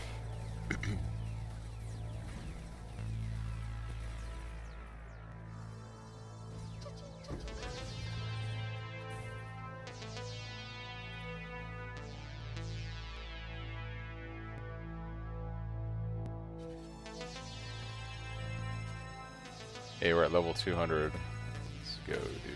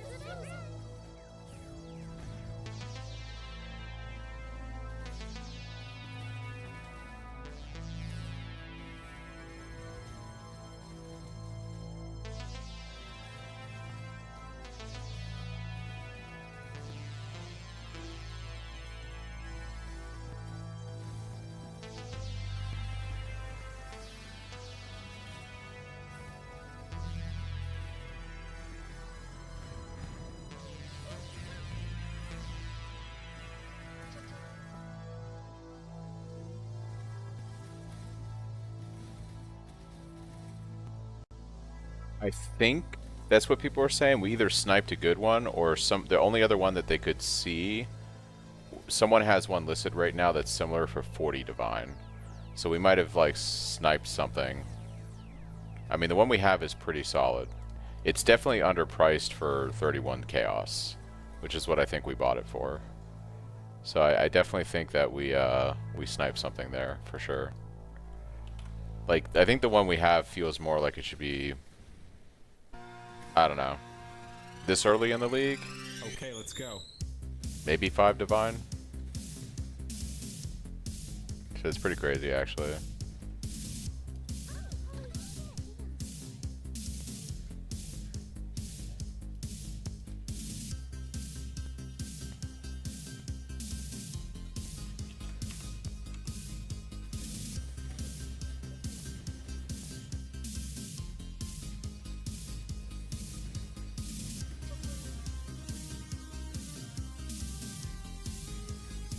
Kind of insistent that I check it. Yeah, yeah, it's pretty crazy, dude.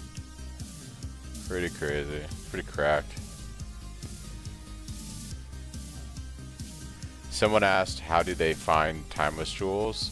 And I said they just need a niche that's going to help them out while they play the game.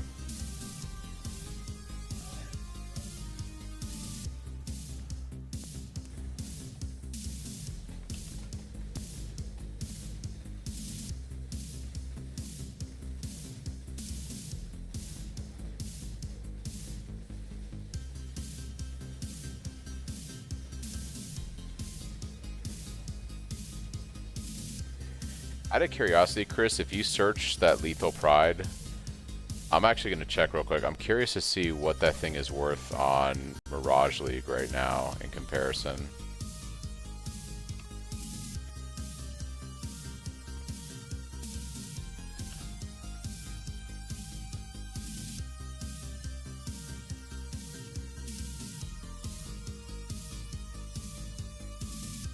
Yeah, it should be 12099.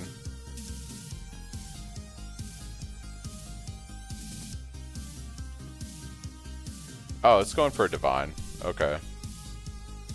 Yeah, but under like a Koya, for instance. Yeah, so I mean, it's not super. So maybe that might actually be right. Like with the inflation, we might have actually gotten, like they might have priced that actually appropriately.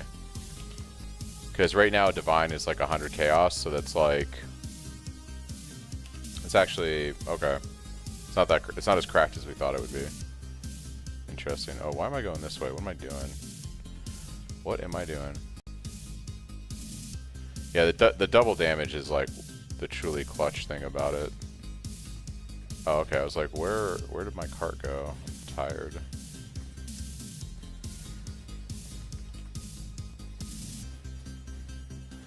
Well, yeah, it's so early on.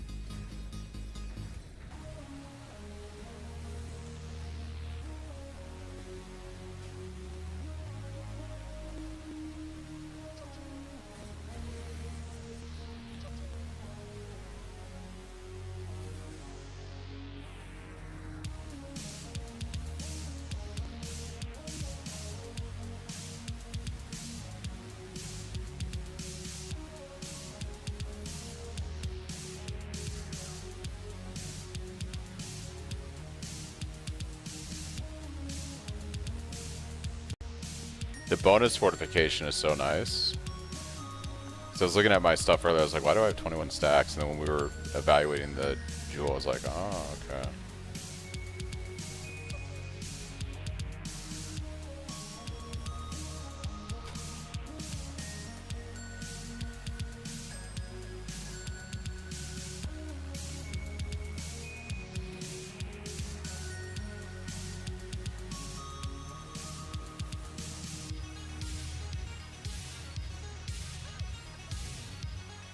No.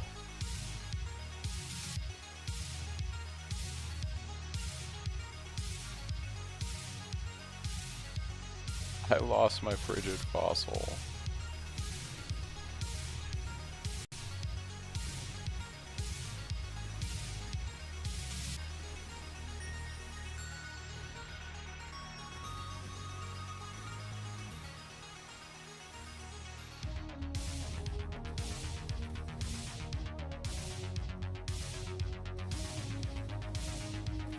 While you're leveling and before you go Perseverance, you can go like Armor and Armor ES because you're going to be using Unwavering Stance. Once you go Perseverance though, even though we're going to give up Unwavering Stance and occasionally get stunned, you want to have Armor Evasion bases at that point because the way Perseverance works, you have to scale lots of Armor and Evasion at equal levels.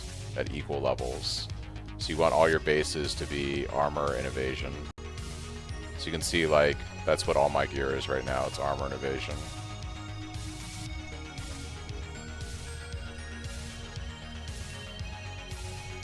To benefit from Evasion, we do drop Unwavering Stance. So I occasionally get stunned a bit, but I also have Brine King, which makes it so I can't be stunned, like chain stun. So until we craft our chest, it's just something we have to live with. You can run unwavering. Just understand that you lose a lot of mitigation by giving up the evasion, because once you start like scaling your evasion properly, you're gonna have a lot of it, right? So you're gonna be tankier. I'll put it to you this way: you're going to be tankier if you don't run unwavering stance and you have a lot of evasion. While you could get stunned and get killed, that really hasn't happened to me. I get stunned occasionally, but I've never actually died because I've gotten stunned. Because with the kind of armor and evasion I have right now, I basically dodge most hits or evade it, and my armor soaks up a lot of it, the small hits from mapping. Unwavering stance makes it so that you can't benefit from evasion. So you still have the value and it works with the belt, but it doesn't calculate towards your defense anymore, because you can no longer evade attacks while you have unwavering stance. That's the downside to the keystone.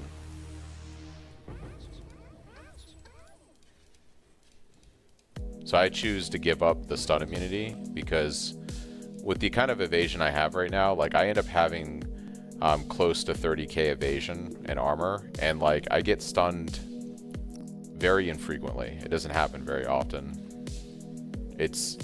I'm not immune to stuns, but it's not like I get chain stunned and I die because I can't move my character or something. So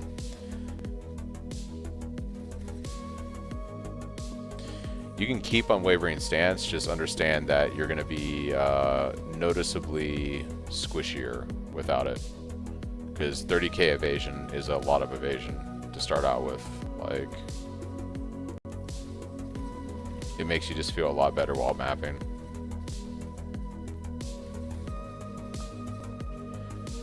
I mean, you can keep the mitigation too. The more stun mitigation you have, the better. But Brine King makes it so that you can't be stunned if you've been stunned in the past 2 seconds. You can't be chain stunned.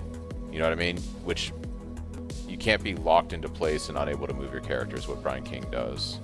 So even though you might get stunned, the worst thing about the stun is that it kills your stacks of Cyclone of Tumult. So like, that's the worst thing about it, like when you occasionally get stunned.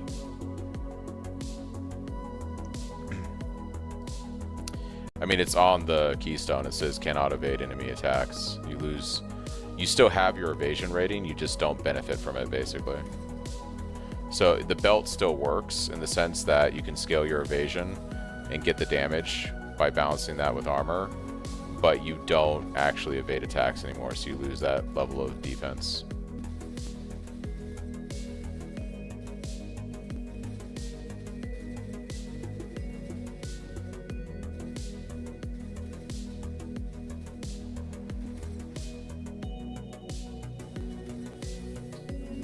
So you can see, like, with my flasks up right now, I'm sitting at almost 50,000 armor, and I have almost 33,000 evasion. So I have almost 80% evasion right now with everything going.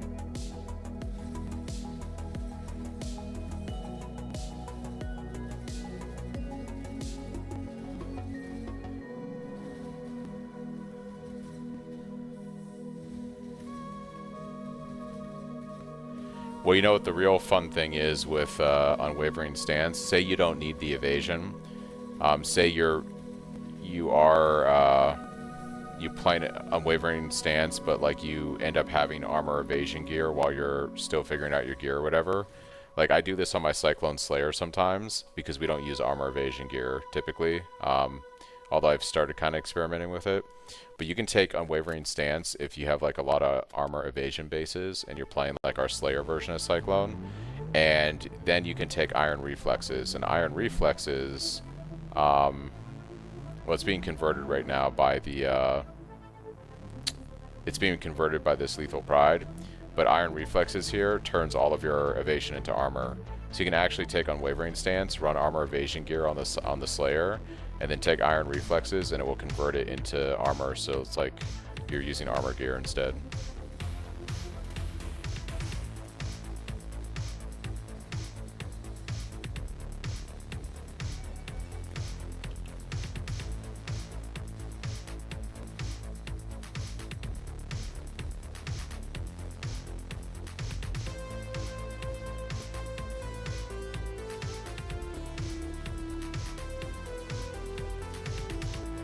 sometimes when I'm first leveling my Slayer, like when I'm learning, like a lot of times on a league start when I'm playing SSF and I'm leveling my Slayer and I'm still trying to figure out gear, I'll run a lot of armor evasion bases because it's easier for colors, especially in SSF when you don't have a lot of chromes initially.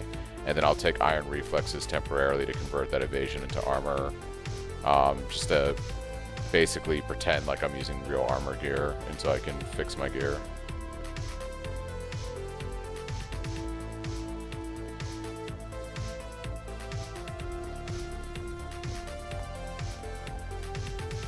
On this character though, we 100% use armored evasion, so yeah, especially if you've gone Perseverance, you should be fully in the armor evasion realm of things now.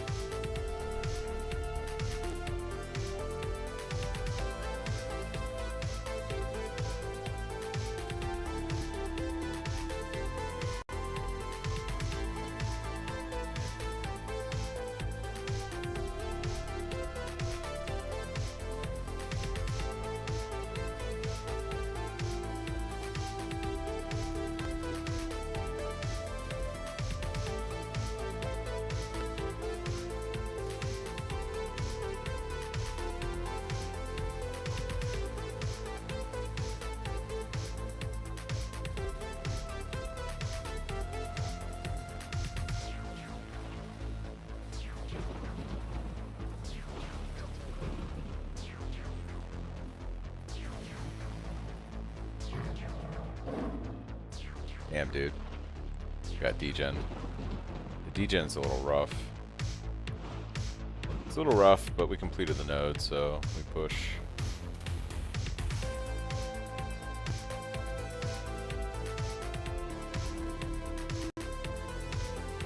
Wonder what damage that was. Because the only thing I'm super weak to right now is chaos. I don't have any chaos resistance.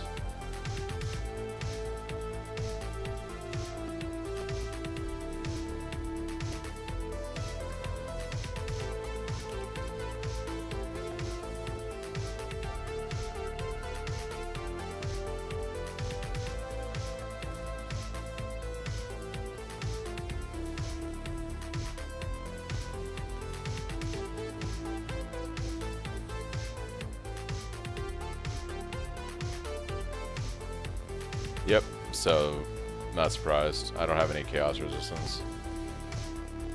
Maybe we'll get that fixed at some point.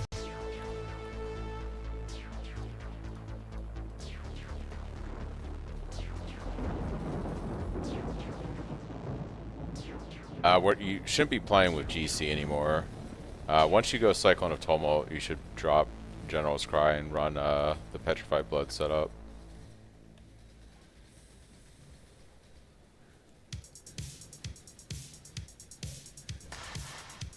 I don't have any more flares, so I was like trying to drop a flare and I'm like, why am I not dropping flares right now? That's why.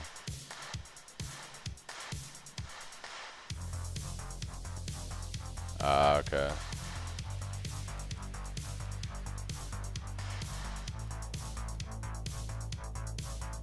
Oh. You can play this build with Ground Slam, but a lot of our defenses that are calculated into how I designed this build is based around Petrified Blood, so you're going to probably have a rough time in harder content without it, so just keep that in mind, Benny. I've designed this build not to use General's Cry. This is a pure Cyclone build with Petrified Blood. QB says level 96 because that's like the next benchmark loadout. I'm not going to make loadouts for every level, right? So the idea is sometime between 77 and 96, you should be swapping away from like General's Cry. And that's largely based on when a player can get Cyclone of Tumult and Stampede. I'm not going to create loadouts for every single level, right? So you have to intuitively, like, but if you're working towards the level 96 loadout in your head, you should understand that if I'm setting something the way it is, I am broadcasting to you that that is what you should be working towards. And it may not take you to level 96 to get there, but I push it that far out so that players have enough skill points on the tree and time to, you know, make money to get Stampede and Tumult and all the shit that they'll need. you know, 6-link and stuff. But I think I dropped General's Cry and I went to Tumult and Stampede like mid-80s. So, yeah.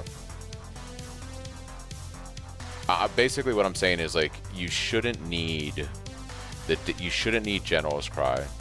Like if you look at my damage that I'm doing, like I'm blasting T16s and not having really any issues, you shouldn't need General's Cry at the point that you're at. General's Cry is really good now for like getting through the campaign. It's not something I really see being used on Cyclone anymore. Cyclone does enough damage now that once you get, you know, especially with Tumult and Stampede, you really don't need, like General's Cry was good when Cyclone didn't do a lot of damage a year ago. It's not really the case anymore.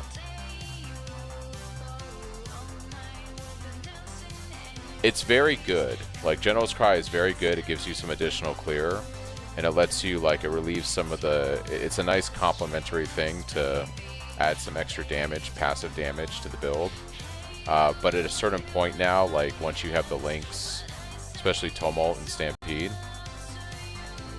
Cyclone is perfectly fine on its own. You don't need to use General's Cry anymore. You know, whether it's General's Cry or it's Frozen Legion or whatever you're using as a complementary skill to Cyclone, that was all based around the fact that Cyclone used to do like terrible damage. Like it used to do really bad damage, and so you had to use Shockwave and you had to use General's Cry and you had to use a bunch of stuff to make Cyclone feel good. And Cyclone is strong enough now that you don't need Shockwave, you don't need General's Cry, not like when you're in red maps, not when you're blasting. I would just look at my links in the POB, Benny, because I have it laid out. But essentially, if you look at my gear, I'm running Petrified Blood. Where do I have it? I'm running Petrified Blood with Determination and Grace. So Determination, Grace, and Petrified Blood I'm running as my 3 auras, and able to have the mana reservation for that. I take Leader of the Pack, I take the mana efficiency here, and I have the 7% on my helm. That lets me run the 3 auras. Then for Arrogance, I'm using Precision with Vitality and Herald of Purity. That takes me to right below. So Purity is on Arrogance. So those 3 auras take me to right below 50% of my life, so I'm always on low life. When you go Petrified Blood, you also want to make sure that you have Brink of Death, the regen cluster here, as well as Hardy. So you need 6 points and 3 into Hardy, 3 into Brink of Death, and you want to have that setup going, because the life regen is going to help with the staggered hits you take. We use Storm Shroud and Abyss Jewels on this build to go back to Elemental Element immunity. So for a while you're going to use Brine King for freeze immunity, and I really haven't had an issue with Shocks or Ignites. I don't have anything on my flask for that right now, but I generally haven't really had an issue with Shocks or Ignites. Chill is a little annoying on the ground because it does slow us down a bit, but the main thing is we use Brine King to invalidate freeze. And then eventually we'll get a Storm Shroud and run the 2 Abyss Jewels like we used to do way back on the build.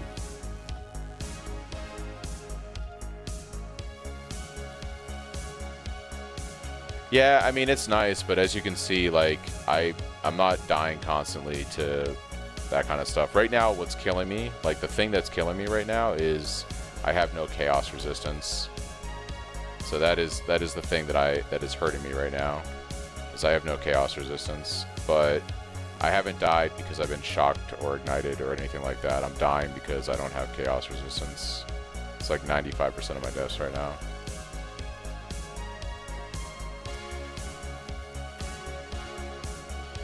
You can't play Perseverance and run Purity of Elements.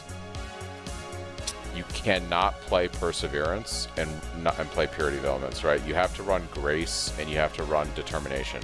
You absolutely have to run those 2 auras for this belt to be useful. And if you're running those 2 50% auras, you're not going to be able to also run Purity of Elements, which is another 50%. And to demonstrate how important this belt is, if you look at like our build right here in the end game, if I drop Perseverance, we lose 70 million damage on the build. If I go to just the level 96 loadout and we drop Perseverance, we go from 7.4 million damage to 4 million damage. Almost half our damage on the level 96 is from the belt. And that is because Perseverance is, you gain increased attack damage per 200 of the lowest of your armor and evasion. So what you do is you run Grace to boost your evasion rating, you run Determination to boost your determination rating, and then you run a Jade Flask, and you run a Basalt Flask, and you run a Roomies, and etc. The whole point is, if you look, you raise your two, and you want them to be very close together. You want them to be very close together, because it's the lowest of the two. So if your armor's at 50,000 and your evasion's at 10,000, then the belt's doing very little damage for you. So you got to make sure that you raise both of them together consecutively at the same rate. So we have to give up Purity of Elements if you're playing a Perseverance build. You just have to do that. And we eventually work Elemental Ailment Immunity, like I said, with Storm Shroud back in the build. That's just how it has to be done. That being said, I am like 93, just starting day 3, and like not having an issue really dying. Like the thing that's killing me right now is I don't have chaos resistance, but I'm not dying to like elemental hits. That's really not what's killing me.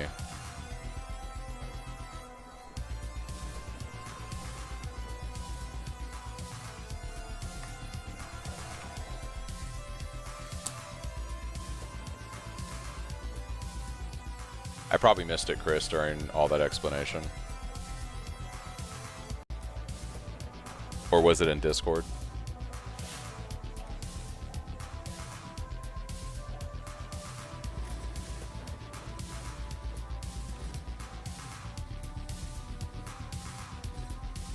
Oh, Amethyst Flask? The only reason I'm hesitant to drop the Life Flask is for 2 reasons. One is it's giving me my Corrupted Blood immunity right now. And there are situations where I'm getting degened by something. And the Life Flask, the life regen isn't enough sometimes, and the Life Flask does help sometimes with random weird degen shit that can happen. So I'm still kind of using the Life Flask. What I need to do, unfortunately, is I have to just like craft. I'm probably gonna have to craft my own gear. Like, so we're gonna need like chaos resistance on the chest. We're gonna want chaos resistance on the gloves.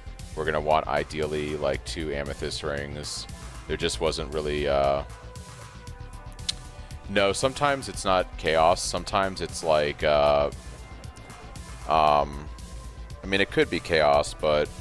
The real solution is I need like 2 decent amethyst rings, and I need chaos on like 1 or 2 other pieces of my gear. The problem is there's just like nothing on the market for that, and yeah.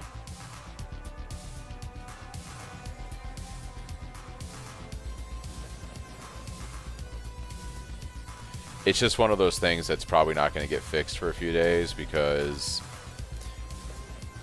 anything with chaos resistance is a lot more expensive, and so I either need the money, but then I want to craft the chest, so all my money's going into chest and not into like buying gear that would fix my chaos resistance, right? Although, to be honest, it'd probably be better just to get my chaos resistance squared away before I even bother messing around with crafting the chest. Because the #1 thing that's killing me right now is chaos resistance when I do get poisoned or some shit like that. Like, I get stunned occasionally, but that's not what's killing me. It's fucking chaos resistance, or chaos damage.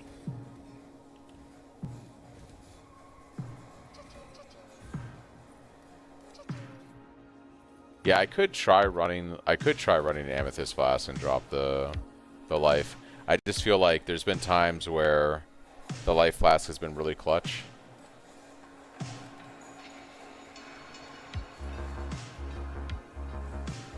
And it does give me my Corrupted Blood immunity right now, which, if I do get Corrupted Blood on something, I'm fucked if I don't have my Life Flask. Yeah, it's also good in darkness.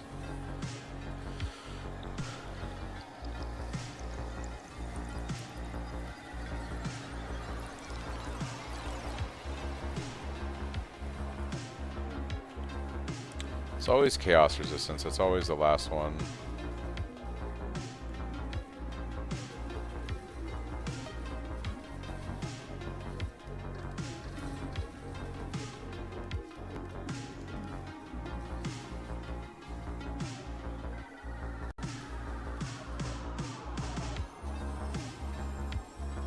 Dude, can you imagine if I get an alls and I get like a ridiculous amulet? Can you imagine?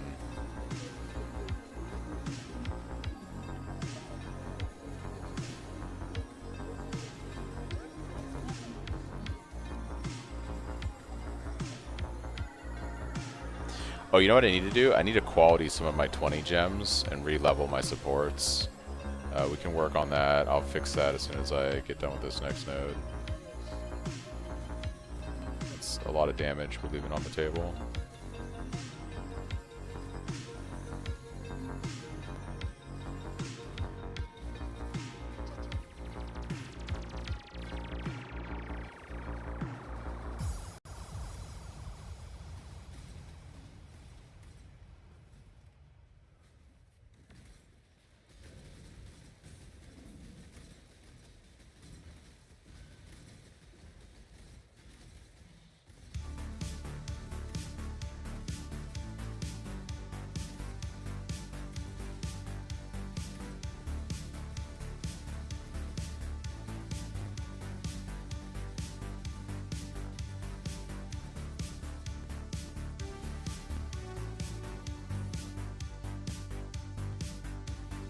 We'll fix our gem setup real quick. So what do we got? Pulverize, Elemental, Trinity, Infused. I'm gonna send all these, fuck it. See how it feels.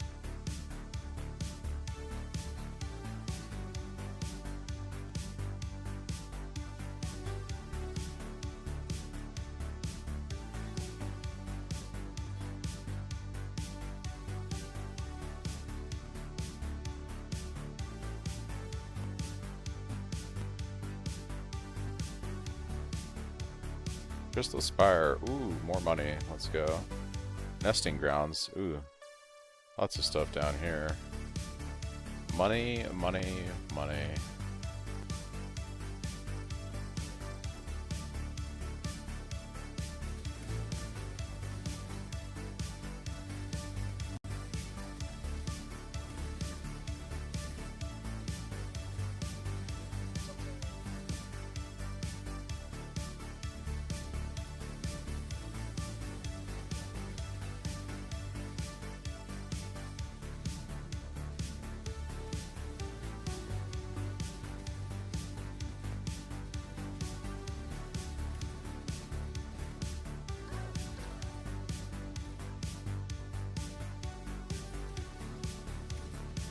Actually, let's grab that Dynamite Cash.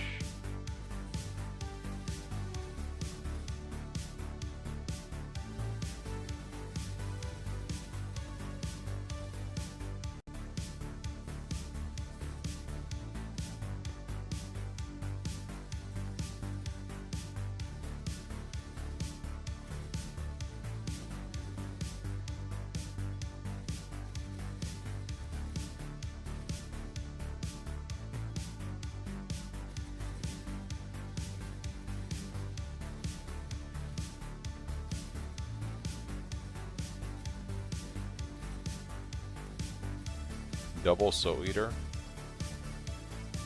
or at least one Soul Eater.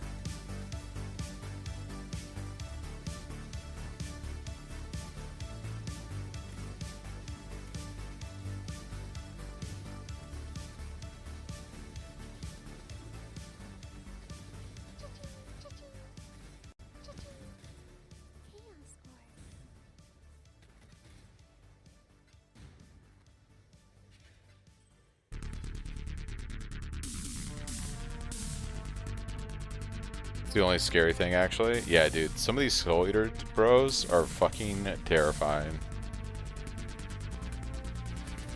Absolutely ridiculous. Because the monsters just keep coming, you know? as I'm sure you're aware. And so they just get more dangerous and dangerous. Actually, kind of nutty.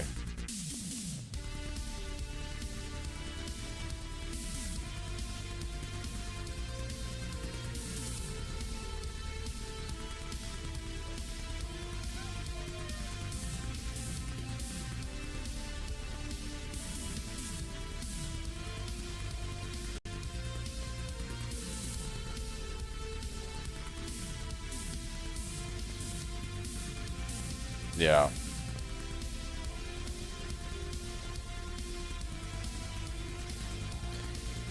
You know, the thing I've been trying to wrap my brain around is what I would really like is if I can somehow take Assured Strike and get the AoE out of this without giving up damage somewhere or defense. Like, being able to get that AoE back would be really phenomenal.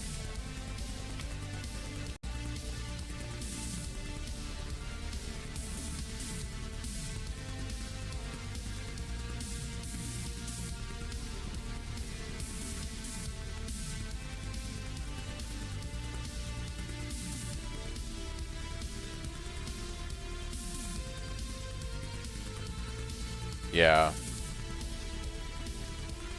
Yeah, getting that little bit of extra AoE back would be really nice.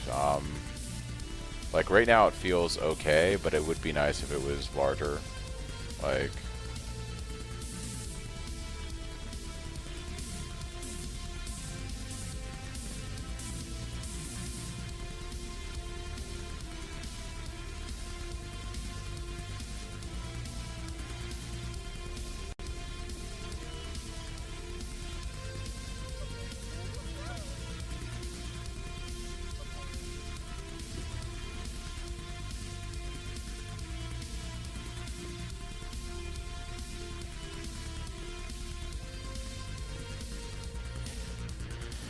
I don't. I'm pretty tight on resistances. Yeah. That's one of those things that'll be really nice, actually, getting the helmet enchant once I can fix my gear. I just gotta fix a lot of my gear. My gear is like serviceable right now, but it's not ideal. It's like good for farming money, but it's not like good.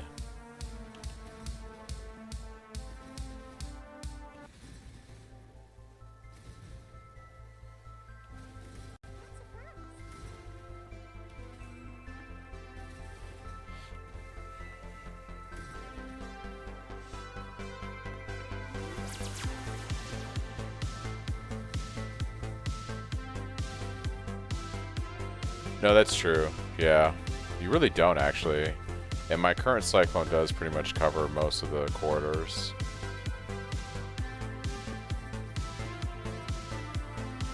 So what you're going to do, Benny, is not use 4 blue. I ran into that situation myself when I was thinking about it. I got to update the POB.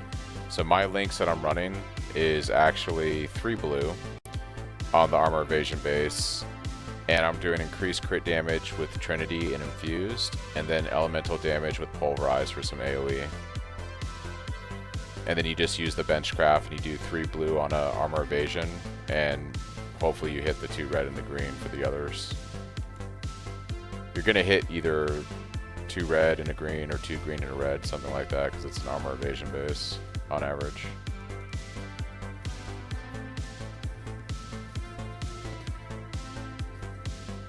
Eventually, the way you would do it is there is a Benchcraft trick for doing it that would be super shitty to do with the 6-link, but it is how you would do it to get the guaranteed colors on.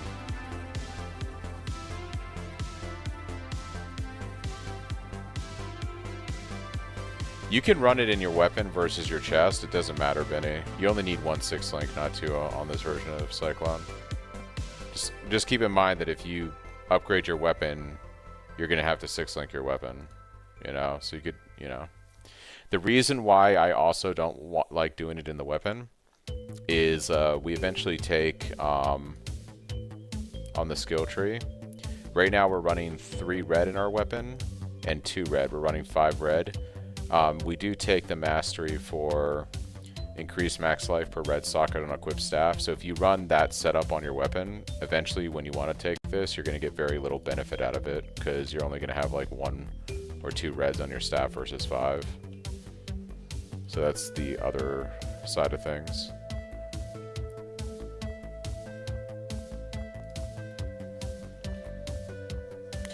But I'm not running that mastery yet myself either, so I'd say right now you could run it in your weapon, and you can always fix that situation later, you know, when you have currency to do so. If you play the event that long, you know.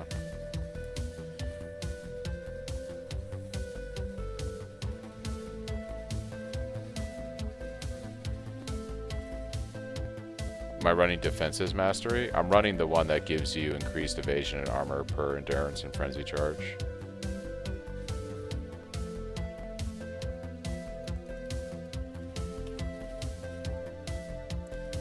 Oh, I'm not. I guess I could. Yeah, I could run that one instead. I still want to take at least Destroyer as my next skill point, though. And I guess I could give up 1 life node for it. If I wanted to swap a life node to the Mastery.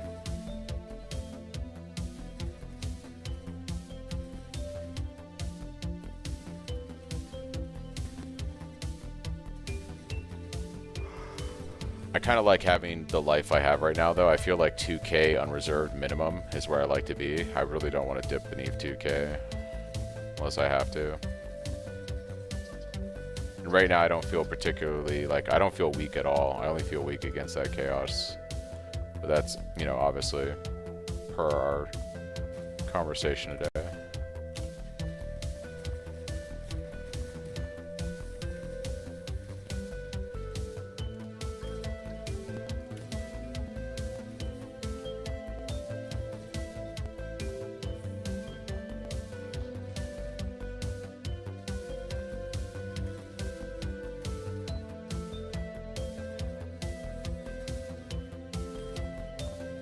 Yeah, once I get more block, I think, yeah, that'd probably be okay.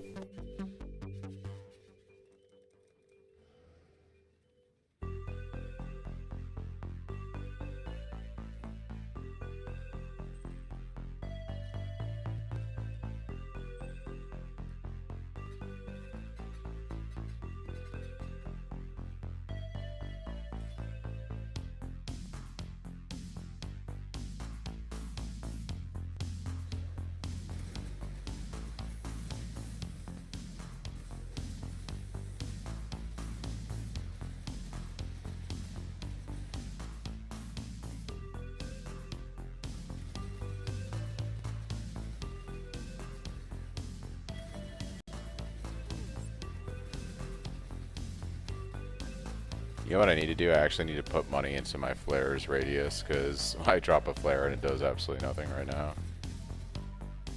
Yeah, that's a thing. That needs to get fixed.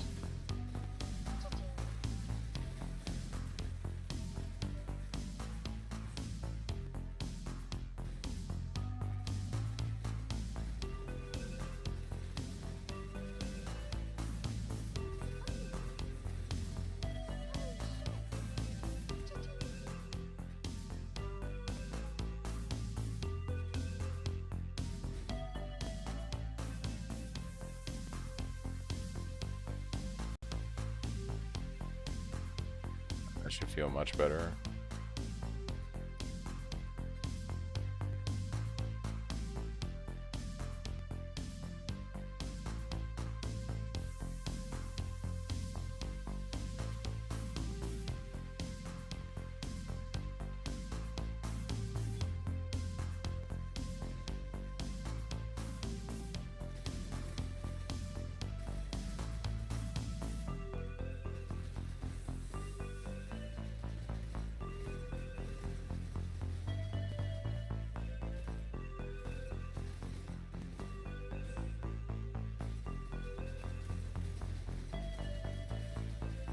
Yep, it does both Mark and Curse. You just have to have the ability to do 2 of them at once via Whispers of Doom or something. But yep, it does the thing.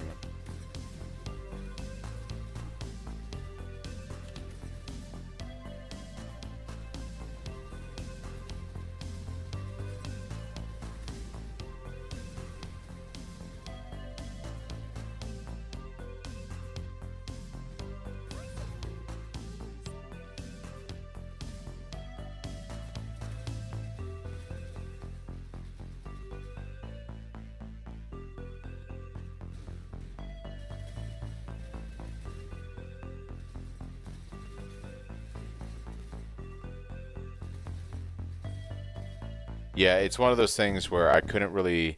The other option you have, Benny, is if you can craft it, you can make a. You can go with a curse on hit ring, so you could do that too. That is an option you could go with, and then have your mark on hit. Oh, but you can't do punishment as mark on hit. I already looked into it. My bad.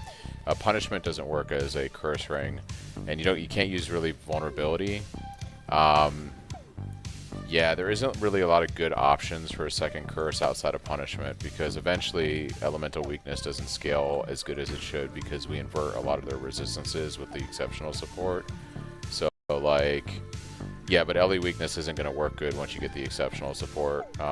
You actually start to negate the benefit that it has. So yeah, you don't want it. I mean, until you get the exceptional gem. But I feel like if you're going to spend the time crafting an LE weakness ring, you're kind of setting yourself up for failure, and you really want to use that exceptional support gem. So that's why I ended up doing the brand setup, because there just really isn't a better damaging curse outside of punishment.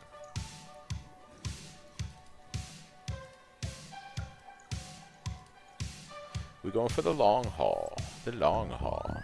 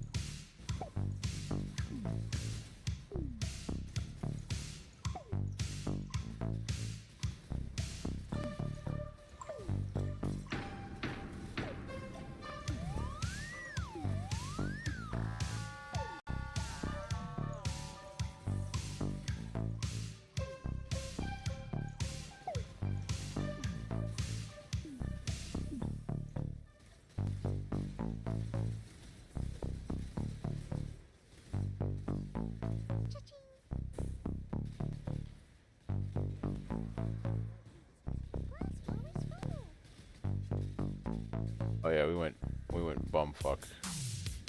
All the places we shouldn't be going. This is where the life flask actually is pretty clutch.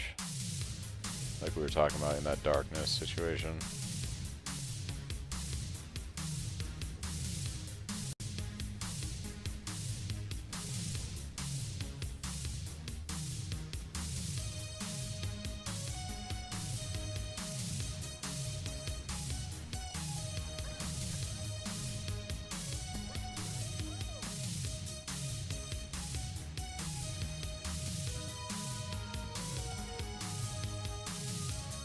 Yeah.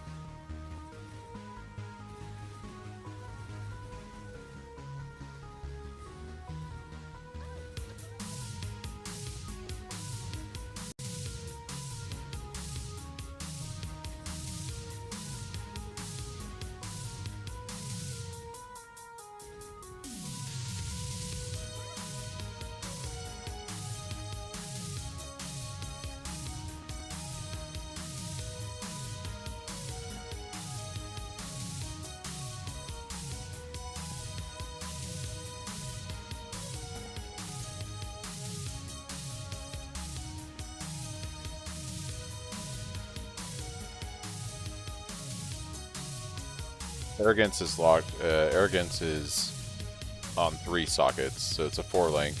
Arrogance with Precision, Vitality, and Herald of Purity.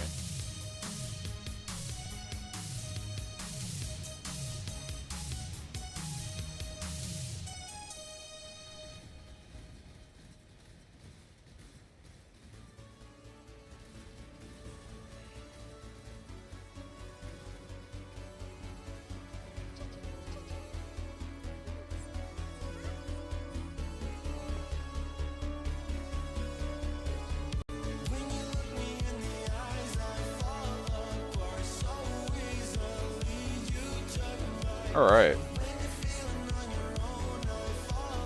Making progress.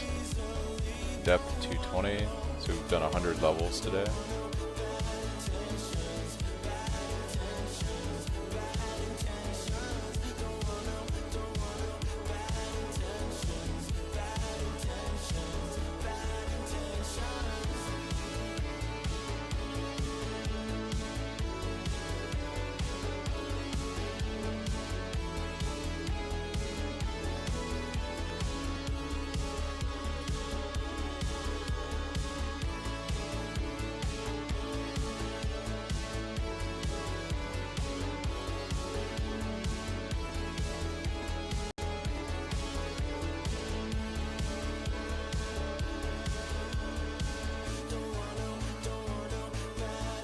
I'm not selling that for 40.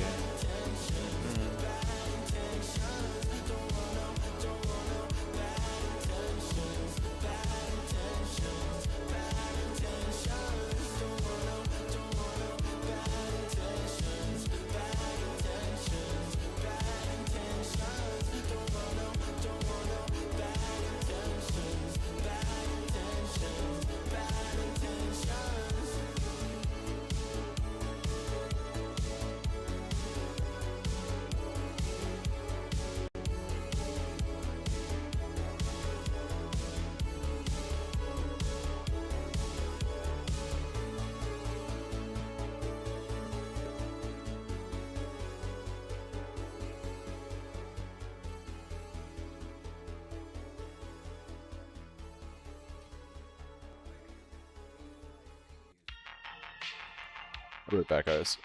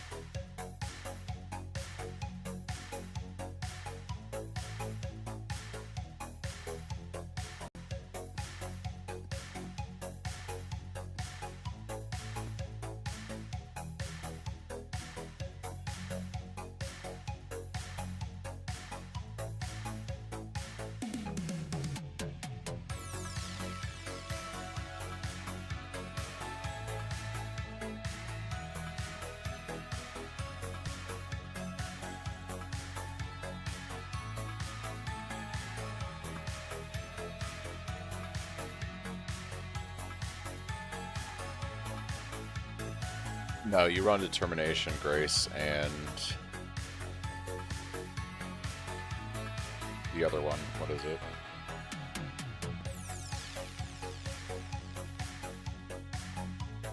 Petrified Blood. Yeah, but they don't have to be linked. Yeah, Petrified Blood is just an aura that reserves, or that does the effect to your life pool. Does not have to be linked to anything.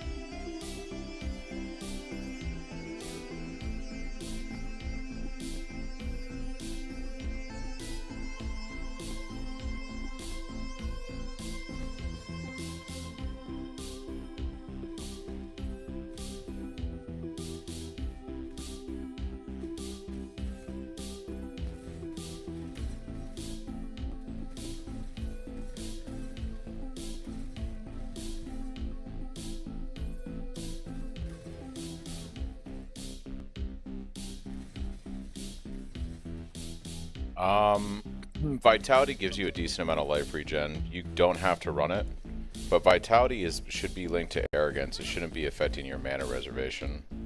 So, yeah. What I would do, Benny, is if you don't have the Helm enchant, I would try to sacrifice some points to take Champion of the Cause and see if this is 8% increased reservation efficiency. This should sub for you not having a Helm enchant until you can figure that out. So you might just have to give up a little bit of damage for that. Or something. But you really want to be running Vitality with the regen skill points on the tree when you swap to Petrified Blood.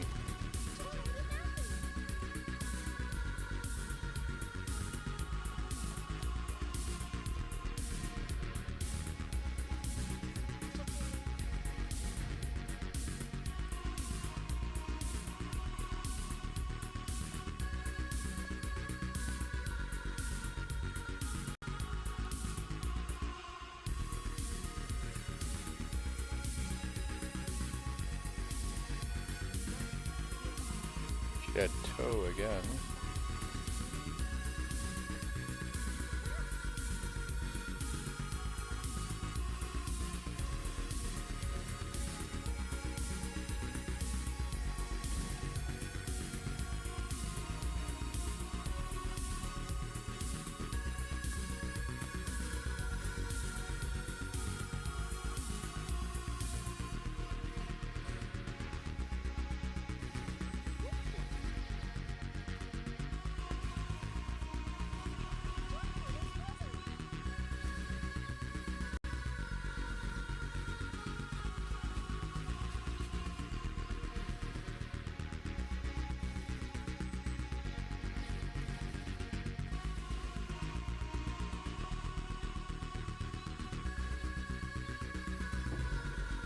That's fine. I only have 23 mana myself, Benny. You're not going to be left with a lot of mana.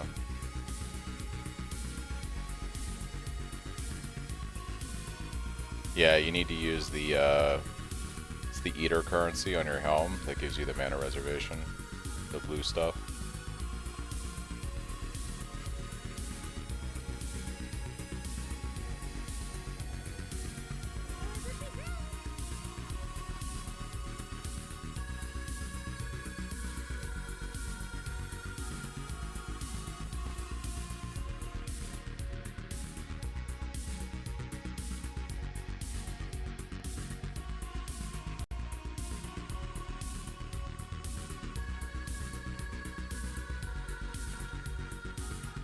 For mana cost reduction on the rings, you gotta run Wasteland.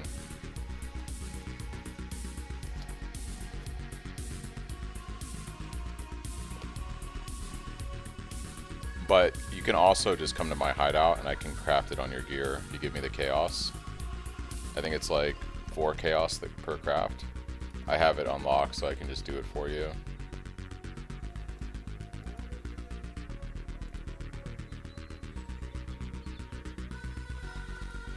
Yeah, it's 4 chaos per craft. Oh, just let me know, yeah. What's up, Ark? Good morning, good morning. Welcome, welcome.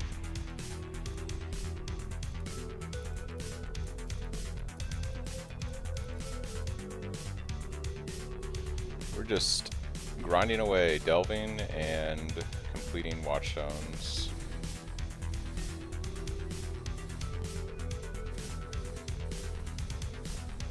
You know, typical league start stuff.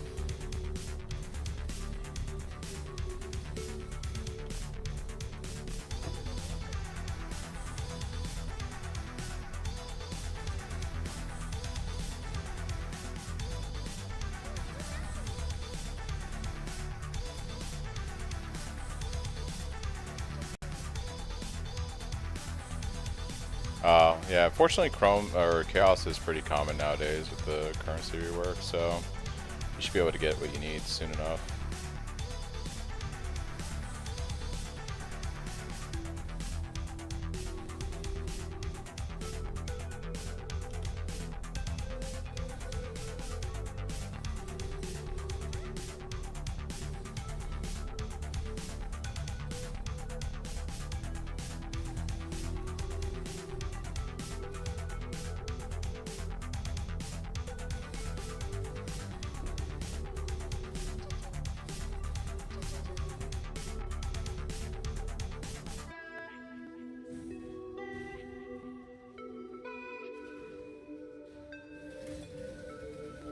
Good old Malachi. Goodbye, Malachi.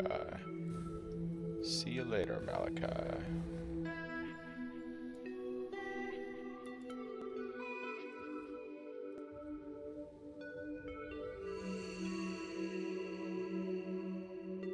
Yeah, I like to keep my health reservation right below 50%, and I like to have at least 2,000 life. It just feels comfy that way.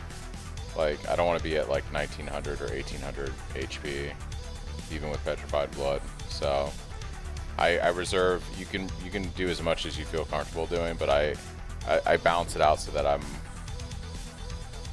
still above 2k life. Feels like the sweet spot. Recognizing that anything can change with patch notes and the announcement at this stage is the current idea Cyclone and Delve for 3.29.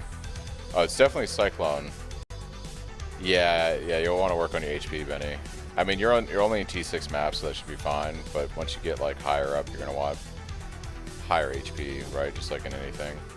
We're definitely doing Cyclone in 3.29. I'm really enjoying Delve today, and I could see how I could make pretty good money doing it as a league mechanic. It's very chill, you know? I don't have to worry about prepping maps or running scarabs or doing anything. I can just like live and Delve. So like, yeah, I could see myself just doing Delve in 3.29. I typically start out like hardcore SSF, but Maybe I'll do something different and just go straight trade in 3.29 and play Delve. Or, because if you play SSF, you can't just Delve. Like, if you play SSF, you have to engage with a lot of different league mechanics because you gotta like farm all the stuff you need, right? So there is no world in which I'm just playing Delve in SSF. I mean, I can, but it's gonna be terrible. So if I go SSF, I'll probably do more of an all-around thing like I normally do with how I do stuff, but I could see like maybe I go hardcore trade again and I do Delve, and I don't stand in traps and trials and die. That would be, I think, preferred. Ooh. Diviner, strong box. Actual garbage. Actual garbage.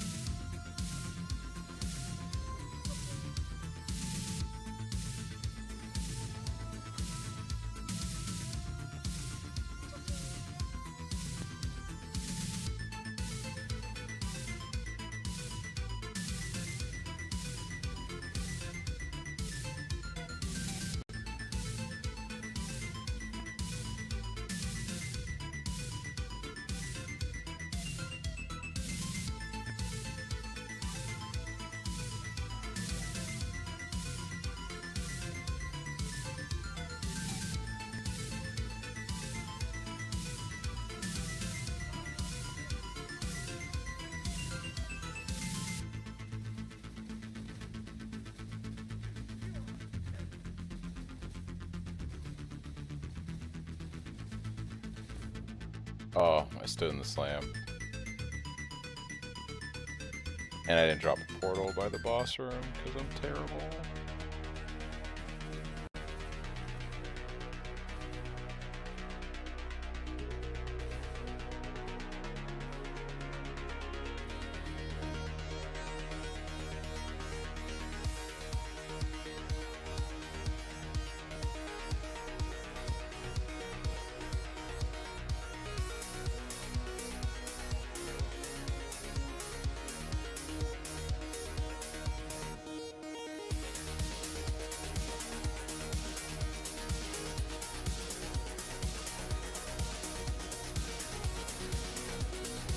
Oh, he's doing all kinds of stuff now. Crazy. Witness, Aegon.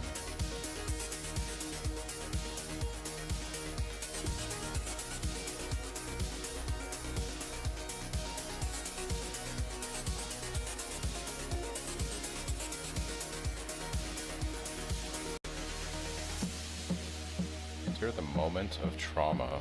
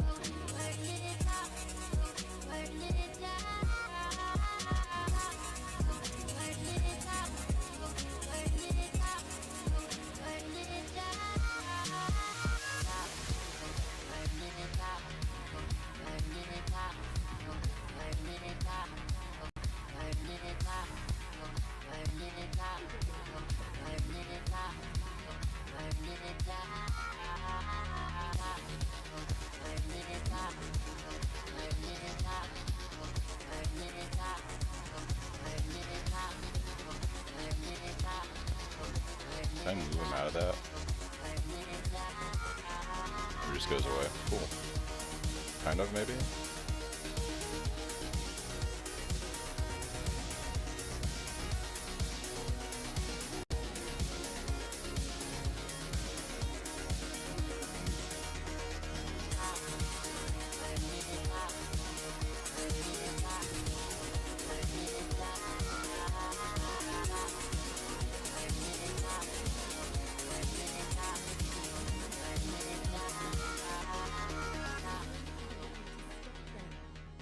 There is no other way to stop him. I am sorry.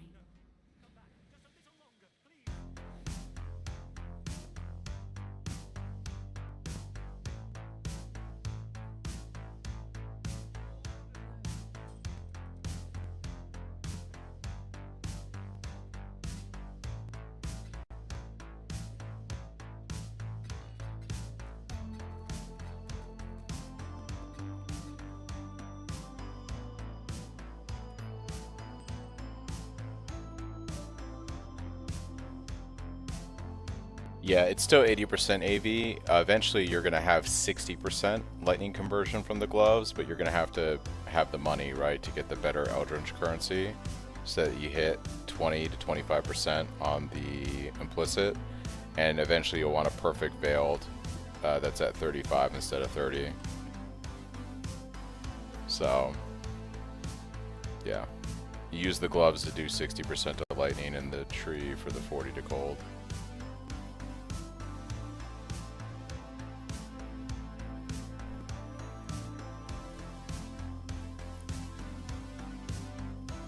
Back in a sec.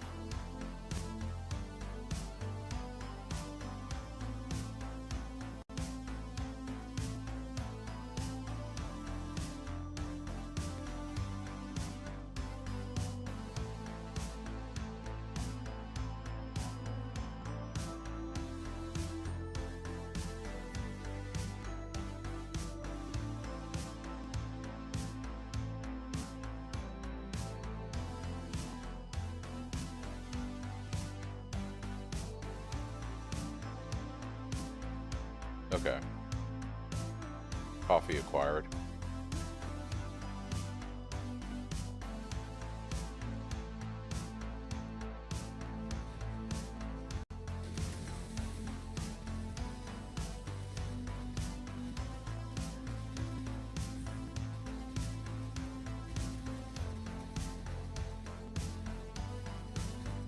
No, not 5 shots.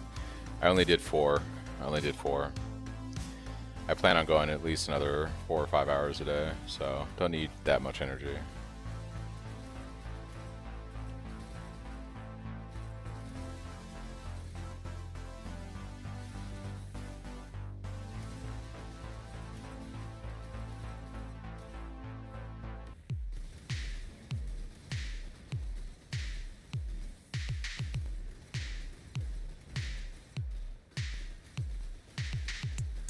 Hey, you know,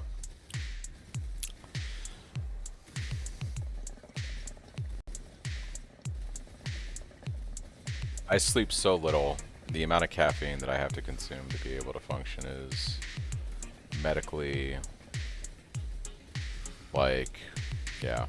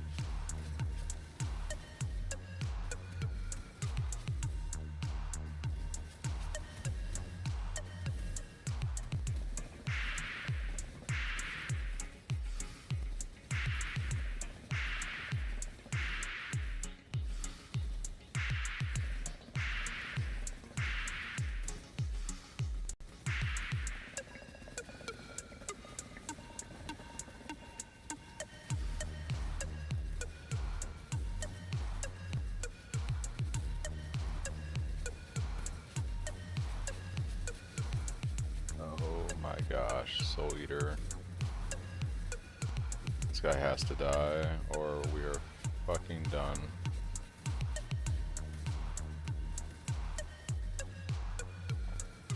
I don't know if I can kill the Soul Eater, and I got a boss.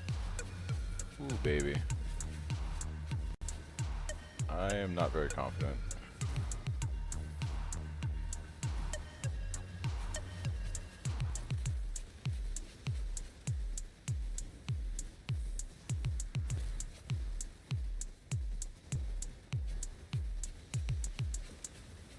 Yeah, that Soul Eater spider ain't going nowhere, dude. He ain't going nowhere.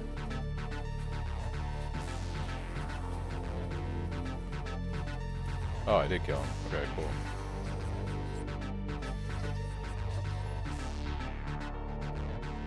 Yeah, Delve Soul Eaters are terrifying.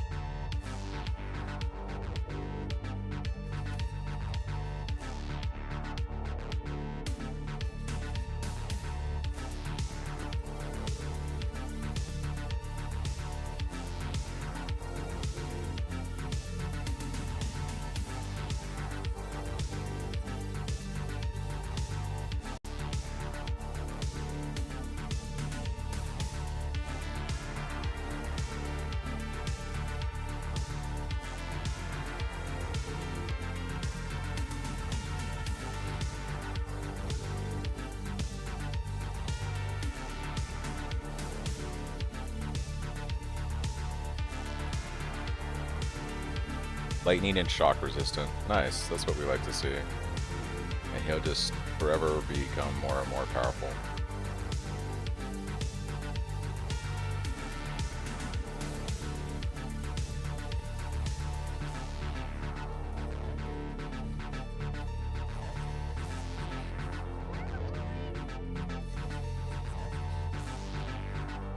Do we even try to kill this thing, or do we just, like, get the hell out of here? I think we get the hell out of here.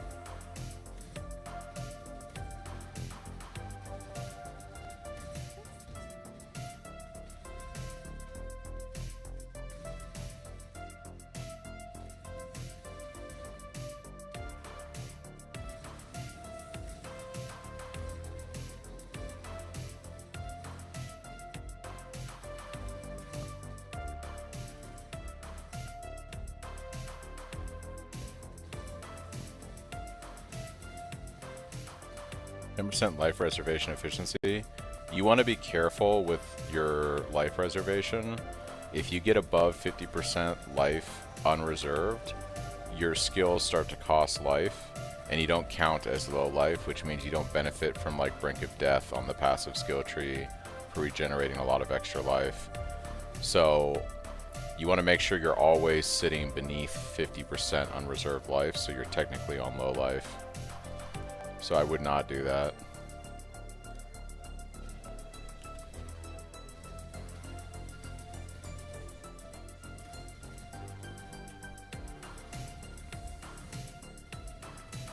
The other thing to keep in mind too is while we sit at underneath 50% life, we effectively have overleach, like we're a Slayer. So as long as you have your points in Vitality Void there, it also basically plays like overleach too for anything underneath the 50% or your low life pool.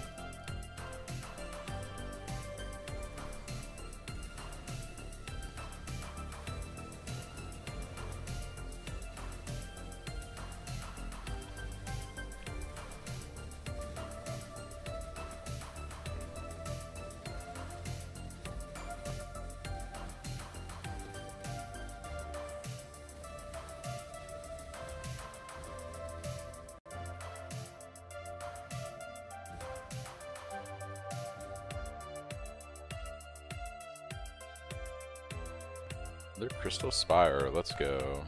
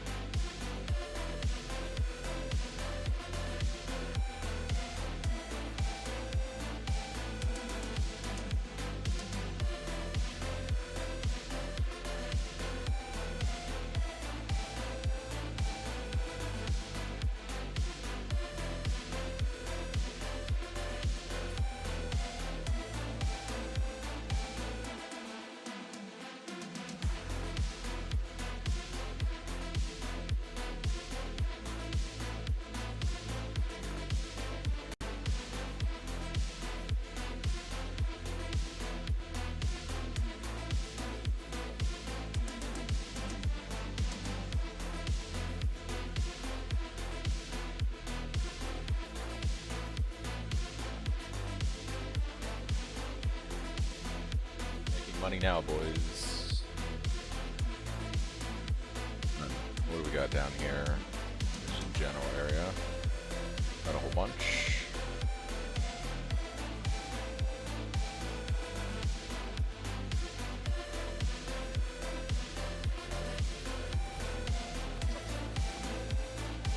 Forgot to get more flares. Rip. I guess we're staying on the main path for this. Or I could just be a Giga Chad and try to tank the darkness. Yeah, we can tank the darkness. Got this. Maybe.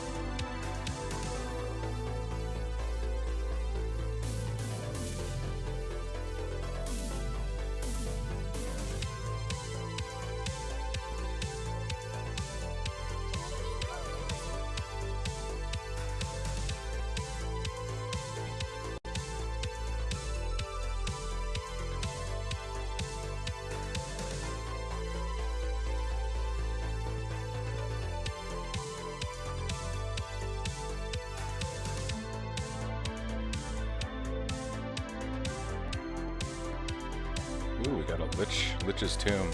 Does the Lich boss drop anything useful in Delve? Or is it just kind of like, eh? Kind of like, eh.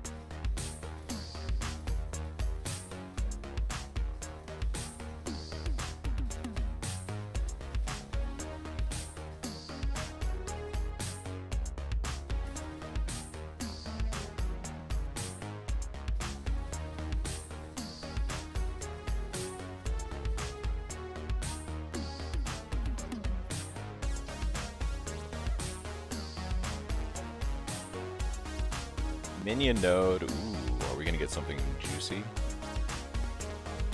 Maybe.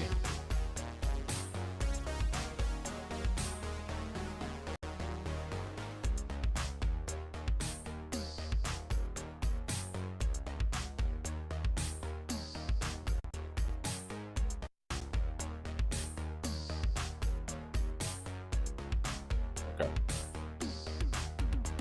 That's quick.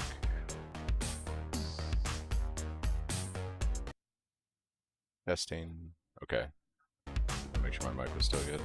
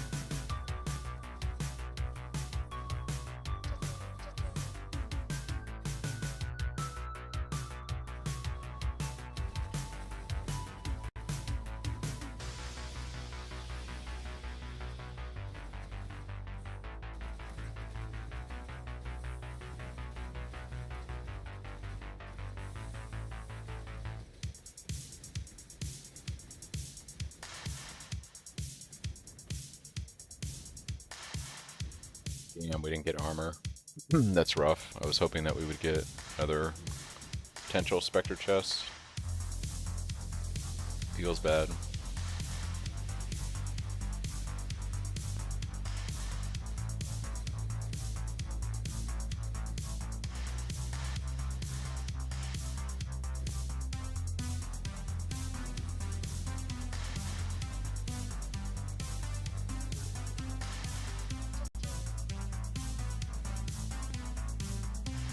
Died both times? Damn. What got you?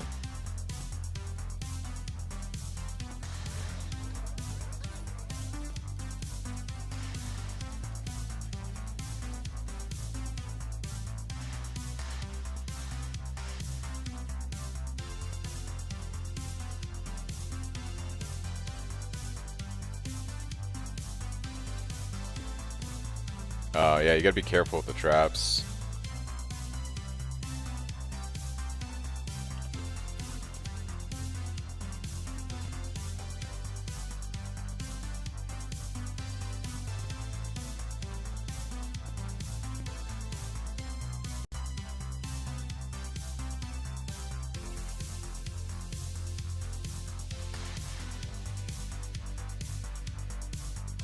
The traps are particularly nasty. You have to respect traps with this setup.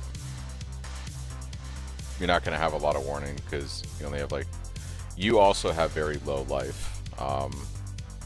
Yeah, 1400 is a little bit on the low side. Well, it depends. Like I just have more HP than you because I did my lab around 90. And I'd already made the swap, but I have like 600 more HP than you. I effectively 30-ish% more HP than you do, which does make a difference.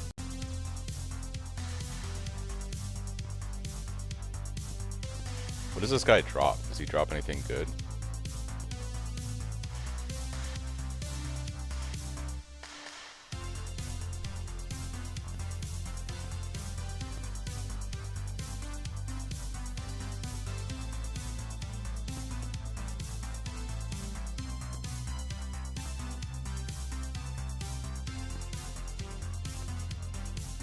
No, the fourth is really not that vital at all.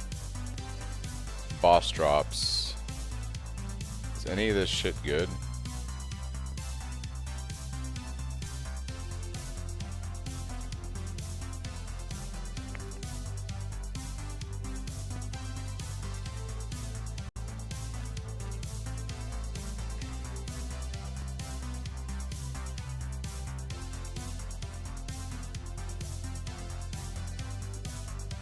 Is it worth doing Lich's Tomb?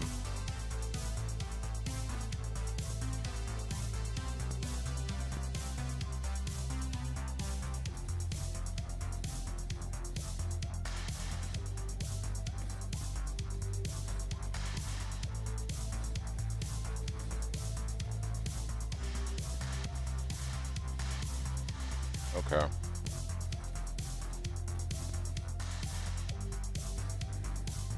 I didn't think so. I didn't see anything that looked like exciting that drops from him.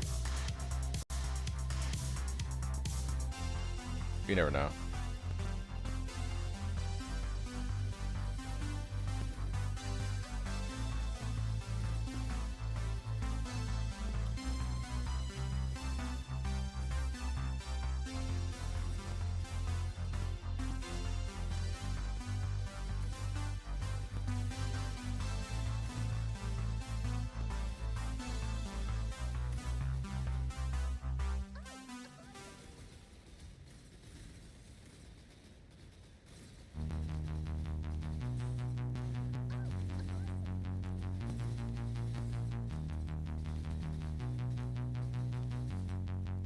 Gotcha.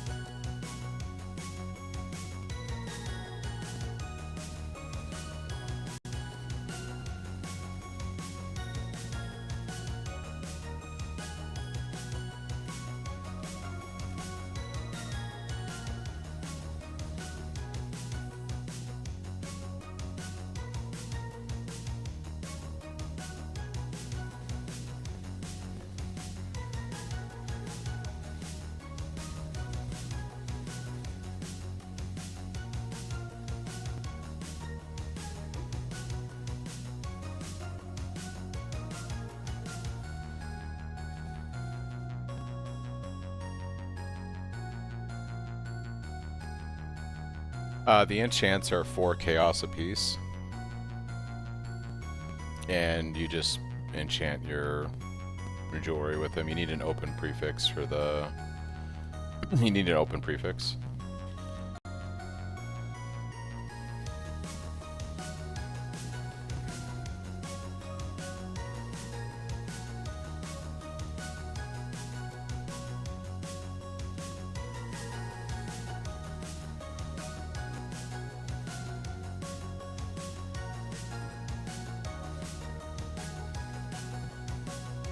Yeah, I got the recipe. I can do it.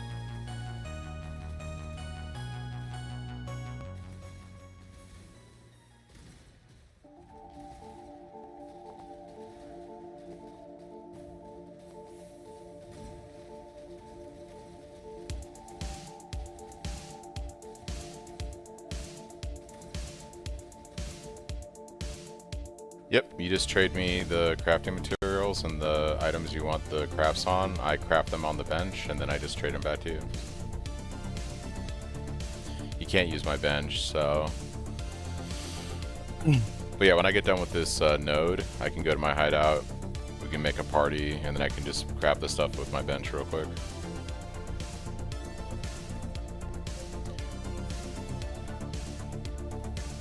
Yeah, be a second here.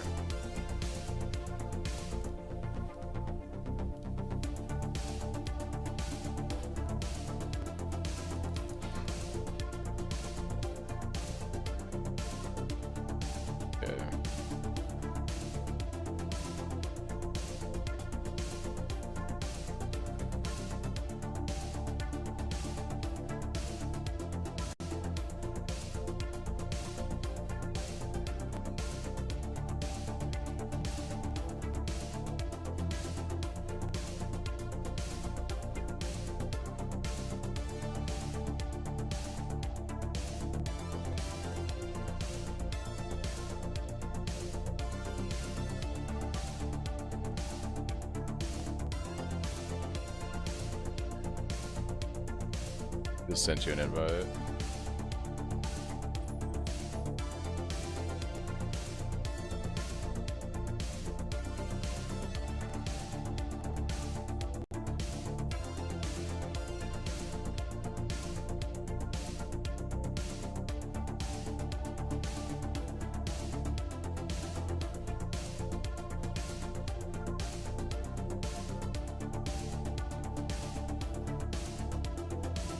Yeah, I just sent you a trade request.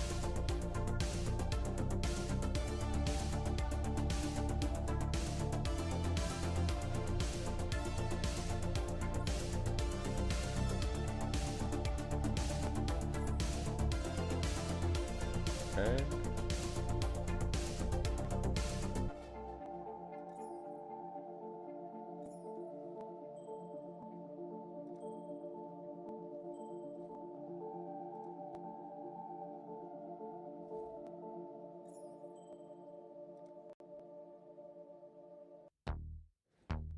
There you go.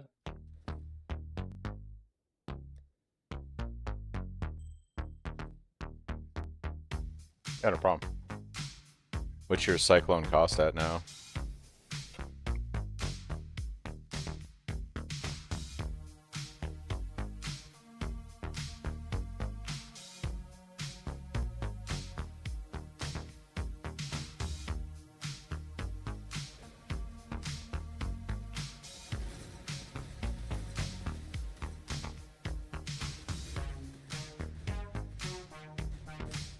Oh, nice. There you go. Yeah.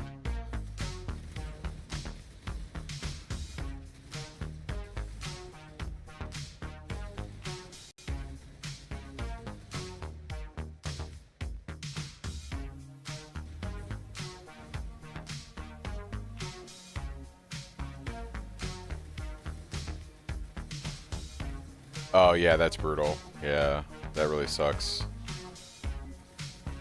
Good old mana siphoner.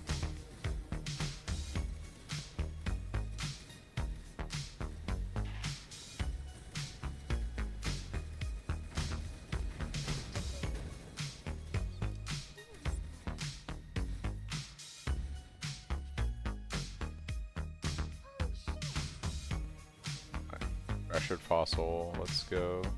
So human fishers are worth doing right now. I think I'm gonna go grab this other one.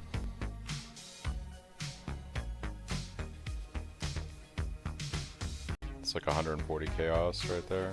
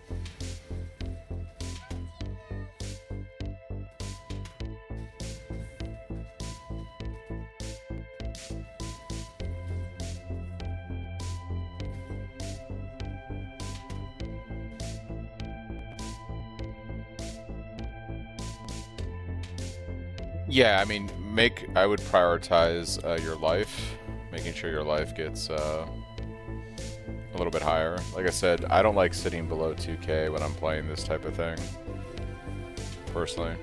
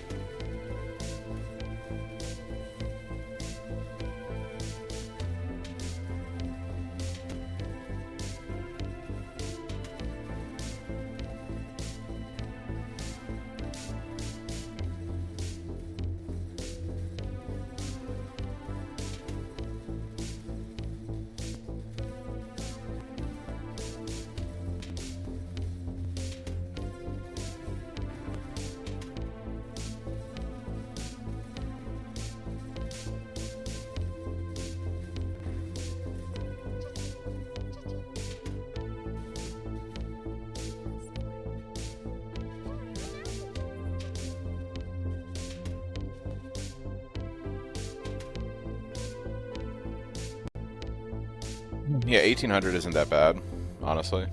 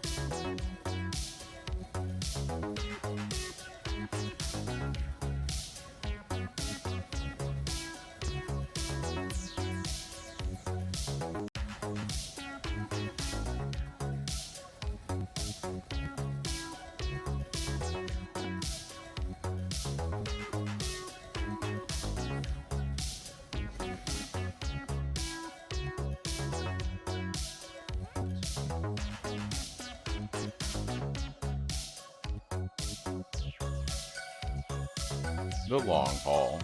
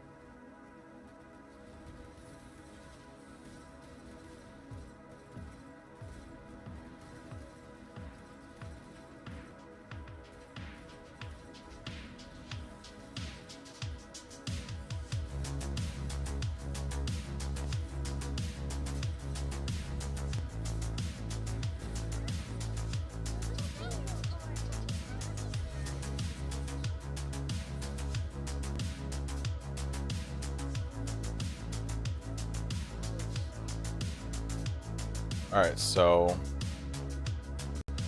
2 fractured fossils. Very nice.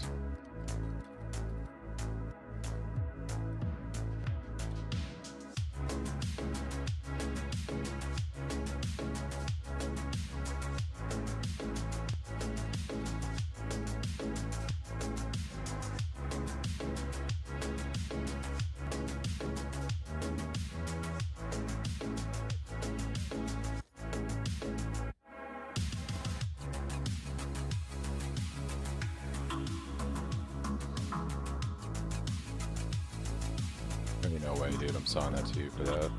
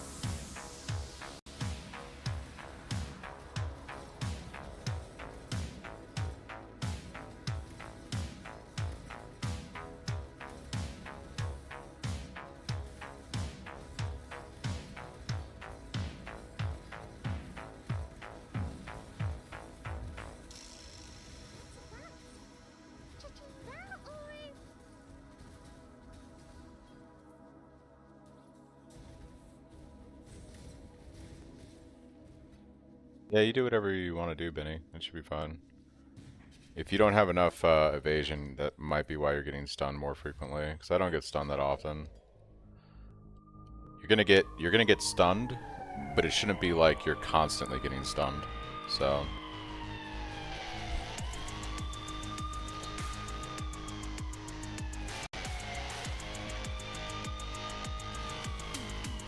The only thing that should be slowing you is... Oh, that's way too low. Yeah. Like, you can see, like, with my stuff right now, I have, you know, over 30,000 evasion. So that's probably why. Yeah, your gear is just not, I think, ready for it. I mean, it's indicative, unfortunately, of how low your health is, too.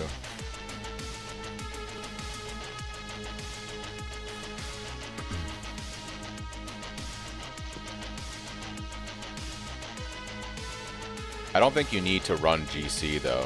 Like, if you're using Cyclone of Tumult and Stampede, you should be beyond the point where you need General's Cry. Because I dropped General's Cry before I even put on Perseverance, so I would say probably don't go Perseverance, but I mean, if you have the links, you might as well do GC. It's just free damage if you're not doing the Petrify stuff, so that's fair. It's just free damage.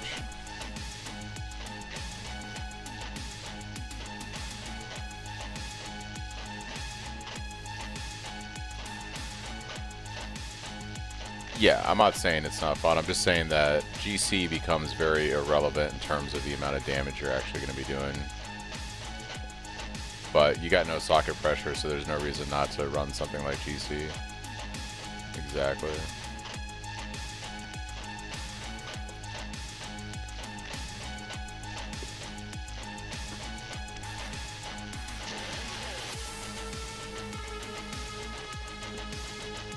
I am debating... Yeah, I think we just head down this way. Just keep heading down. There's the secret to delve.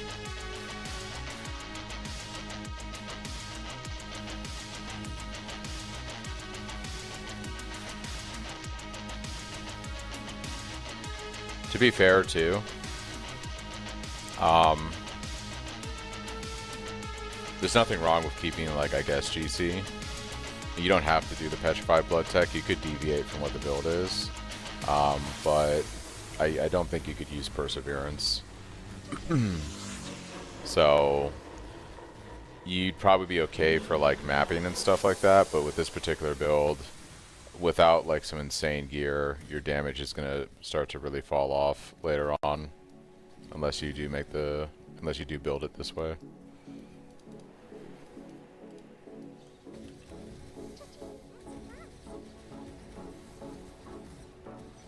But you could probably just run GC with Purity and run full HP all the way through T16s and probably be fine. I don't know how Watchstone bosses would feel until you make like a really good weapon.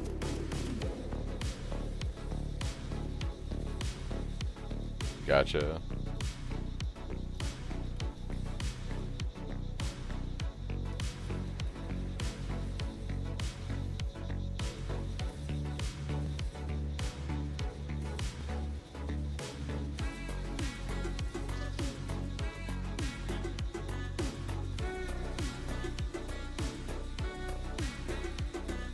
That's fair.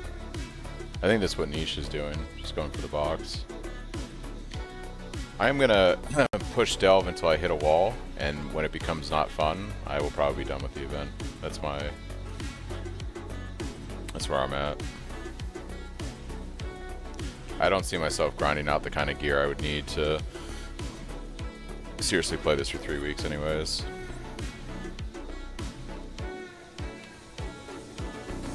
Especially with my buddies and I playing our Minecraft server starting next weekend, so.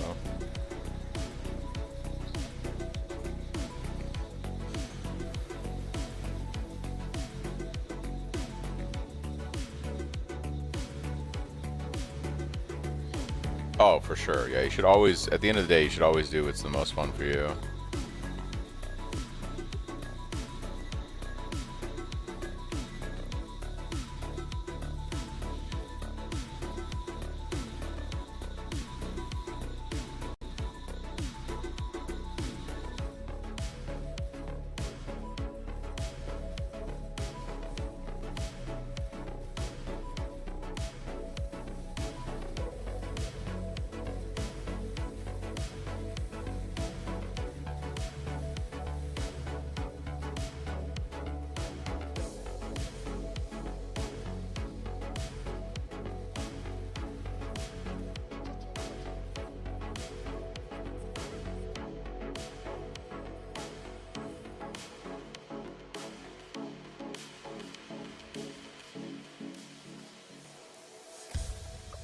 Insufficient sulfide. Ooh, we got a Grand Architect's Temple. I guess we got to do it, guys.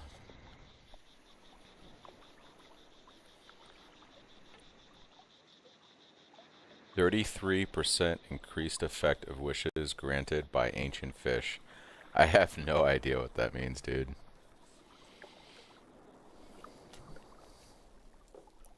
Your guess is as good as mine. Alright, I guess we gotta go do some more mapping.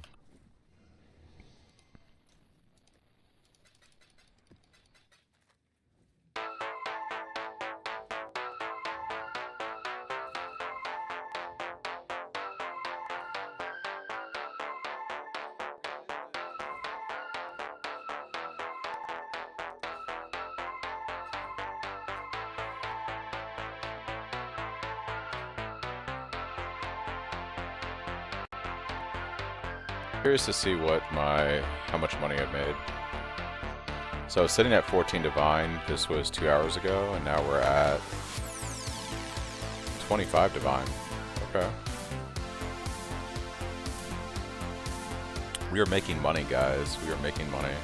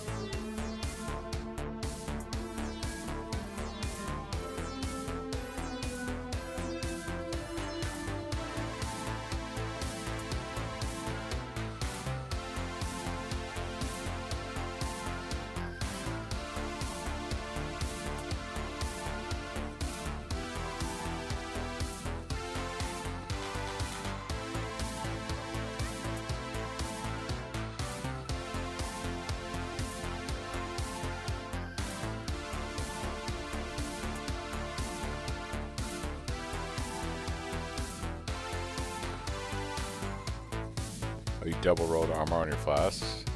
Funny. Good thing you've got the fix.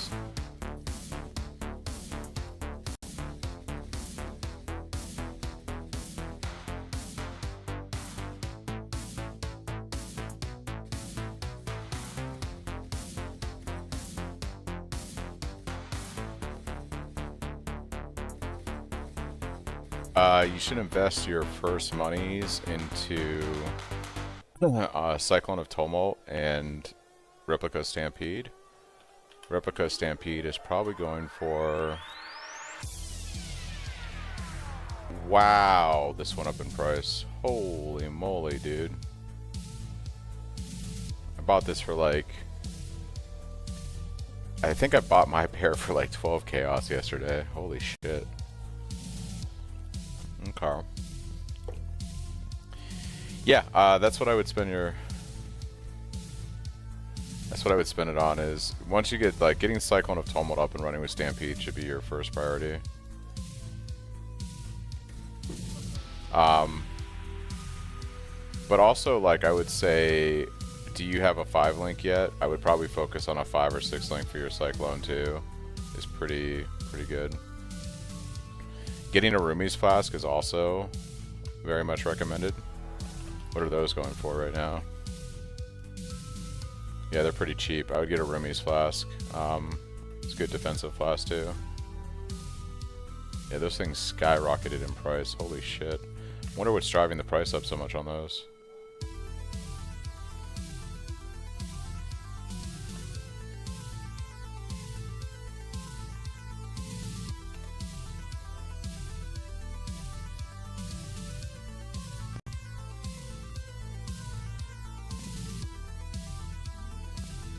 Wonder what's driving the price up on those guys.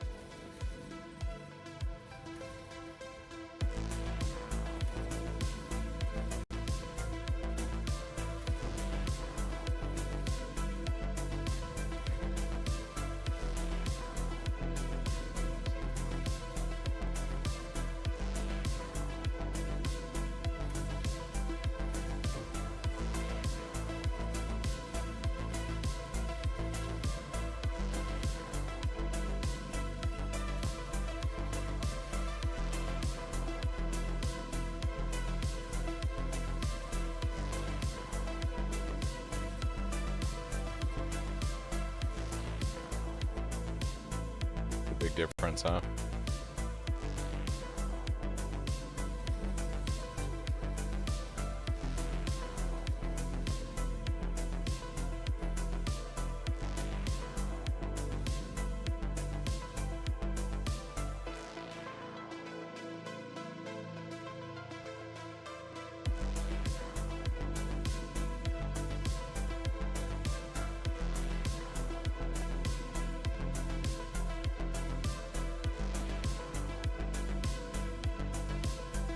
We should probably push to get Maven done too. It's just I want to like just be done with all the quadrants.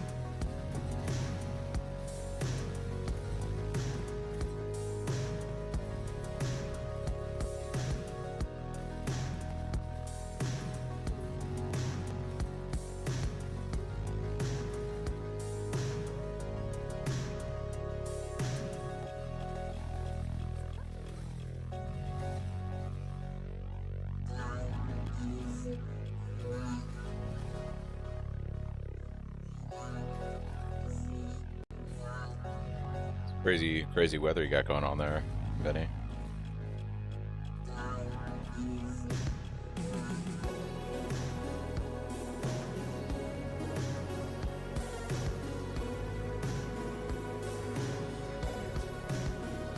Oh, we're fighting a boss. Almost forgot.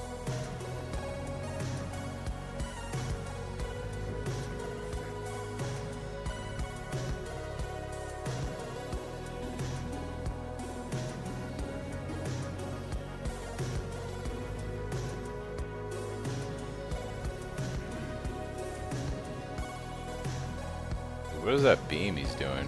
What is that nonsense? I don't know what this shit is right here. Is he gonna explode on me? Yeah. Probably slam me to death. Oh, there's like little pizza slices. Little pizza slices that are safe.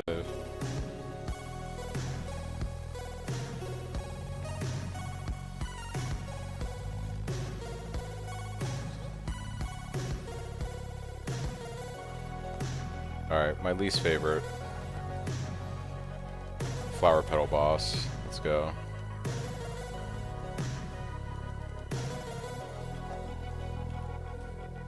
This guy sucks. These creepy flower petal people. I didn't mean to use you.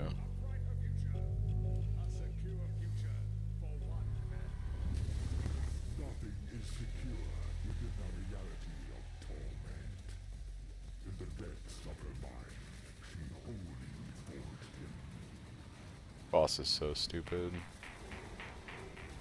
Not a fan. Not a fan.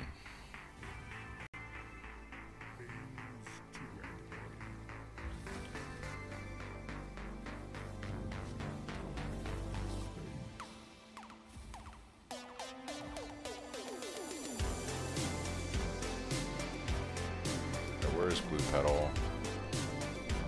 Let's just not spawn the blue petal. Where is it? Am I blind?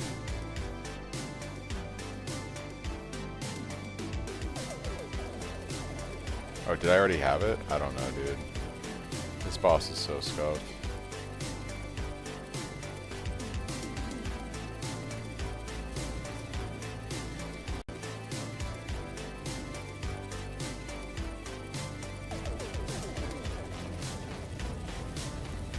Click the roses.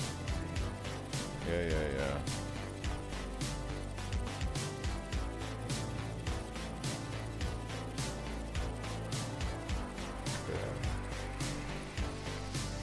Got him one of the roses. Where's the other rose? There it is.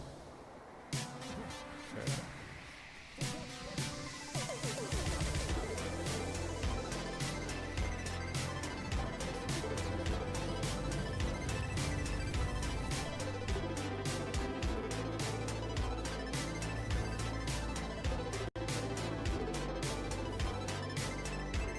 Yeah, I'm really not a fan of this guy at all.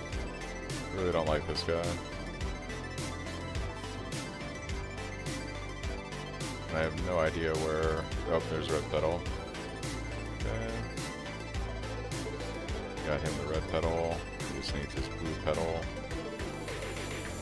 Gotta feed the monster. There it is. Okay.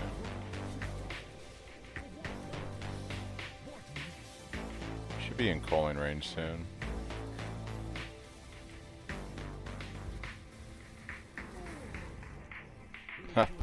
He killed me and I killed him. How appropriate. Alright, that's done.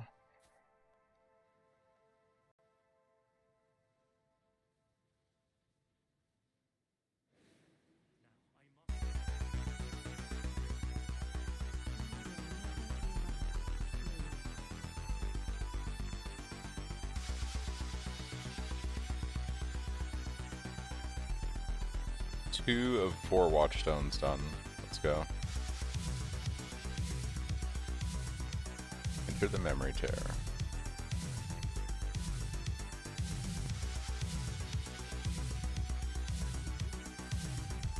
Guess we'll do Maven next.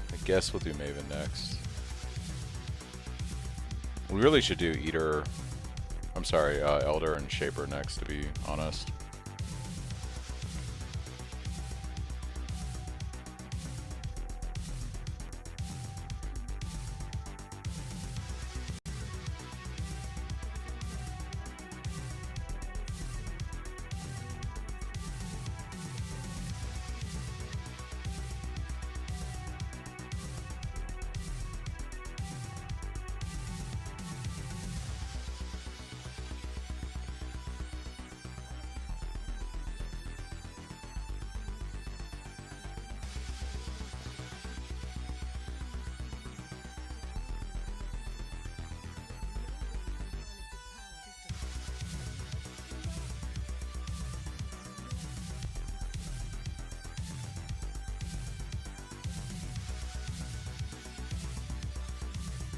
Dude, this RP is ridiculously long.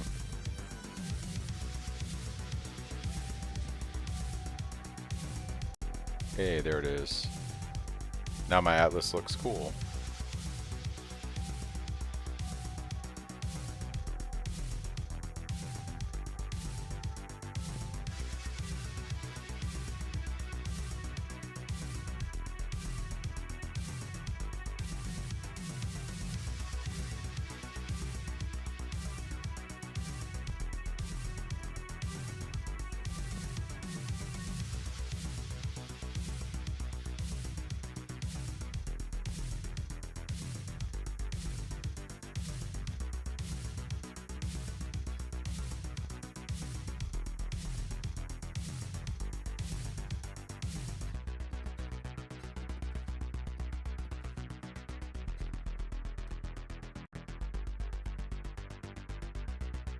Yeah, I think we'll do Delve again for a bit, and then once we run out of Soul Fight, maybe we'll do Elder and Shaper next and knock those guys out. I do have a invitation we can do.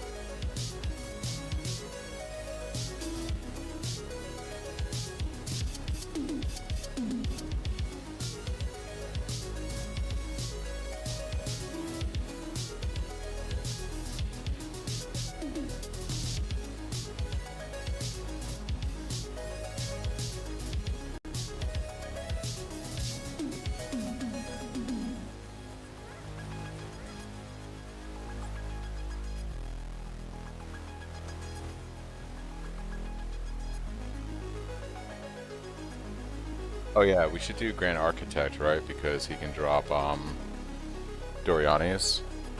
I don't even think there's one of those on. There's no way there's one that's not up for sale right now. Oh, there is. He's just selling for 1 divine? Dude, now's the time to do this, I guess.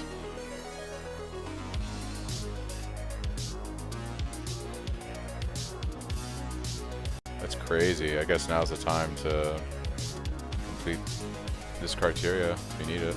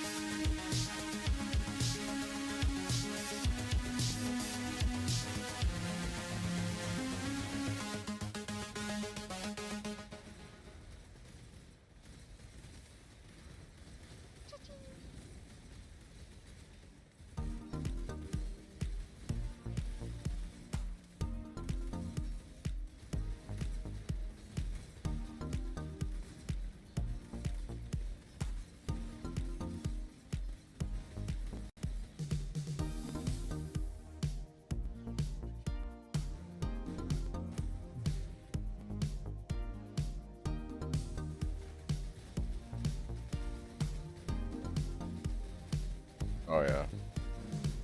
It's gonna be a nice, juicy, long fight.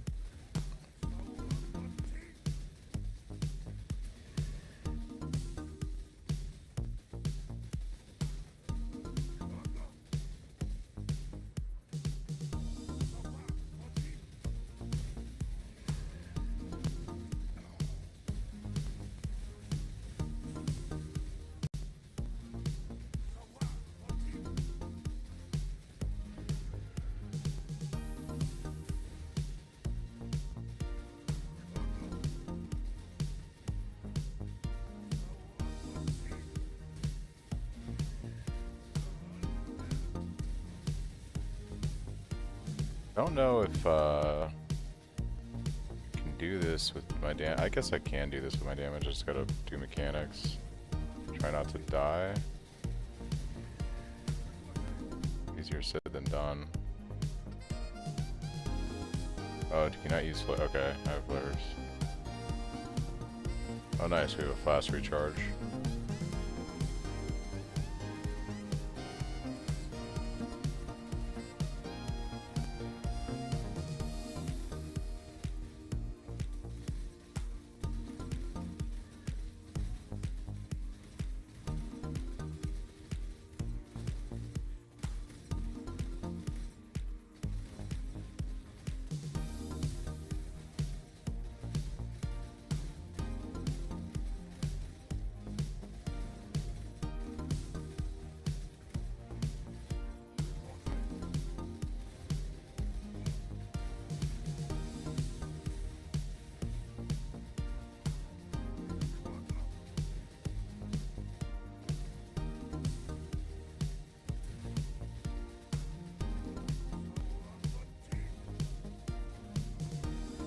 What the fuck is he doing now?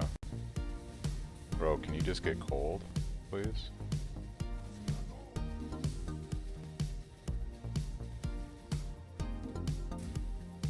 Okay. We're so close to it. We're so close to coal.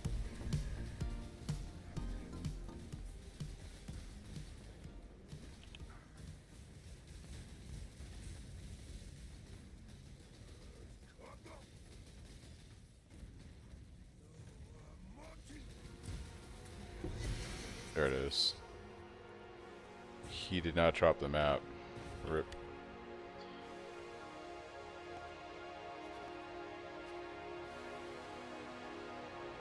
Oh, that's too divine though. Okay. One divine. Okay. Sure. Totally worth it.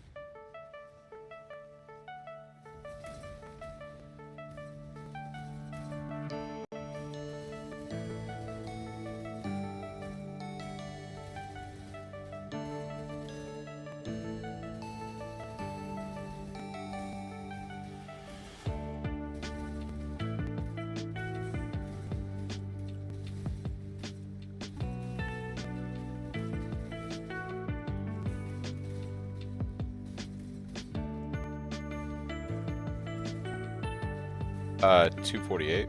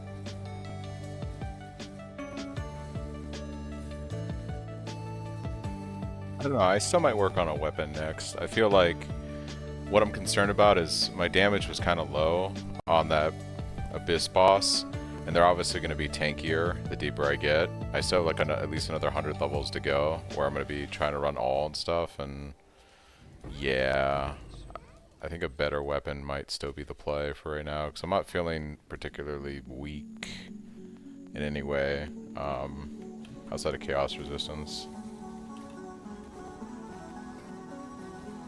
I feel like my damage is fucking gonna fall off pretty hard once I go another 100 levels with this weapon.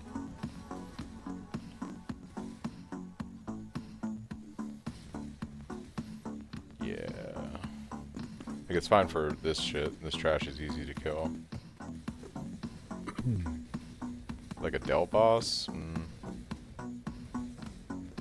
don't want to be sitting around all day trying to kill these motherfuckers.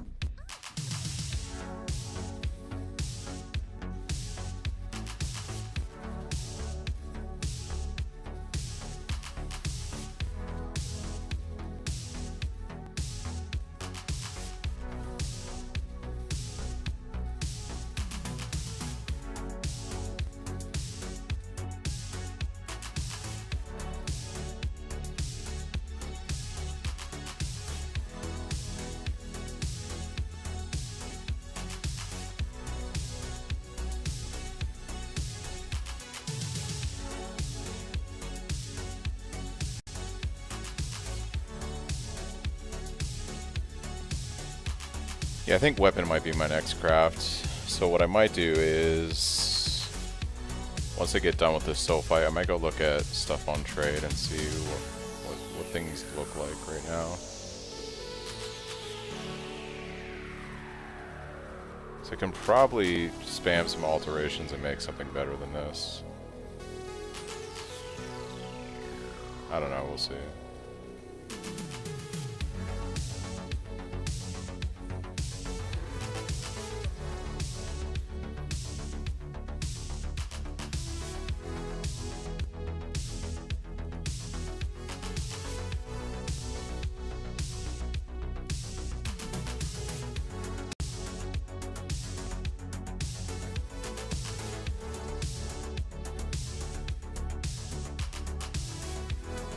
Need to drop something good.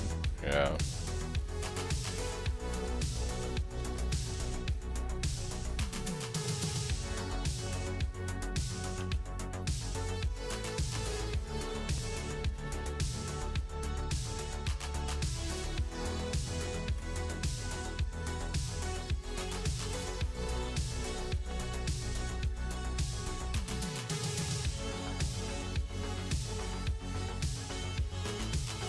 You got a decent 5-link from Mirage? Nice.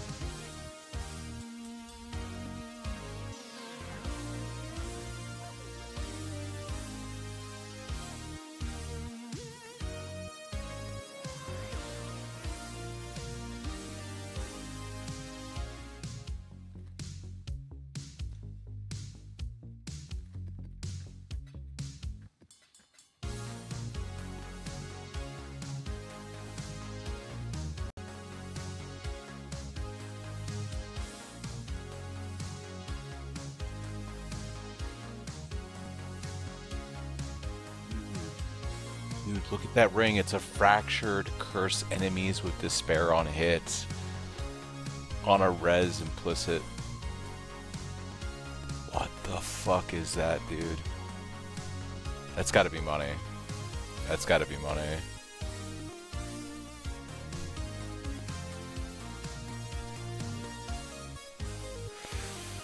I don't even know what to price that as. Oh my gosh, dude.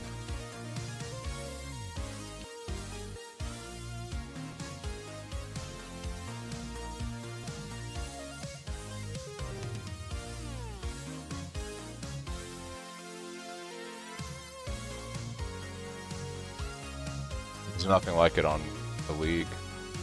A Mirage, something like this would be 3 Divine. I mean, I don't even know what to sell. What should I price this as? I mean, obviously there's a ton of stuff on Mirage, but this is the only one that exists. Do I sell this for like 5 Divine maybe? What about Fractured without the resist? You mean, oh, I see what you mean. 1 Divine? 2 Divine?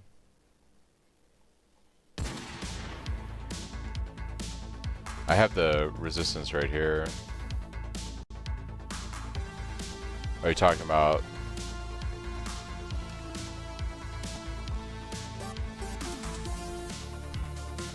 This isn't counting that this is a.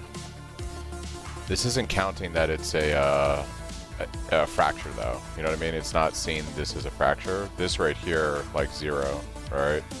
I think I priced this at 5 Divine. Easy. Dude. 5 Divine, 2 Divine for that other thing.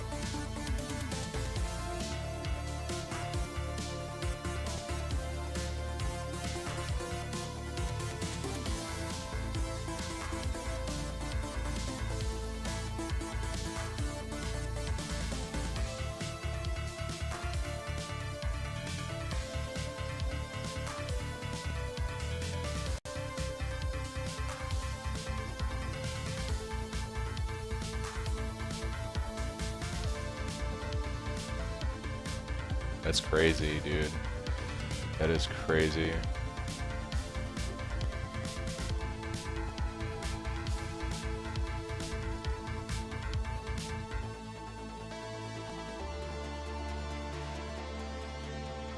Actually, while I'm chilling here for a second.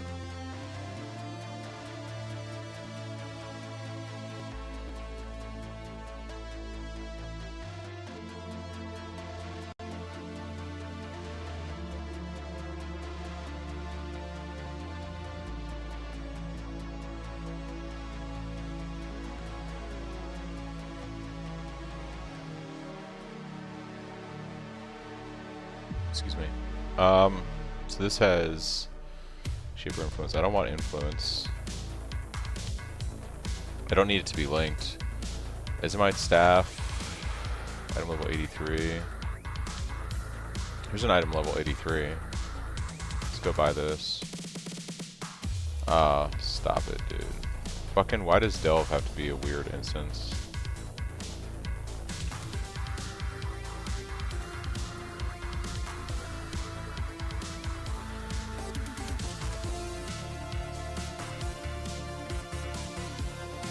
Actually, before I buy this, are there any quality bases?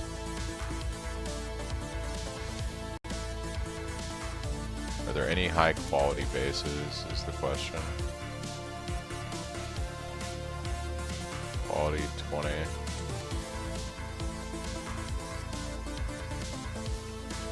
There's a 20, there's a 27 for 2 divine, 26.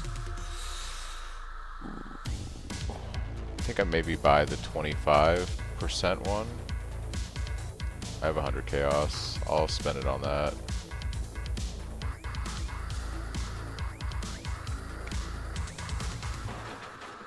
Alright.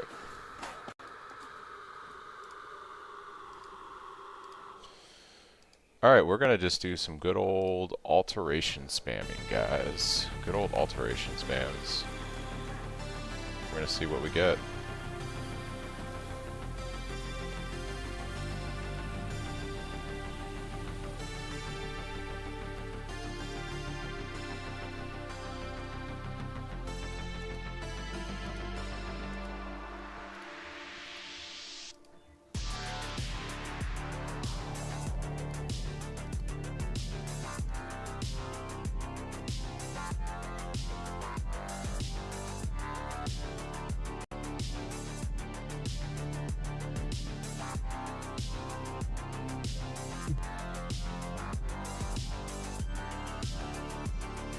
It's probably not going to be great at doing Tota when it's like really maxed out, but it should be fine for doing Tota for a while. I actually haven't tried it on Tota yet, to be honest. I've been delving.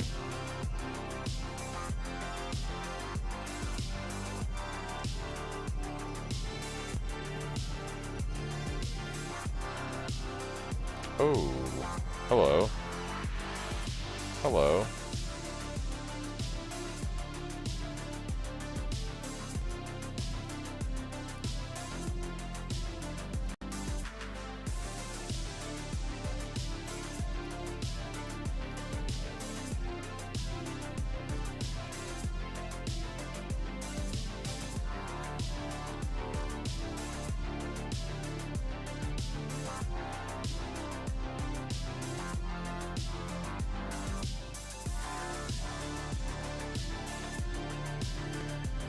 Oh, I don't have the fucking mod because...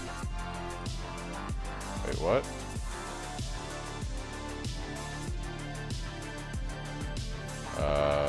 Dry sea?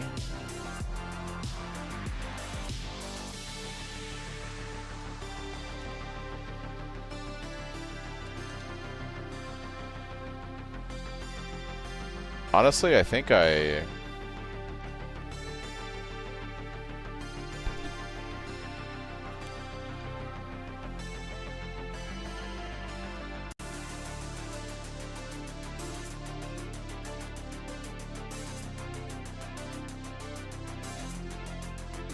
Go do dry sea right now.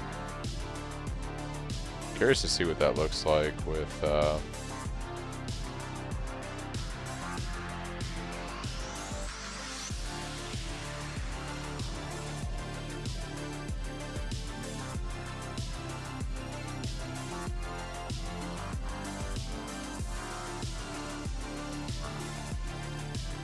we gonna send it, whatever.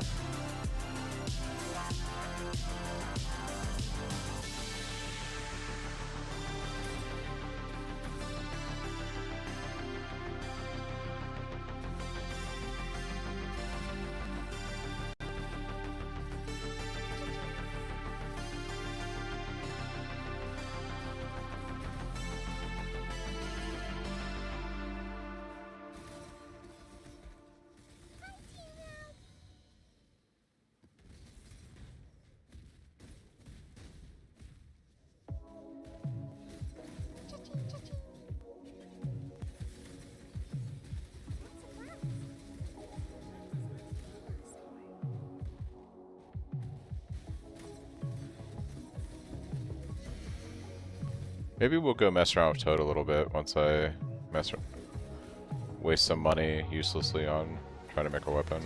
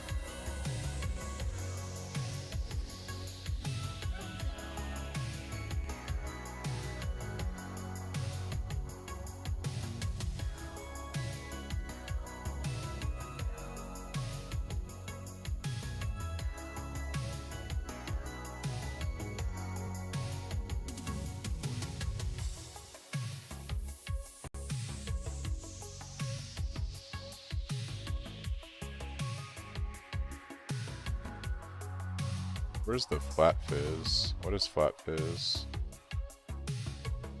I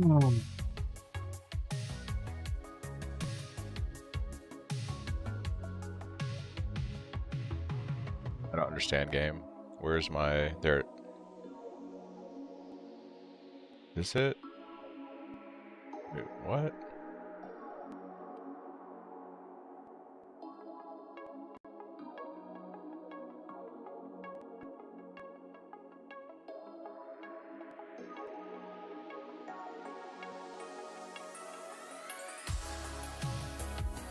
Am I crazy? Isn't there like supposed to be flat fizz?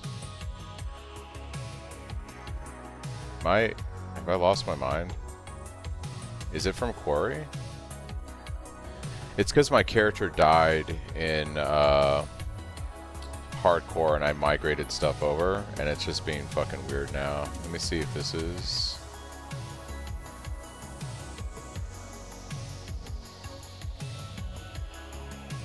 Okay. There it is. That was fucking weird. So this is like still gonna be worse than what I'm using, I think. 485, yeah. So it really needs like a really high increased fizz roll. Or like a really high increased...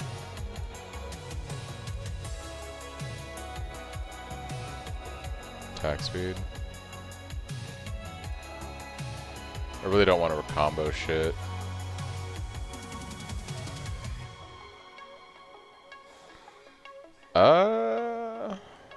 Here's the thing. Fucking rip.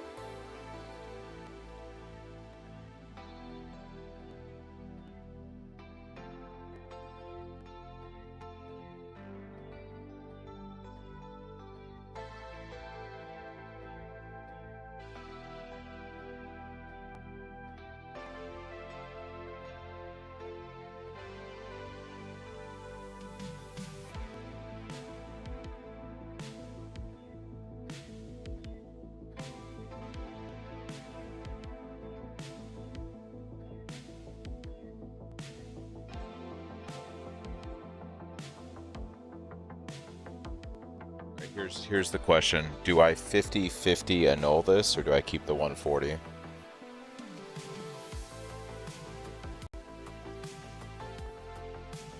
Do we settle for 140 and try to annul this, or do I... Because I don't want chaos damage over time multiplier.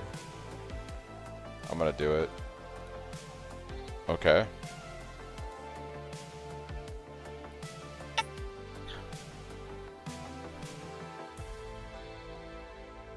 Not the worst thing in the world. We craft on flat fizz. What does that put us at?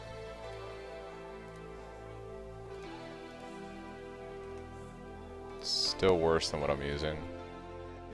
I think I really need like an incredibly high like attack speed would make it work, but there's no way I'm gonna hit attack speed on one more suffix, like YOLO send it. It's not high enough though. I could get, yeah, no. 501 lightning damage is kind of crazy. That would probably fuck up my Trinity. But this might actually be better? Maybe? It's 501 lightning damage. That would have to, that would definitely screw up my Trinity. There's no way. I kind of want to test it just to see how scuffed it would be.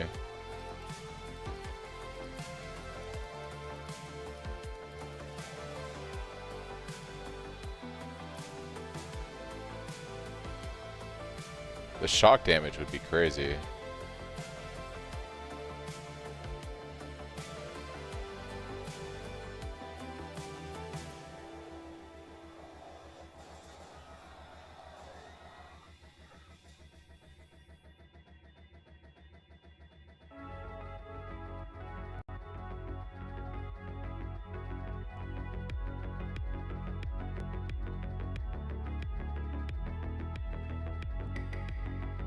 Am I really not going to 6-socket this thing? Okay. Jeez Louise. I just need 1 green on here. 1 green and 3 red. I believe. We need some blue though.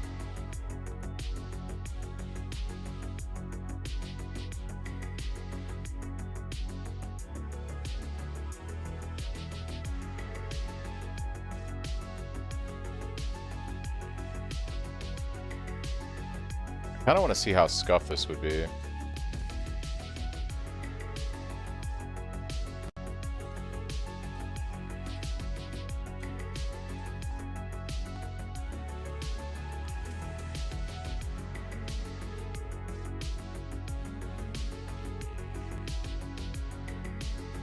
gonna toss in a map. I wanna see if Trinity procs properly.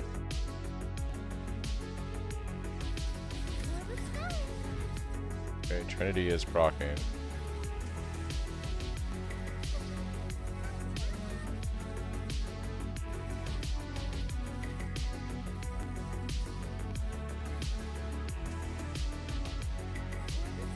I'd be curious to see if I POV this, what this looks like right now.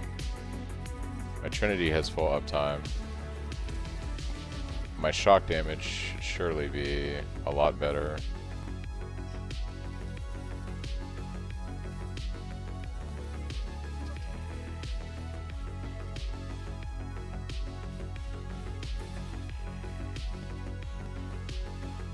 Damage definitely feels like I feel like I'm mowing down rares better.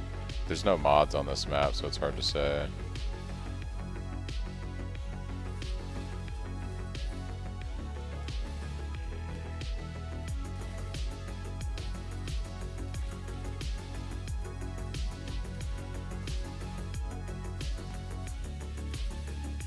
What about Soul Eater?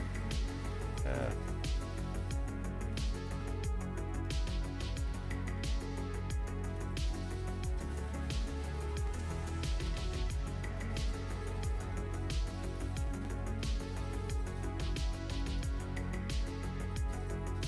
Let's POV it and see.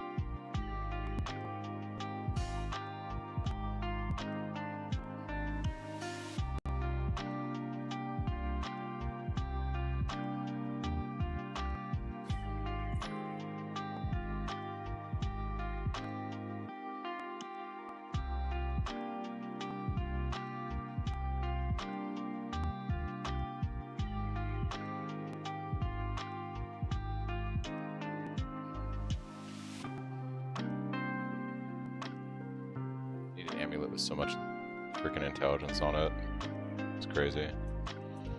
Alright, intelligence. It's gotta be like, you know, 45 on a turquoise base. With the highest life possible. Okay, so this has life.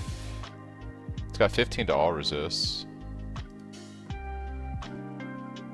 which this didn't have.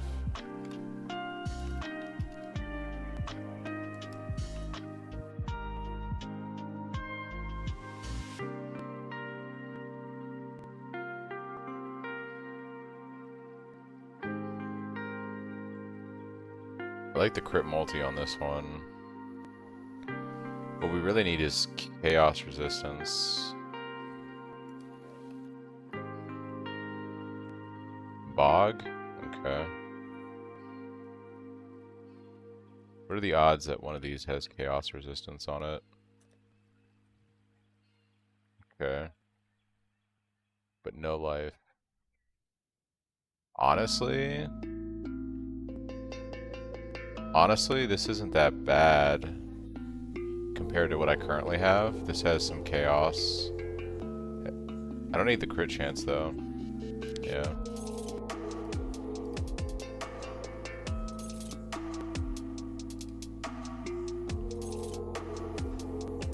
I really kind of like this one.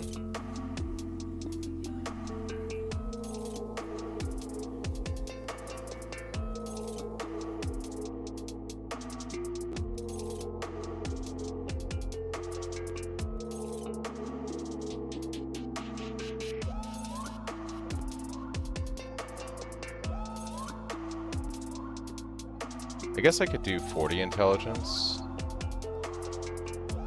because that's like 64 if this caps.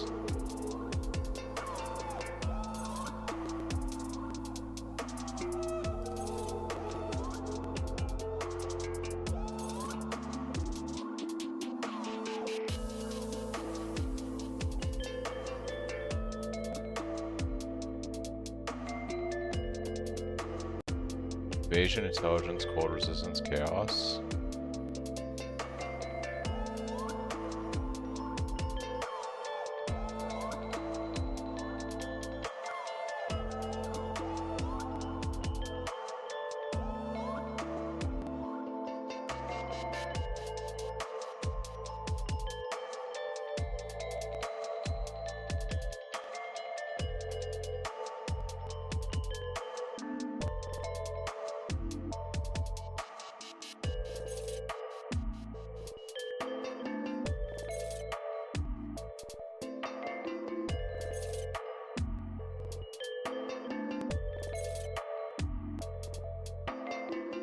Debating. The evasion is really actually kind of nice here. Cold resist is kind of whatever. These two these three stats are really nice, and then we can put channeling on here. I might just buy that.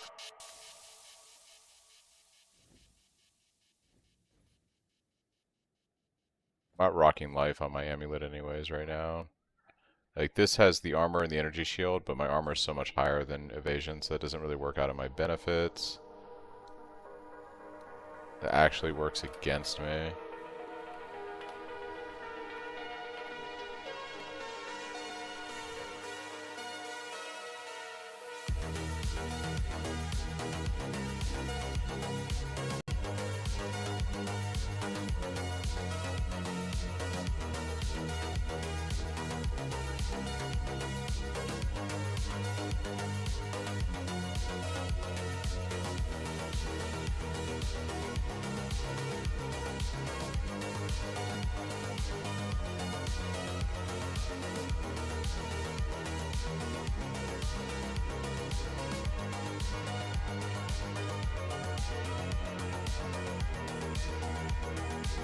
I could try to slam this and see what I get. It could be something shitty like energy shield. I think you just gotta slam it.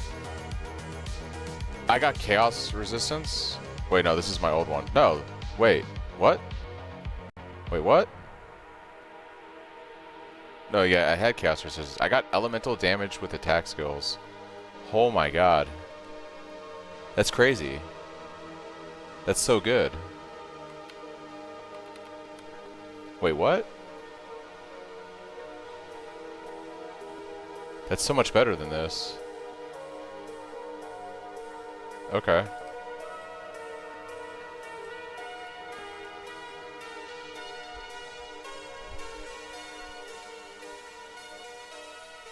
Okay.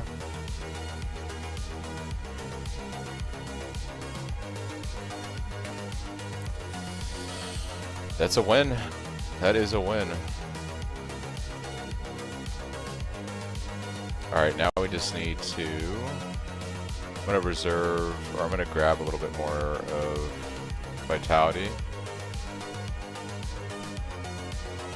I bought a Fractured Amulet. I got this one because it had the Intelligence and Chaos Resistance on there, and I slammed it and it got increased LE damage with attacks. It's pretty crazy. Alright, so now we need to drop Mark on hit, and we're going to go to a brand setup. We're going to run... we got to move Petrified Blood over to our staff, and we're going to run Assassin's Mark with Life Tap, Arcanist Brand, and Punishment.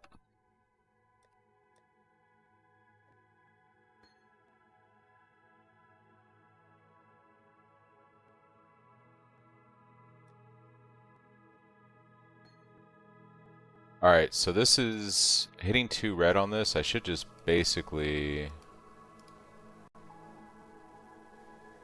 run 2 red. There it is.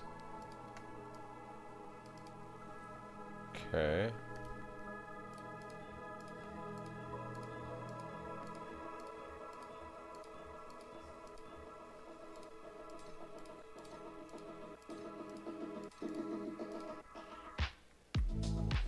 Alright, the real trick now... The real trick now is, can I fit... I gotta get 4 red, a blue, and a green on my staff.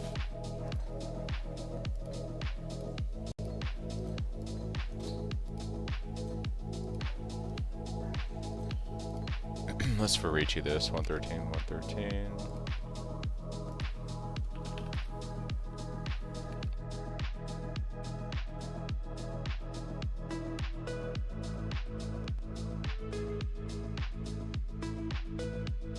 Or red, blue, green. Apparently just chrome. Okay. There it is. It's that easy. It's that easy. Alright, we need 3 of the red linked, but we don't. Yep, just like that. Petrify, Molten, Life Tap.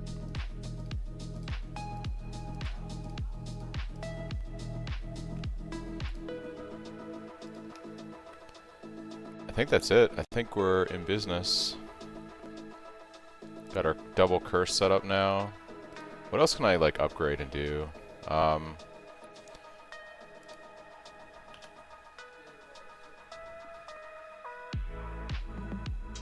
Could try to get better chaos resistance on gear.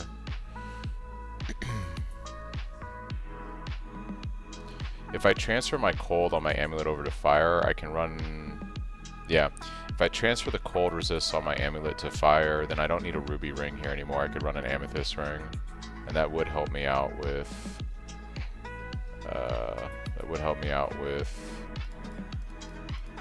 chaos resistance. How much is an amethyst ring with chaos resistance on it?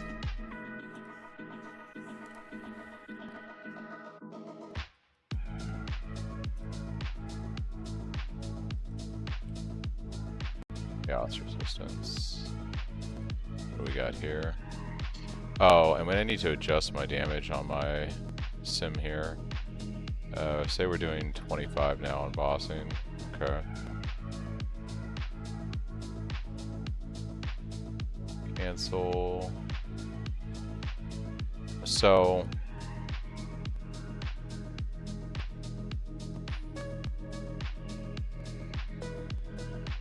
the It'd be a lot of life if I take that, which I probably will.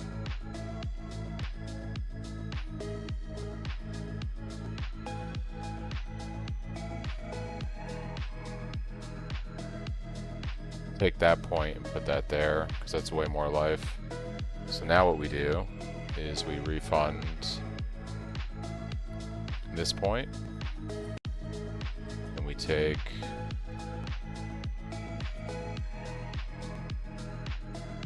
your life here. Do I want that or do I want defenses? I guess that's fine.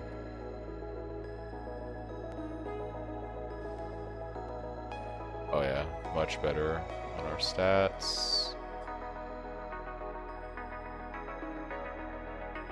Looking pretty good.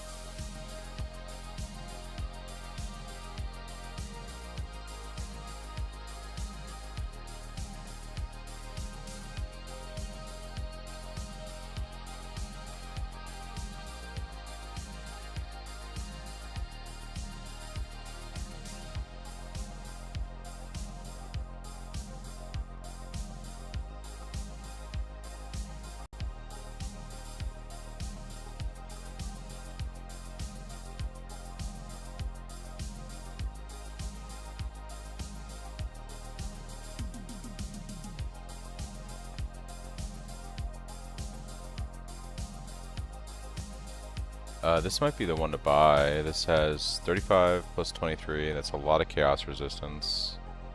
And it has fire, which is mostly what I'm going to lose when I drop this ring, is fire resist. Yeah, I think we buy this guy. These two stats are garbage, but the life, fire, and chaos on here is really nice. And then we can craft on channeling. Yeah. Now we have 53 chaos resistance. I can convert my cold on my amulet to fire, and that's going to cap that. Then I can catalyst the rings, and when we should be close to being capped even on chaos resistance now. That's pretty amazing gains we just made on the build. Pretty significant upgrades. Let's put channeling on this guy. Channeling. Okay. And then let's, we need to go cold to fire. Cold to fire. It's 500 purple juice. So let's do that.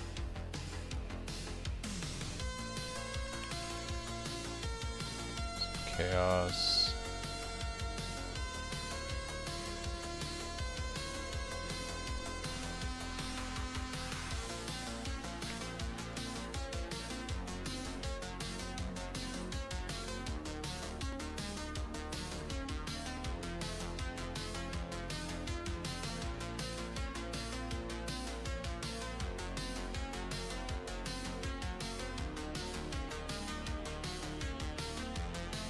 Alright. And we're now at 53% chaos resistance. Yes, dude. If I catalyst the rings, that should get me pretty close to cap on that. Dude, this is huge gains we just made.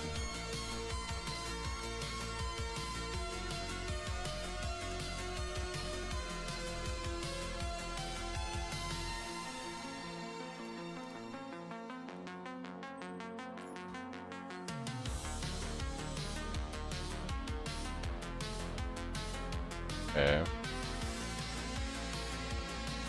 These catalysts are probably hella expensive if any exists right now for resistance. Yeah. So like what, 9 chaos for 2 of them?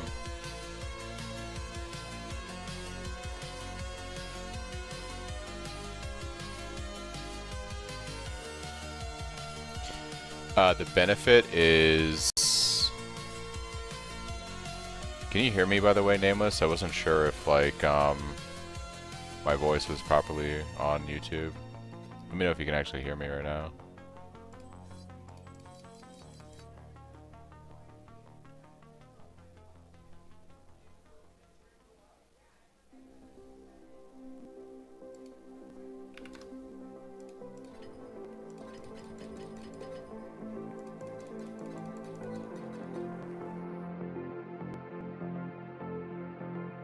I'll try typing something to you since you're not responding, because I don't know if you can hear me or not.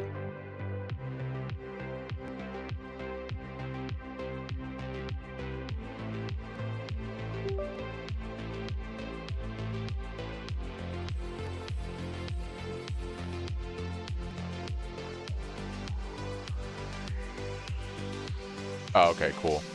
The benefit of the low life is it kind of gives us the effect of progenesis. So it allows us to reserve more auras, and it staggers incoming damage, and then we use some regen on the tree, as well as vitality to help combat the staggering. And then petrified, when you're on low life, when you have 50% or more of your life reserved, like 51% reserved, you essentially have overleach too, and we spec into Vitality Void. So all of that tech together means that when I take a large hit, it staggers the damage like Progenesis. I have regen and overleach to help me sustain, and then it lets me reserve some additional auras, so I can reserve all my mana and half my life. So, because we're running like Petrified Blood for that tech, and then Precision, Purity, Determination, Grace, Determination, Grace, because we're playing Perseverance, and Vitality.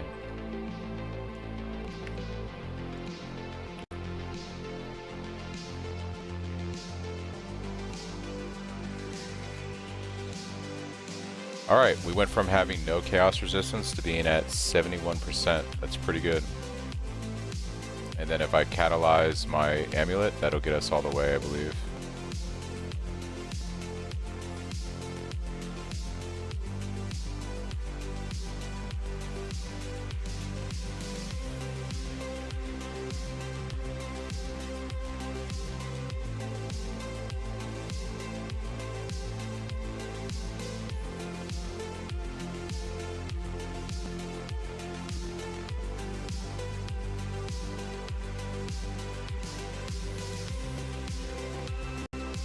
Look at that. We are capped on resistances.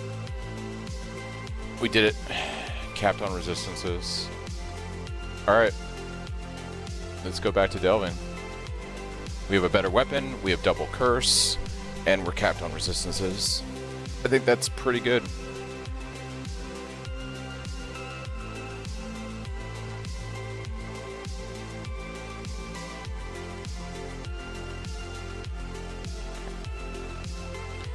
We can still make a much better weapon, but I might save that for like a tomorrow thing. That's a tomorrow thing. The crazy thing is we have double curse now, which is so nice.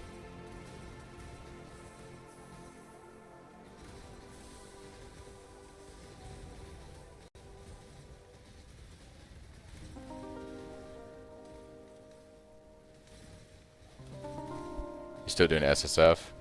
I decided not to do Nameless. By the way, Nameless, thanks for all the tech with the Heist and Stampede. It works really well in SSF. I decided not to do SSF for the event because it's only 3 weeks and I just can't.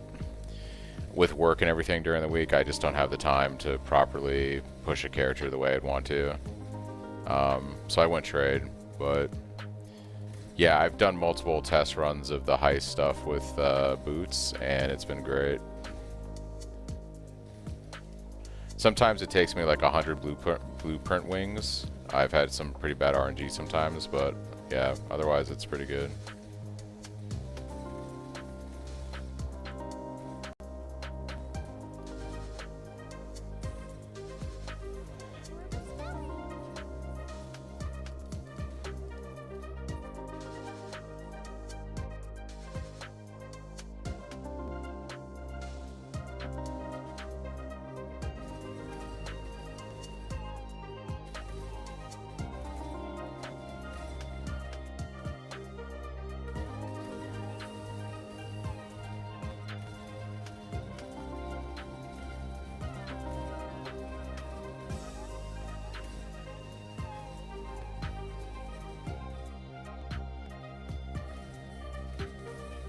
Honestly, maybe the play is to use Ellie weakness right now until, because then that way it's like always up.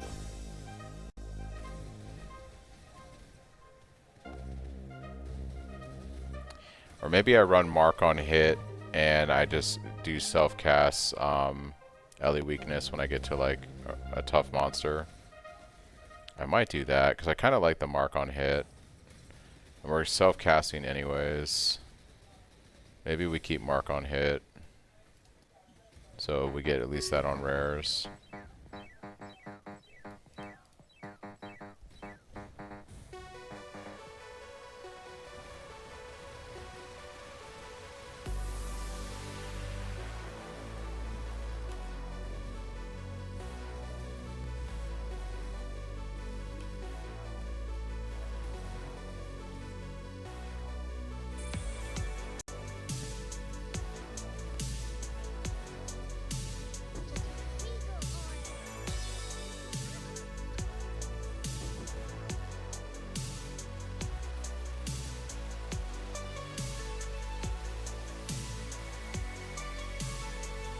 Alright, I think I might try out that. Let me look at my POV. So punishment's got me there. What about Ellie weakness? Ellie weakness is close, and that's up all the time. So I'm gonna do Ellie weakness. We'll do life tap with assassins and Mark on hit, and then an Ellie weakness. Look up Jorgen, Jorgen, on YouTube. He's got pretty good guides on Delve. He's the Delve guy. Yeah, so we're gonna go back to this setup here. And then, so we need 2 blue, a red, and a green. This should just be chromes.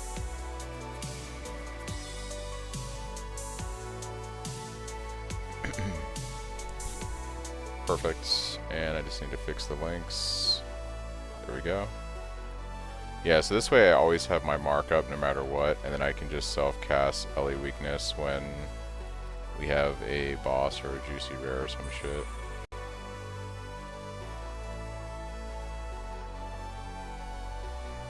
Maybe I'll find an Ellie weakness ring while I'm doing my stuff, but yeah.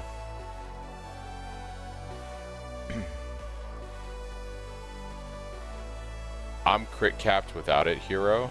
So like right now you can see that with my flasks up, like with my crit flask. So I like having Cole. Like maybe it does work out better because of the multiplier. Like you might not be wrong. I could try simming it real quick. What I should do is actually look at what my best anoint is regardless now that I have some money.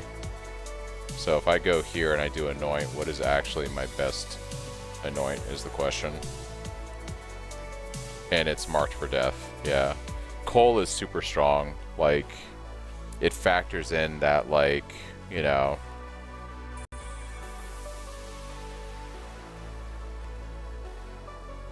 I guess I could go Executioner, which is just more damage always. I lose the coal, but I gain a little bit of AoE.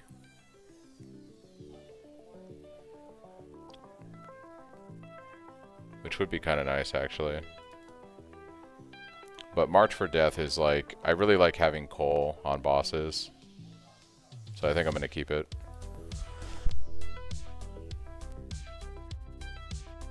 We'll go Ellie Weakness.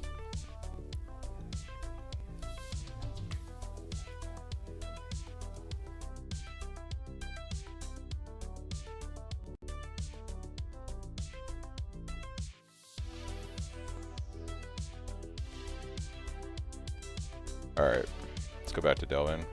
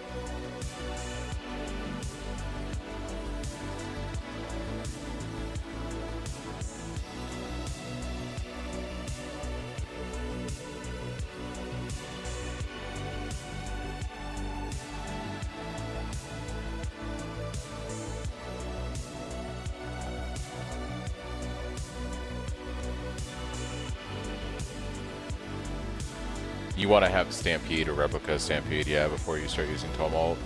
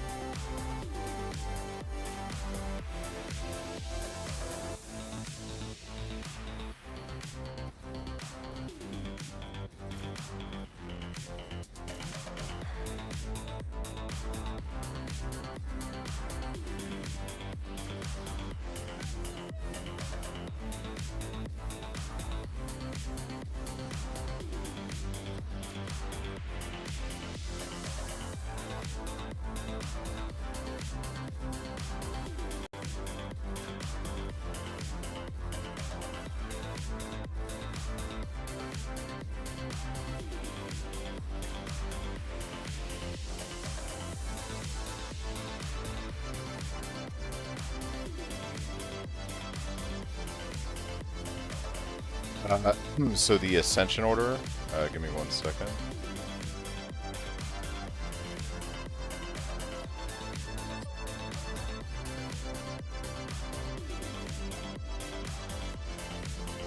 So for your first Ascension, you're going to go for Light of Divinity.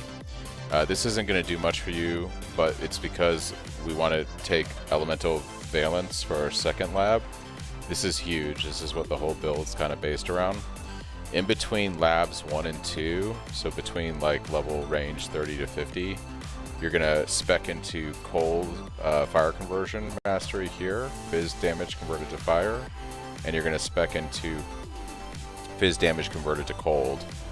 As you spec into those 2 masteries, you'll take more advantage of Light of Divinity, and then once you get Elemental Valence in your 50s, you get the Hatred, Wrath, and Anger auras, which will synergize really well with most of your Fizz being converted.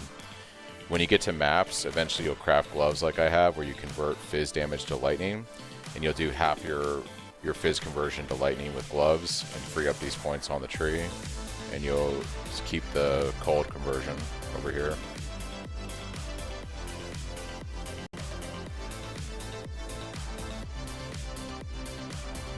For your third Ascendancy, you're going to take Bring the Battle, but in order for this to work, you need to either craft or buy a jewel that has chance to taunt enemies on hit.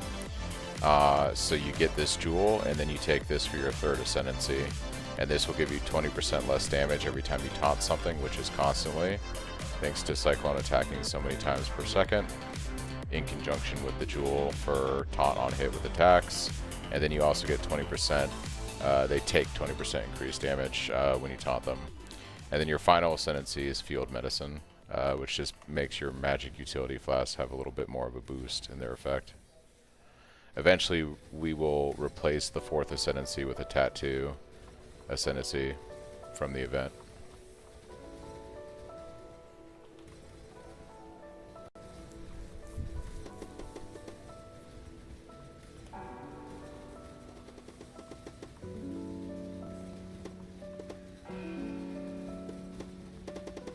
Gold Soul Eater.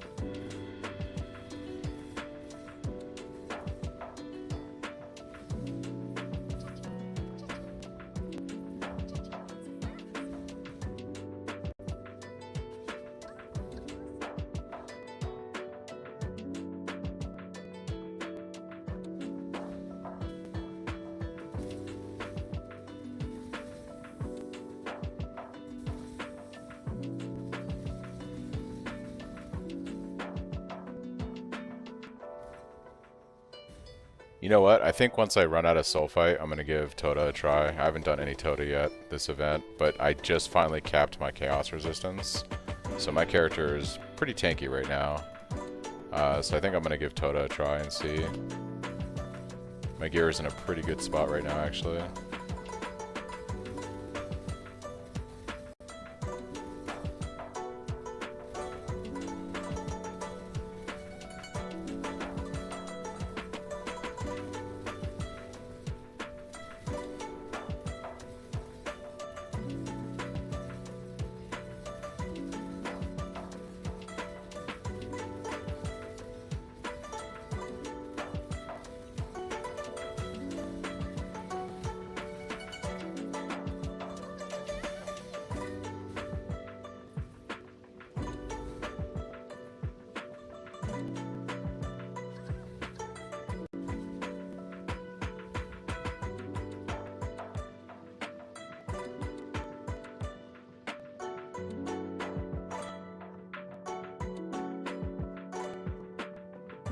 Yeah, maybe. Nice.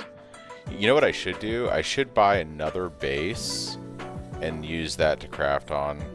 And maybe I just spam some contempts on it until I hit something juicy. Because I really don't want to unlock King's March and do like recombo shit, even though that's the play.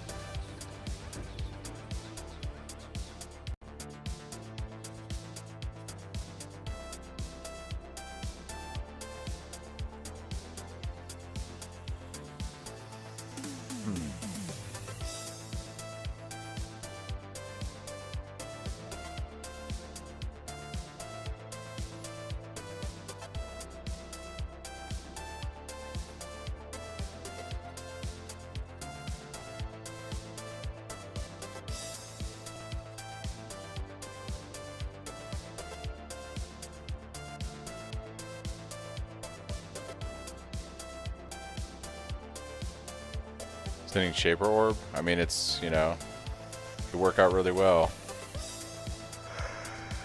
Could not.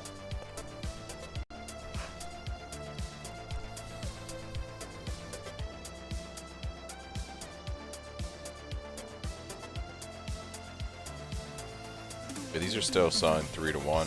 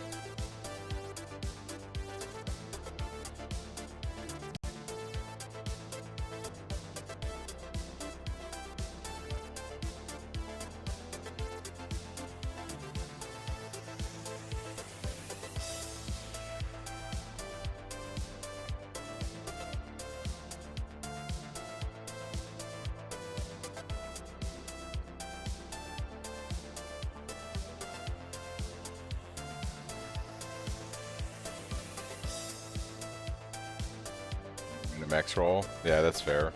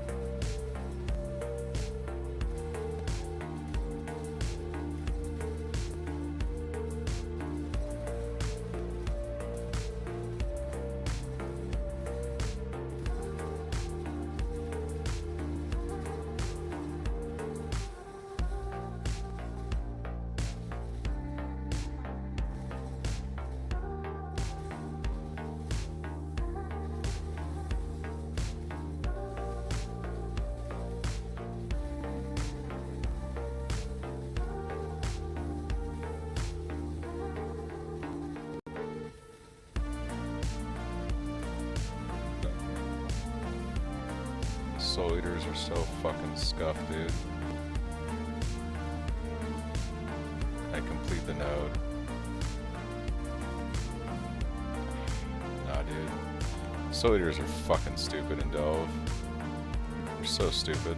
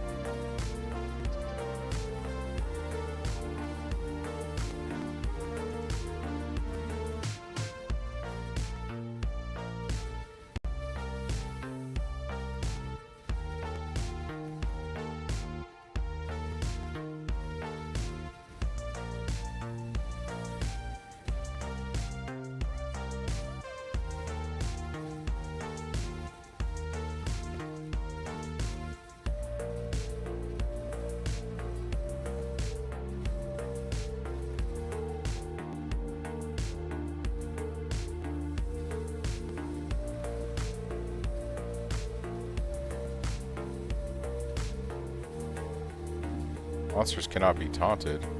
It's so much damage reduction and damage I'm losing. What the fuck, game?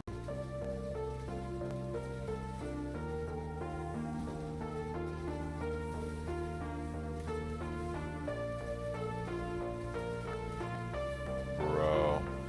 You know what it is? Honestly, it's the extra projectiles. That shit slaps so hard. That mod is terrifying.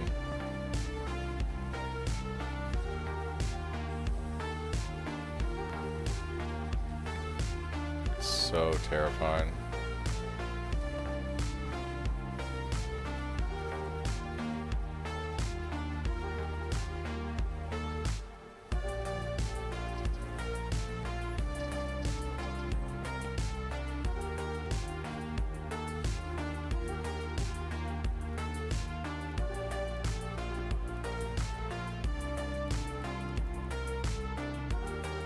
Jeez, dude.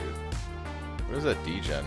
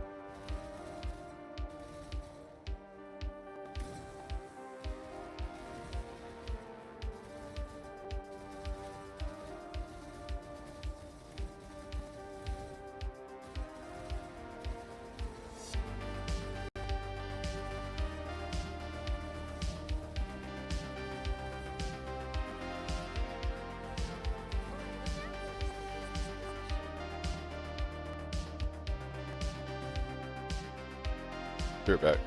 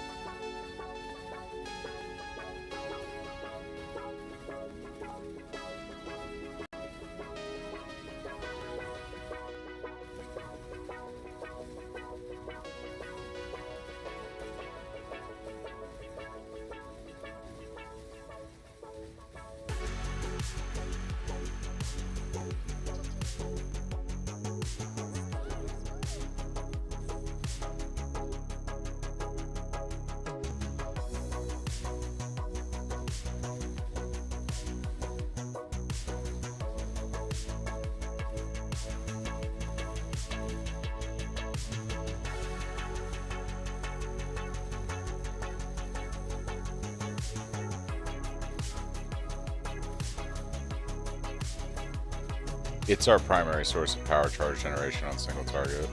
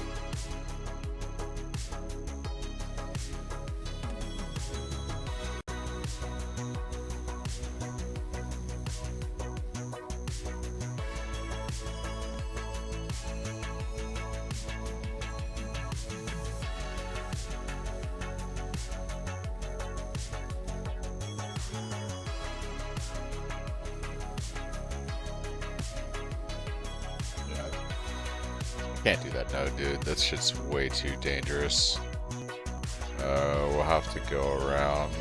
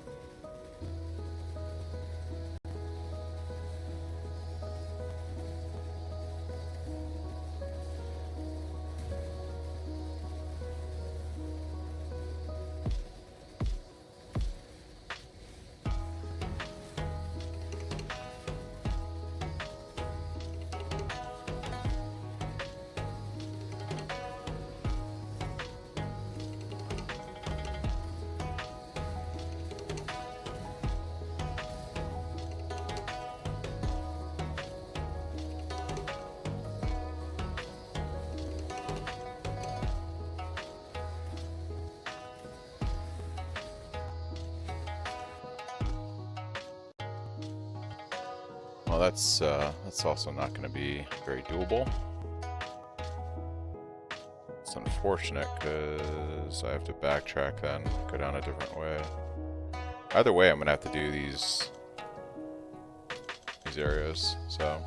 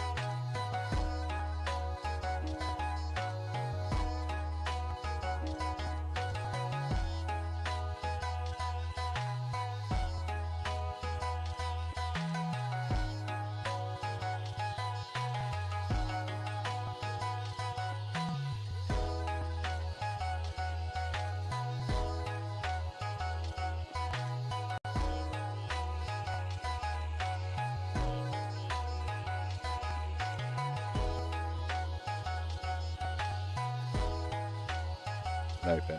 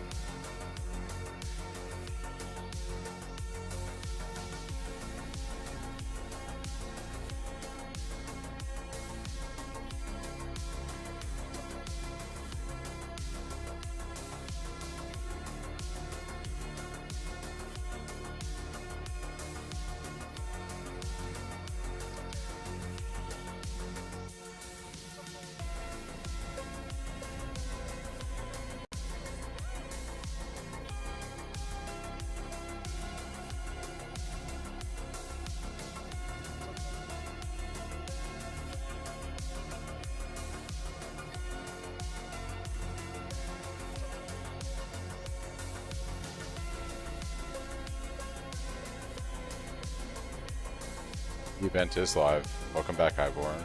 And it's been live since Thursday. Playing it right now.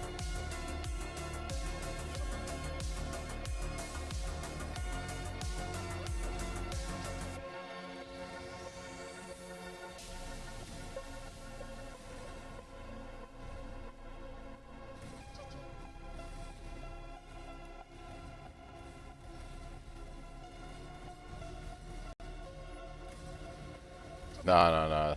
Yeah. It started Thursday. It goes to next Thursday or next Wednesday, something like that. Oh no, it goes 3 weeks. What am I thinking? Still got like 2.5 weeks left.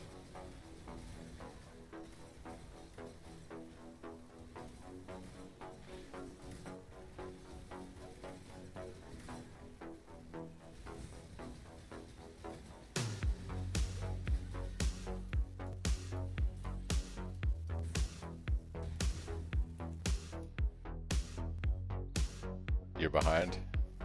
Just a smidge. Just a smidge, you know? Nothing too crazy.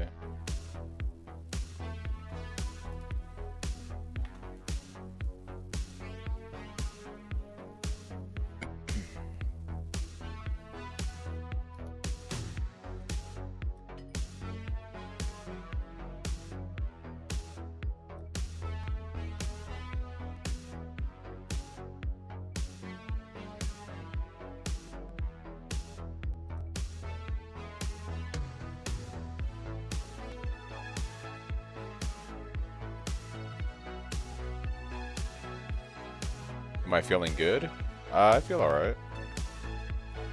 Build's feeling pretty good. I've been working on completing my watchstones. I did this side of the Atlas. I got this other side to do. But mostly I've been delving. I'm almost at 300 delve right now. So delve has been my primary strat this league. No problem, hero. No question is dumb.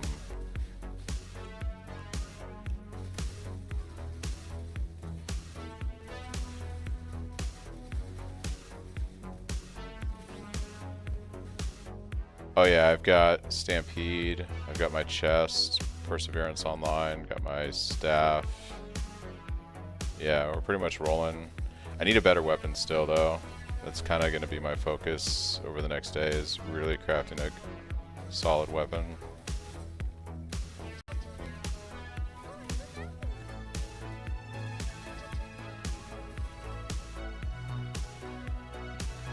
This one's actually not too bad though. This weapon's not terrible.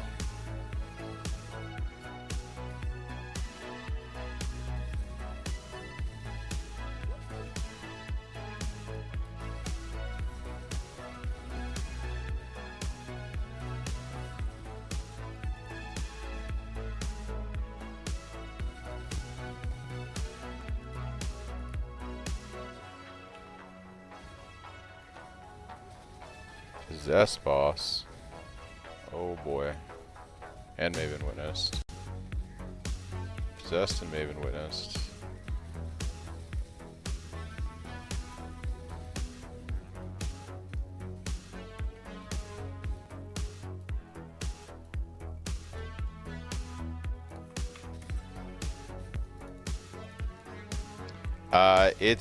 It's a hybrid. It's like basically 560 PDPS and like another 300 to 400 elemental because it has lightning on it. But we're playing a Fizz to LE conversion build for this Cyclone. So half my damage is lightning and half my damage is cold.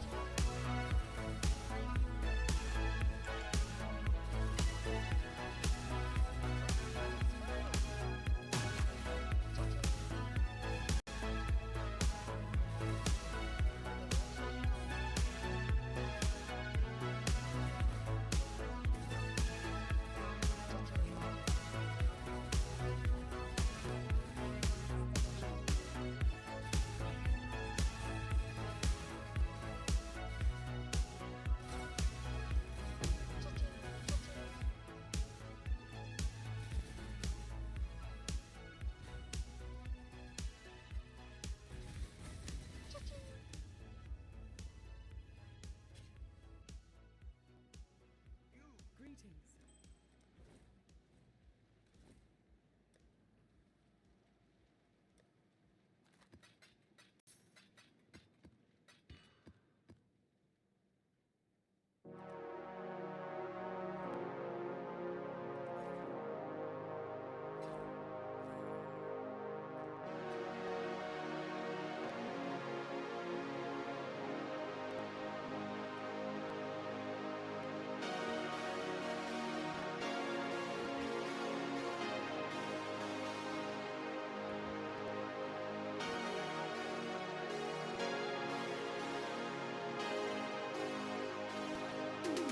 This map is going to be brutal, but I think we can do it, but it's going to suck.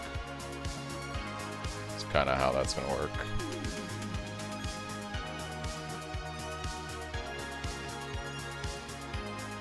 No life regen's going to be pretty bad. All we have is leech.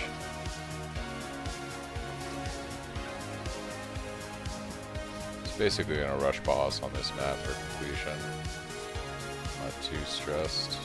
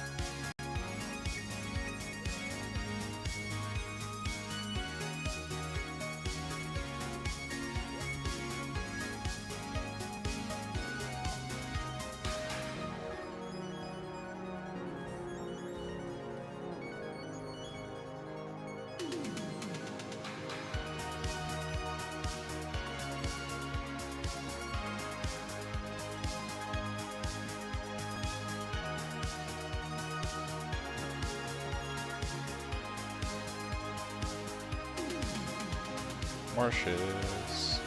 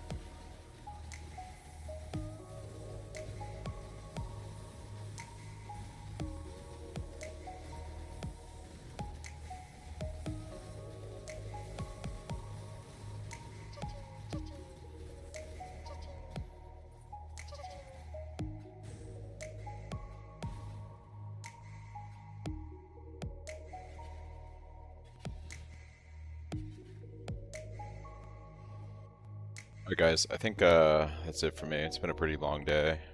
We got quite a lot of the Atlas done. I should have my last 2 Void Stones pretty quick tomorrow. And yeah, we almost hit 300 on Delve.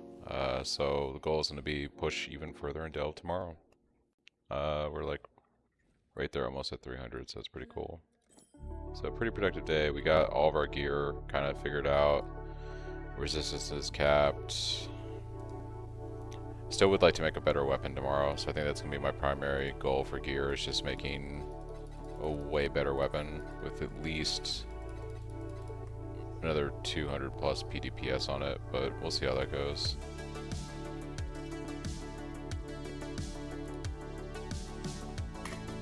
Hope you guys are having a fun time with the build. It's been a phenomenal league starter. It's been able to do everything I wanted it to do. It's been a pretty good weekend playing it, so yeah. I'll be on a lot tomorrow. Catch you all then. Take it easy.